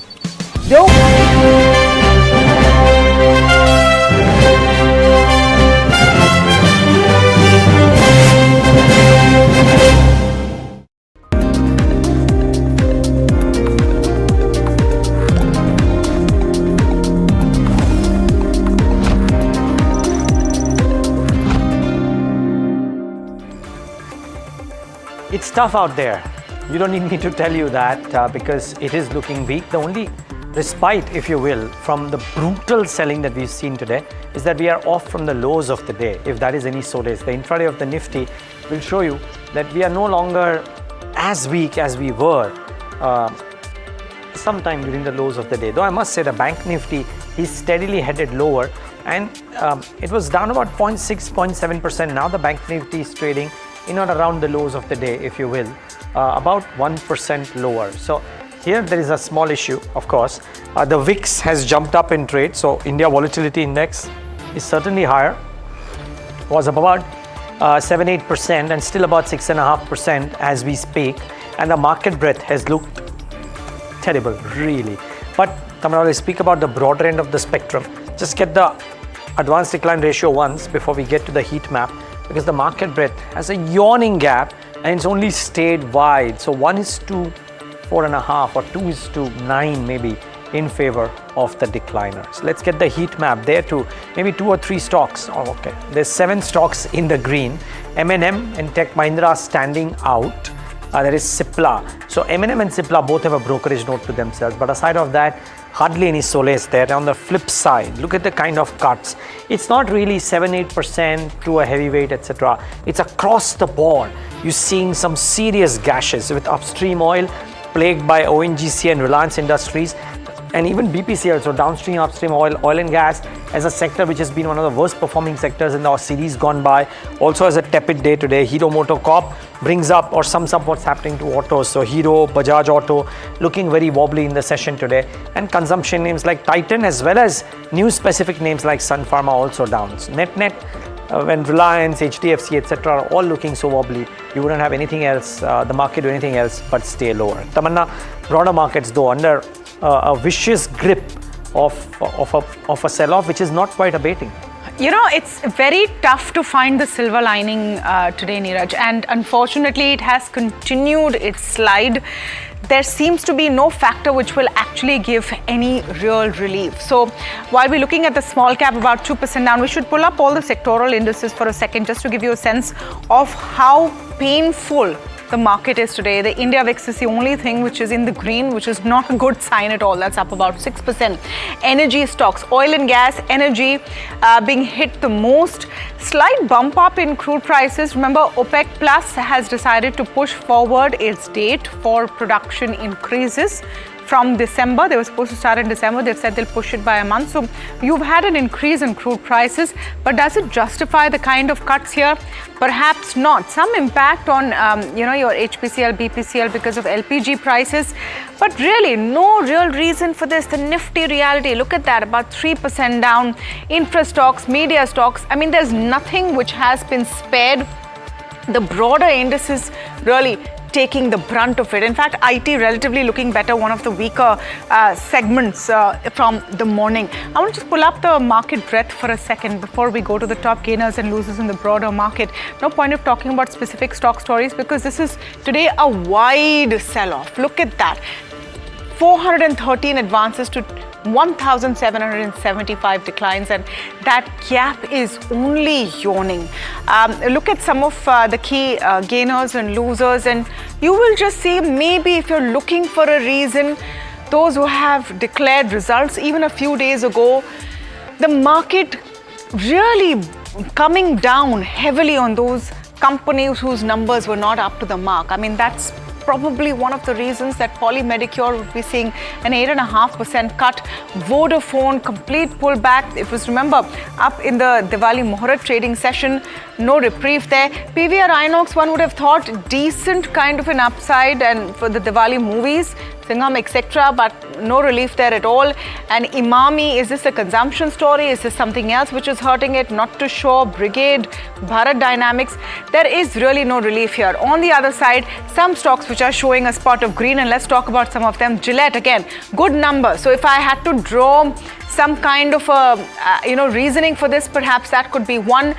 Fine Organics, also decent set of numbers. So maybe that's why we are seeing this kind of a bump up in few stocks, but they're far and few in between, to be honest. What are the key reasons for this sell-off? Before I hand back to Neeraj and we continue with all of the conversations, we need to talk about what is happening.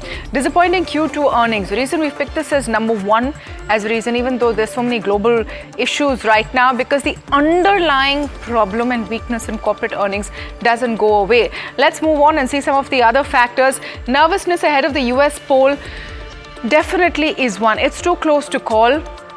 Market intelligence tells us that a Trump win would be preferred by Indian markets. Does that happen? Does that not? We do not know. The US Fed meeting outcome, I don't know why it's bothering the street so much. We had conversations this morning. It was very clear that no matter who the next US president is, a 25 basis point cut is something that the Fed is pretty much clear it's going to do by the 7th of November. And the Sell India, Buy China strategy is a big one. Remember, important set of meetings in China this week, which will decide on what is their fiscal measure to boost up their economy. Will that lead to even a greater outflow of foreign funds from India into China is the big question. So these are some of the factors, Neeraj, but whichever way you may slice and dice it, the fact that this is a very tough market to be in, and the question is, what do you do here? Yep, let's ask our guests this question. What are they doing in a scenario like this? Kunal Shah, Senior Technical and Derivative Analyst at Sharekhan, with us on the technicals and the derivative positions. Kunal, good having you. Thanks for joining in. The news somewhat not quite starting off on the best footing on the first full day. But what to do now? 1.5% lower, not at the lows of the day, but certainly under pressure. What do you do on the benchmark indices? Good afternoon, Neeraj. I think definitely this is something what was expected from the markets, where we were advising our client as well that at least in the mid cap and the small cap space, don't try to be very aggressive in this market. If I talk about Nifty, even there the weakness is visible. On the technical charts, if I talk, then Nifty has already given a head and shoulder breakdown on the technical charts. The target for the pattern comes at around 23,500, 23,400 zone, which again coincides with the 100 DMA of the Bank Nifty for the Nifty as well, which is placed at 23,456.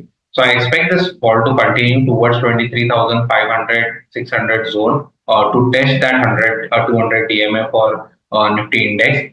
Post that, we can see a good recovery in the markets towards again 24,000 250, 300 levels on the upside. So my sense is still we are in the last leg. Probably this last leg will still continue. The mid cap and the small cap space is something which I will say that it is an avoid even at the current levels. We might see further correction on the downside. So be very stock specific on mid cap and small cap. But index, I think more 300-400 points on the downside, max 400 to 500 points on the downside is what I see from the current levels. And post that, we can see good recovery on the higher end. For the Bank Nifty index, now this has been the resilient, but you can say all credits to HDFC and ICICI for maintaining those levels for the Bank Nifty. If they would have not been there, then Bank Nifty would have been much lower right now. So for Bank Nifty, I think 51,000 is what I'm looking at. If that is breached for the Bank Nifty as well, then we might see further correction towards 50,000 levels as well. So Bank Nifty, it's a wait and watch situation over here. Nifty is still on a sell on rise. If whatever pullbacks you get, utilize that to sell. We can test levels of 23,600 to 500 on the downside. 23,600 isn't that far, right, Kunal? So, okay, but fair call. You playing from a trade perspective, 250, 300 points, you would want to bat for that. I heard you say a different tone for the Bank Nifty. Would you go long today on the Bank Nifty if you're a high risk trader? No, definitely not, because two things, Neeraj. One is if we look at the rollover data, Bank Nifty witnessed decent rollovers compared to its 3 months average as well. But still, Bank Nifty on the higher end is facing rejections around that 51,700, 800 zone if I talk about the spot levels. So till the time we are not surpassing that decisively, I don't see Bank Nifty going on the higher end. And if that 51,000 mark is taken out decisively, then we will see that 1,000 point fall in Bank Nifty as well. I think Bank Nifty is still in a wait and watch. I'll not be on the buy side. I'll not be on the sell side. If the levels get breached, then a trade would be activated. But for Nifty, it's active. It's a sell on rise. Whatever rallies you get, utilize that to sell the market. Okay. Kunal, as difficult as it may be, what are the stocks that you're recommending this afternoon? See, I think pharma is a space where one should be in such volatile markets. So over here, first pick on the buy side would be on Syngene. So Syngene in this weak market has been showing a lot of strength. The stock has maintained a support of 840, 830 zone on the downside. In fact, in today's weak market, on the daily chart, if you see on technicals, it has formed a hammer candle on the verge of a breakout above 20 DMA. So clearly short-term momentum could build up in the stock. So this is a buy from the current levels, keeping a stop loss of 842, looking for targets of 900 to 920 on the upside. The second one will be on the sell side, and I think that comes from the IT space. IT is looking weak, and your pullbacks could be utilized again to sell the sector. For me, the first pick over here would be Birlasoft on the sell side. So Birlasoft has already given a breakdown below that 550, 560 zone, which was the support. So now again, if you get pullbacks into Birlasoft, utilize that to sell Birlasoft, keeping a stop loss of 565 and looking for targets of 520 to 500 on the downside. Okay, let's go across now to Puneet on what I think, it's tough to pick one sector that is doing badly, but let's pick out auto because auto has been in focus. Puneet, all the auto sales numbers are out. Some didn't look as bad as the others, but nevertheless, that's not really helped the Nifty auto and key auto companies, is it? Yeah, definitely. But the numbers weren't so bad. When you look at it was actually pretty good numbers. I think just getting a hit on because of the whole market correction and the magnitude of factors that you highlighted at the start of the show. So when you look at the two-wheeler specifically, Hero MotoCorp 18% volume growth, Eicher Motors 31% volume growth compared to last year. Somewhere like a Bajaj is the only one which is missing just about 2 to 3% volume growth on an overall basis, while TVS is another big winner, 13% volume growth in this particular time frame in this month, specifically in October. And I just looked at the data and Vahan as well. So this data you see on your screen is of course wholesale data, which goes from the companies to the dealers. When you look at the Vahan data as well, the retail sales have been quite positive. So while Hero has wholesale 6.7 lakh units in this particular month, they've also retailed 5.7 lakh units. So that's another positive. Eicher Motors is another one which I took notice of. 1.1 lakh units sent to dealers. 95,000 was sold on on their retail channel as well. So that's another key positive. While TVS and Bajaj, legacy players maintaining inventory of about a month to like 35 days. So, it's a big positive because inventory correction might be something that we'll, get a lot to know about in this week itself because companies are expected to report results as well. Mahindra comes on 7th, Tata Motors comes on 8th. So, we might get a little more flavor on the inventory, but overall, the numbers are quite positive. I also want to bring in a tractor segment. The first particular month in this particular fiscal year of double-digit growth, and it's, performed very handsomely. So, Escorts is the one which I want to talk about. 20% growth in volumes in this particular year. It's a build-up going into the Rabi crop season. M&M also another key player in the tractor segment as well. About 29% growth versus just about 16 to 17% growth that was expected by analysts. So the tractors and the two-wheelers are key big winners.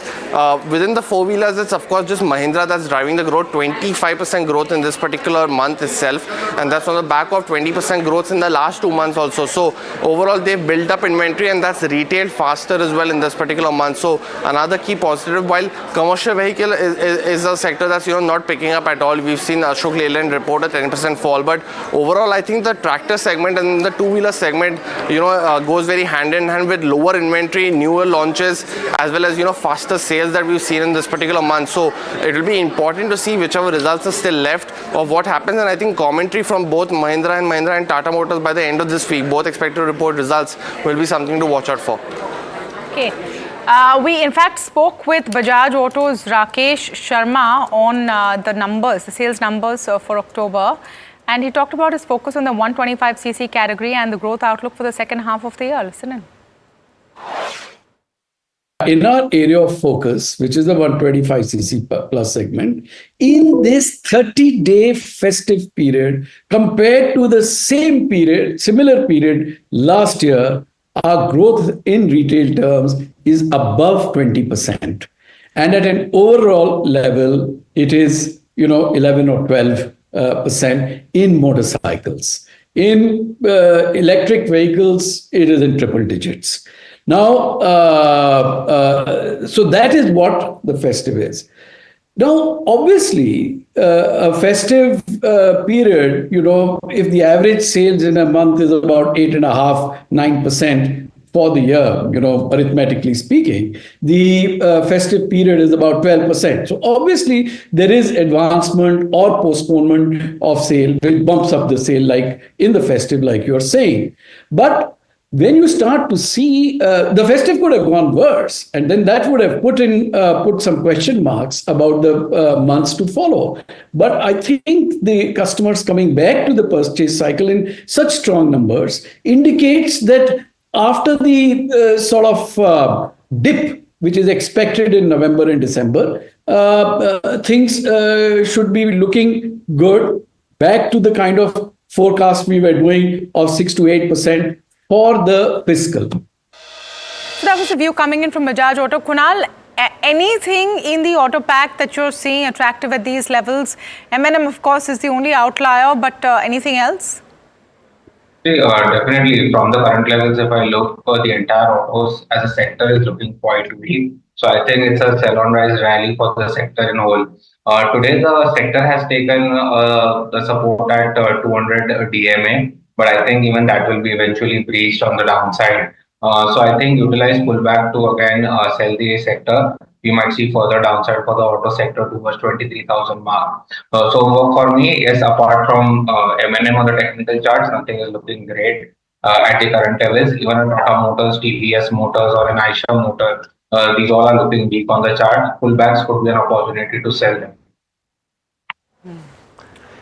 Okay, well, let's get in. A big market voice, Prateek Agarwal, MD and CEO of Motilal Oswal Asset Management Company, Johnson, on the show today. Prateek, so good talking to you today. At the outset, a very happy news somewhat. Unfortunately, it's not quite starting off in a good note, Prateek. Before we talk about the long term, Prateek, what's the cause for the concern today? We heard talk of some margin calls getting triggered, some other reasons, but it's come as a surprise to a lot of people, the ferocity of the down move today. Yeah, so that's been a surprise to us as well. Maybe to some extent, the motor trading, the spaces which were buoyant are correcting, so that happens on a lower volume and more domestic participation versus institutional. So some bit of that may be happening today. But yes, the sharp downtick was not expected. What one also needs to look at is arbitrage funds and their ability to keep absorbing large blocks, especially in the space where F&O exists. If the arbitrage yields fall, the attractiveness of that space versus the usual debt funds reduce, and that can impact the ability to absorb large blocks also. So maybe some bit of that also happening. Wow. Okay. You reckon that could Prateek, you reckon that could also be a technical factor? Now, if that is indeed the case, would that be long lived or would it be a fairly swift corrective move because of, essentially the arbitrage funds led piece that you spoke about? No, so when the selling pressure is high, the premiums reduce. If the premiums reduce, arbitrage returns would fall, and that will cause that space to be less attractive versus let's say a liquid fund or an ultra short-term fund, and that sets in its own dynamics. It can change very quickly if there is some positivity and we get a day or two of market up move and the premiums get restored. So that is how it is. Now arbitrage used to be a not so large space, but now two funds together maybe 1 lakh crore with rest of the funds also of a reasonable size or smaller. But we have got two very large funds. Prateek, hi, good afternoon. Tamanna here. I'm just wondering what the strategy right now is. Are you sitting on the sidelines waiting for a further fall? Is this the time to start deploying cash or wait? No, so we as a house typically stay almost fully invested. I keep saying this, we are focused high conviction house. Our single position is minimum 2.5% by design, which means 2 to 3% cash is one position cash. So enable trade, we may have that kind of cash, but that's about it. So we stay fully deployed. We are currently fully deployed, but we are deployed in spaces where we see earnings growth trajectory to be very high.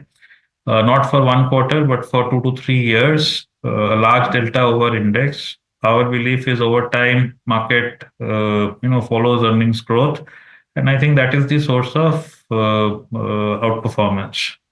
So we are not there in many spaces. So this result season hasn't been too good, especially for index heavy spaces. Well, we are not there. What would you look at? Anything that you think is now at the right valuations? I mean, if you look at some of your banking majors have taken quite a tumble, especially in the private bank space. Anything there which is now beginning to look attractive, Prateek? So I have a differing view there. In any economy, when the economy is being tested, it is just the start of a emerging market kind of a phase. Banks are the easiest way for foreigners to enter into a country, and one finds bank as a part of total market cap, bank as a part of index, increasing over a period of time and then peaking out. To have an index which used to be 35-36% lenders, can it get higher than that? Okay, is point one. As the economy diversifies, as people have other sources of capital, private equity markets, etc. Banks don't remain the same commanding position that they used to have, and that should be reflected in their position in the index as well. Second is valuations itself. Now, just look at it. We have some cases where the market caps may be 2x the lending book. Think of it. Market caps are 2x the lending book. So you lend $100, your market cap increases by 200. Is that sustainable? It does prompt you to think. So while a lot of people would say, on P's they look cheap and etc. Maybe banks are just simply making too much of money, and over time, with so many of them doing practically the same thing, competitive intensity should result in lower margins. But whatever it is, our view on banks is a tad different from that of the street. So our funds are actually reasonably low on banks, and that's worked for us. Maybe a quarter hence, maybe 2 quarters hence, when the NIM pressure reduces and we start to see them deliver earnings growth in excess of the index earnings growth, we would up the banking exposure. But as yet, we are below 10% in most funds. Prateek, one follow-up. There are murmurs of the index hitting levels of 22,000 as well, and not surprising people. This was not in the realms of conversation when we were at 26,200 just about 40 days ago. So now, one, could it be possible? And anything is possible, of course, but do you believe it's realistic? And what could be the factor? Would it be the earnings-led disappointments thus far, or is it something else if indeed we are headed there? No, so one, I don't believe we are headed there.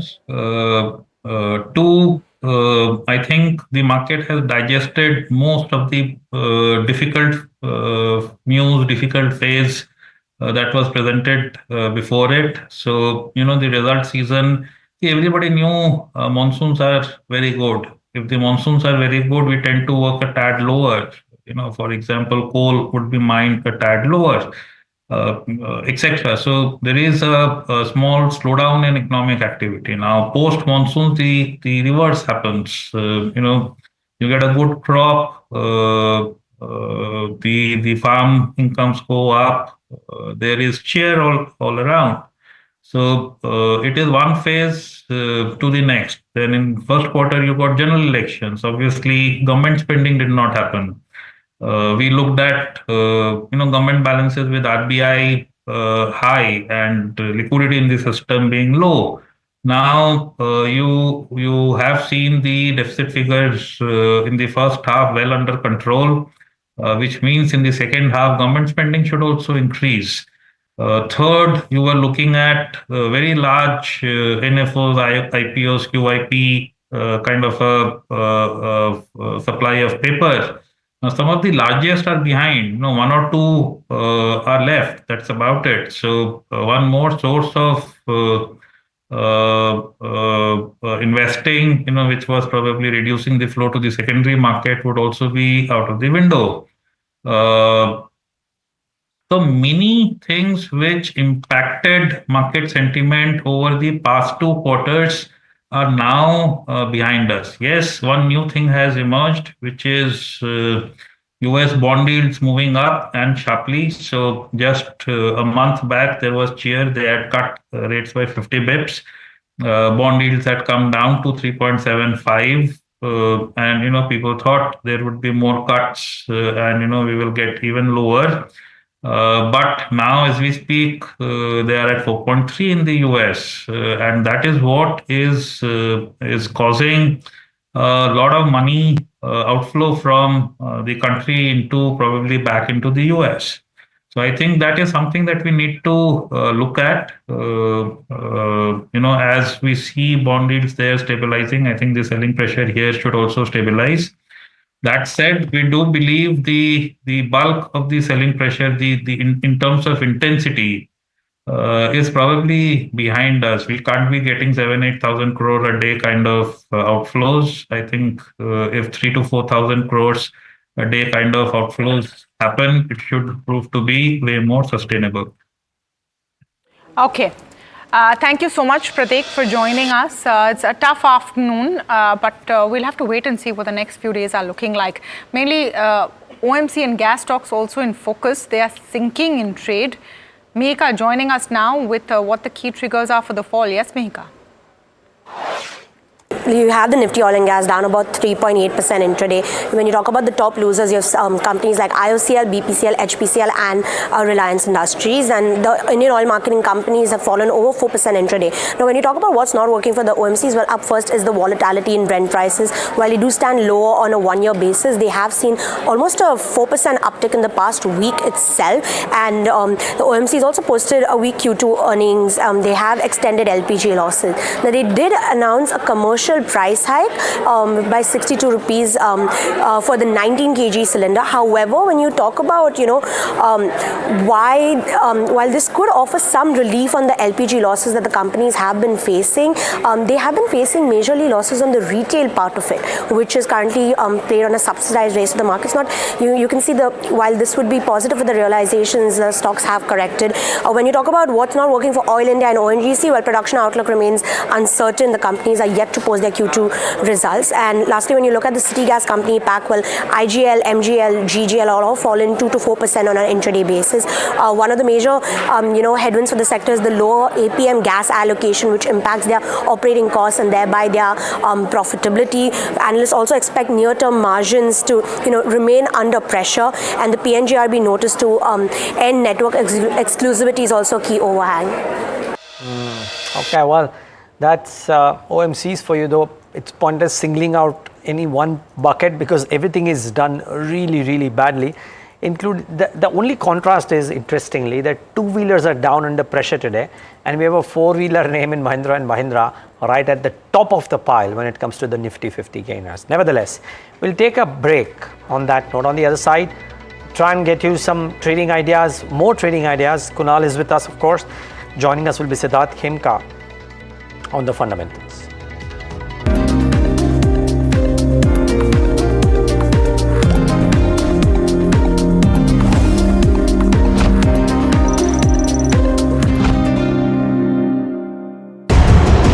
Market veteran Ramesh Damani puts on the cephologist's hat to get you the insight you need on the US presidential battle of the century.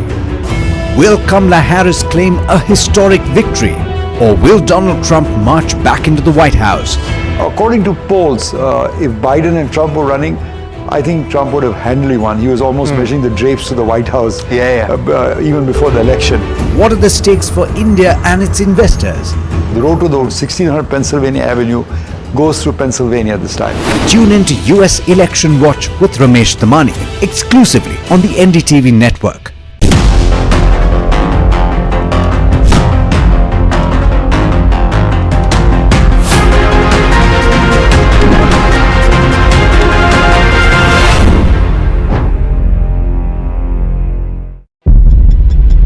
whole day passes like a blur.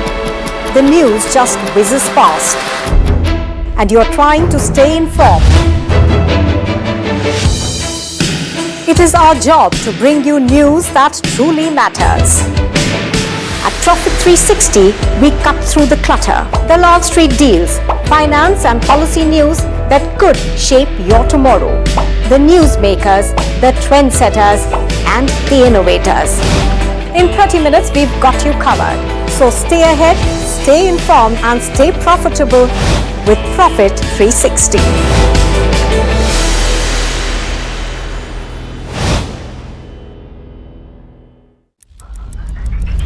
Headlines you start your day with. What matters worldwide is now in the palm of your hands. Get ready to seize the day and maximize your financial potential. Stay ahead of the curve with all you need to know on NDTV Profit.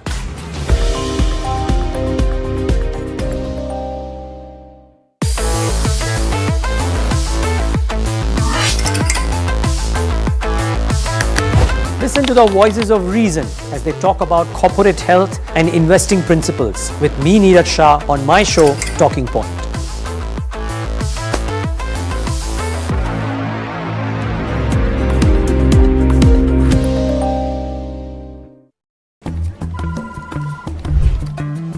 Bro, what are you doing? I'm trading FNOs. So, have you made any money? Oh, it's simple. If you think the market is moving upwards, just buy.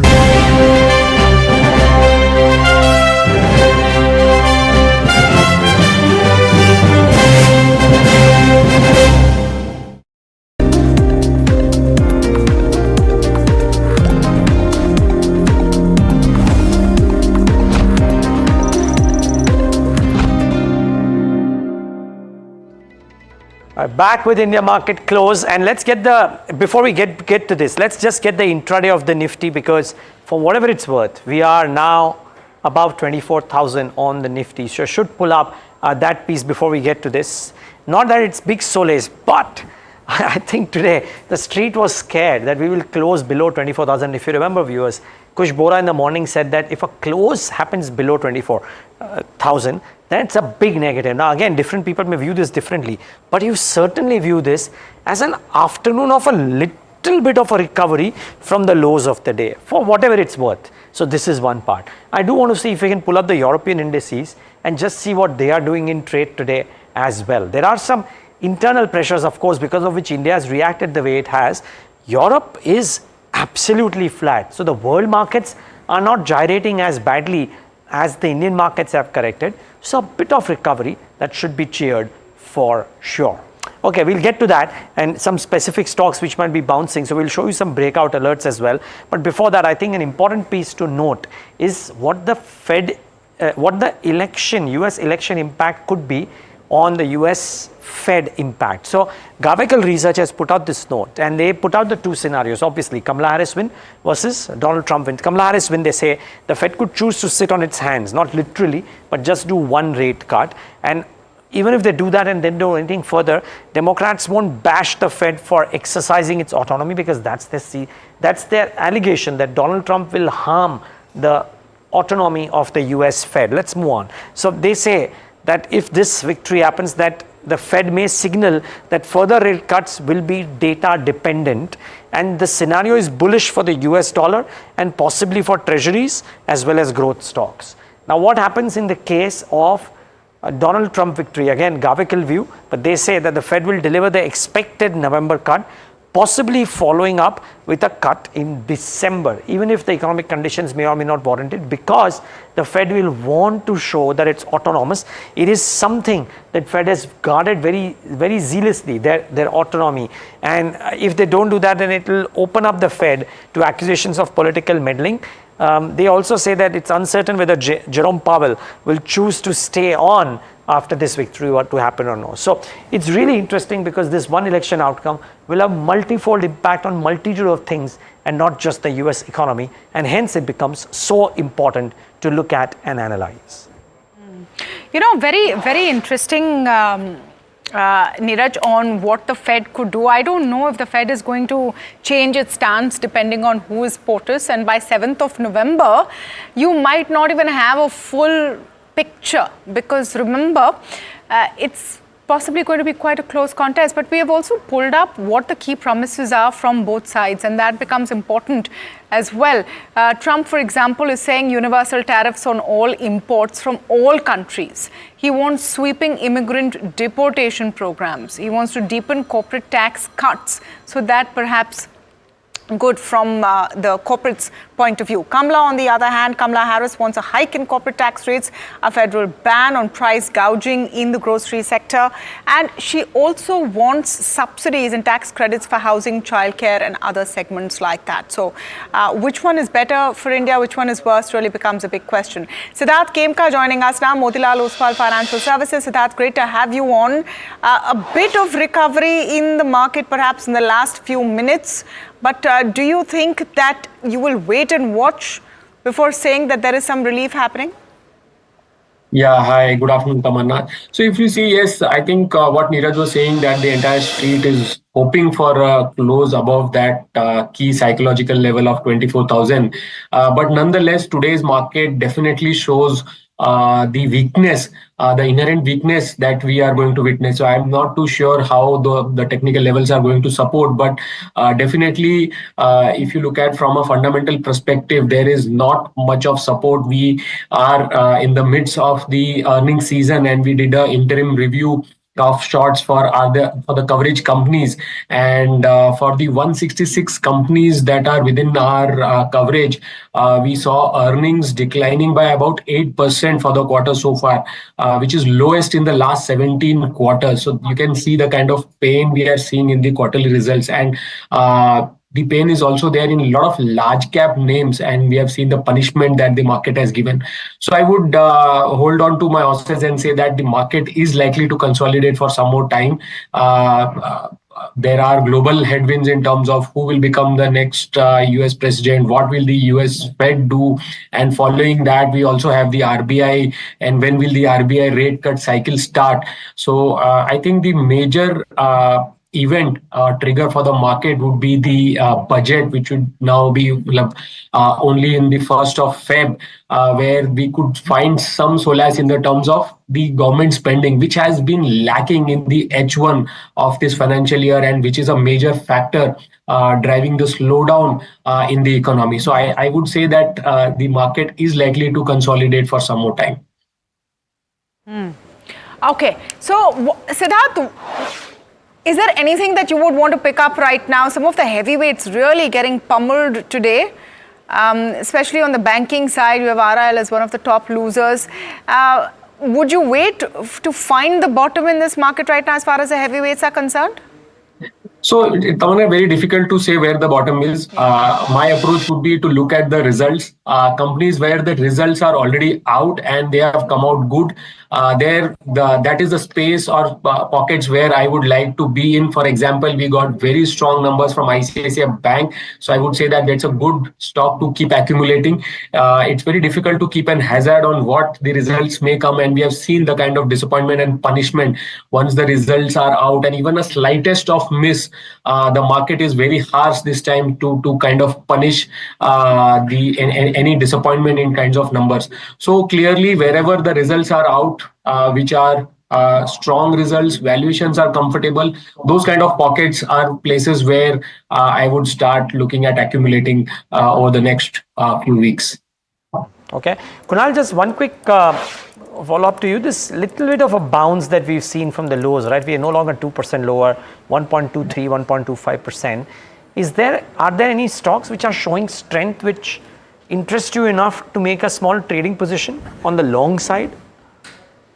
I think PSU banks is something which is looking strong. Probably here we could see some upside in the coming days as well. So structurally, if I look at a long-term perspective, I think PSU banks are showing early signs of bottoming out. We need to have further confirmations on that. But for a trade perspective, Bank of Baroda looks good at the current levels. 252 is where currently the stock is trading. One can keep a stop loss of 247 and look for targets of 258 to 260 on the side. Okay. Okay, there's a little bit of a pickle for Sun Pharma individually as well.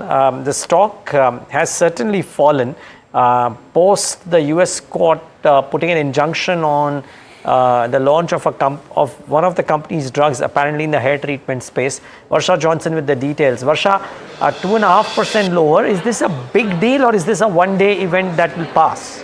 Well, Neeraj, for short term, yes, it is kind of a big deal because the product which the court has banned, they were expecting almost $200 million of revenue. Now, the US District Court of New Jersey has granted a preliminary injunction in a patent dispute case against its hair loss drug, Lexelvi.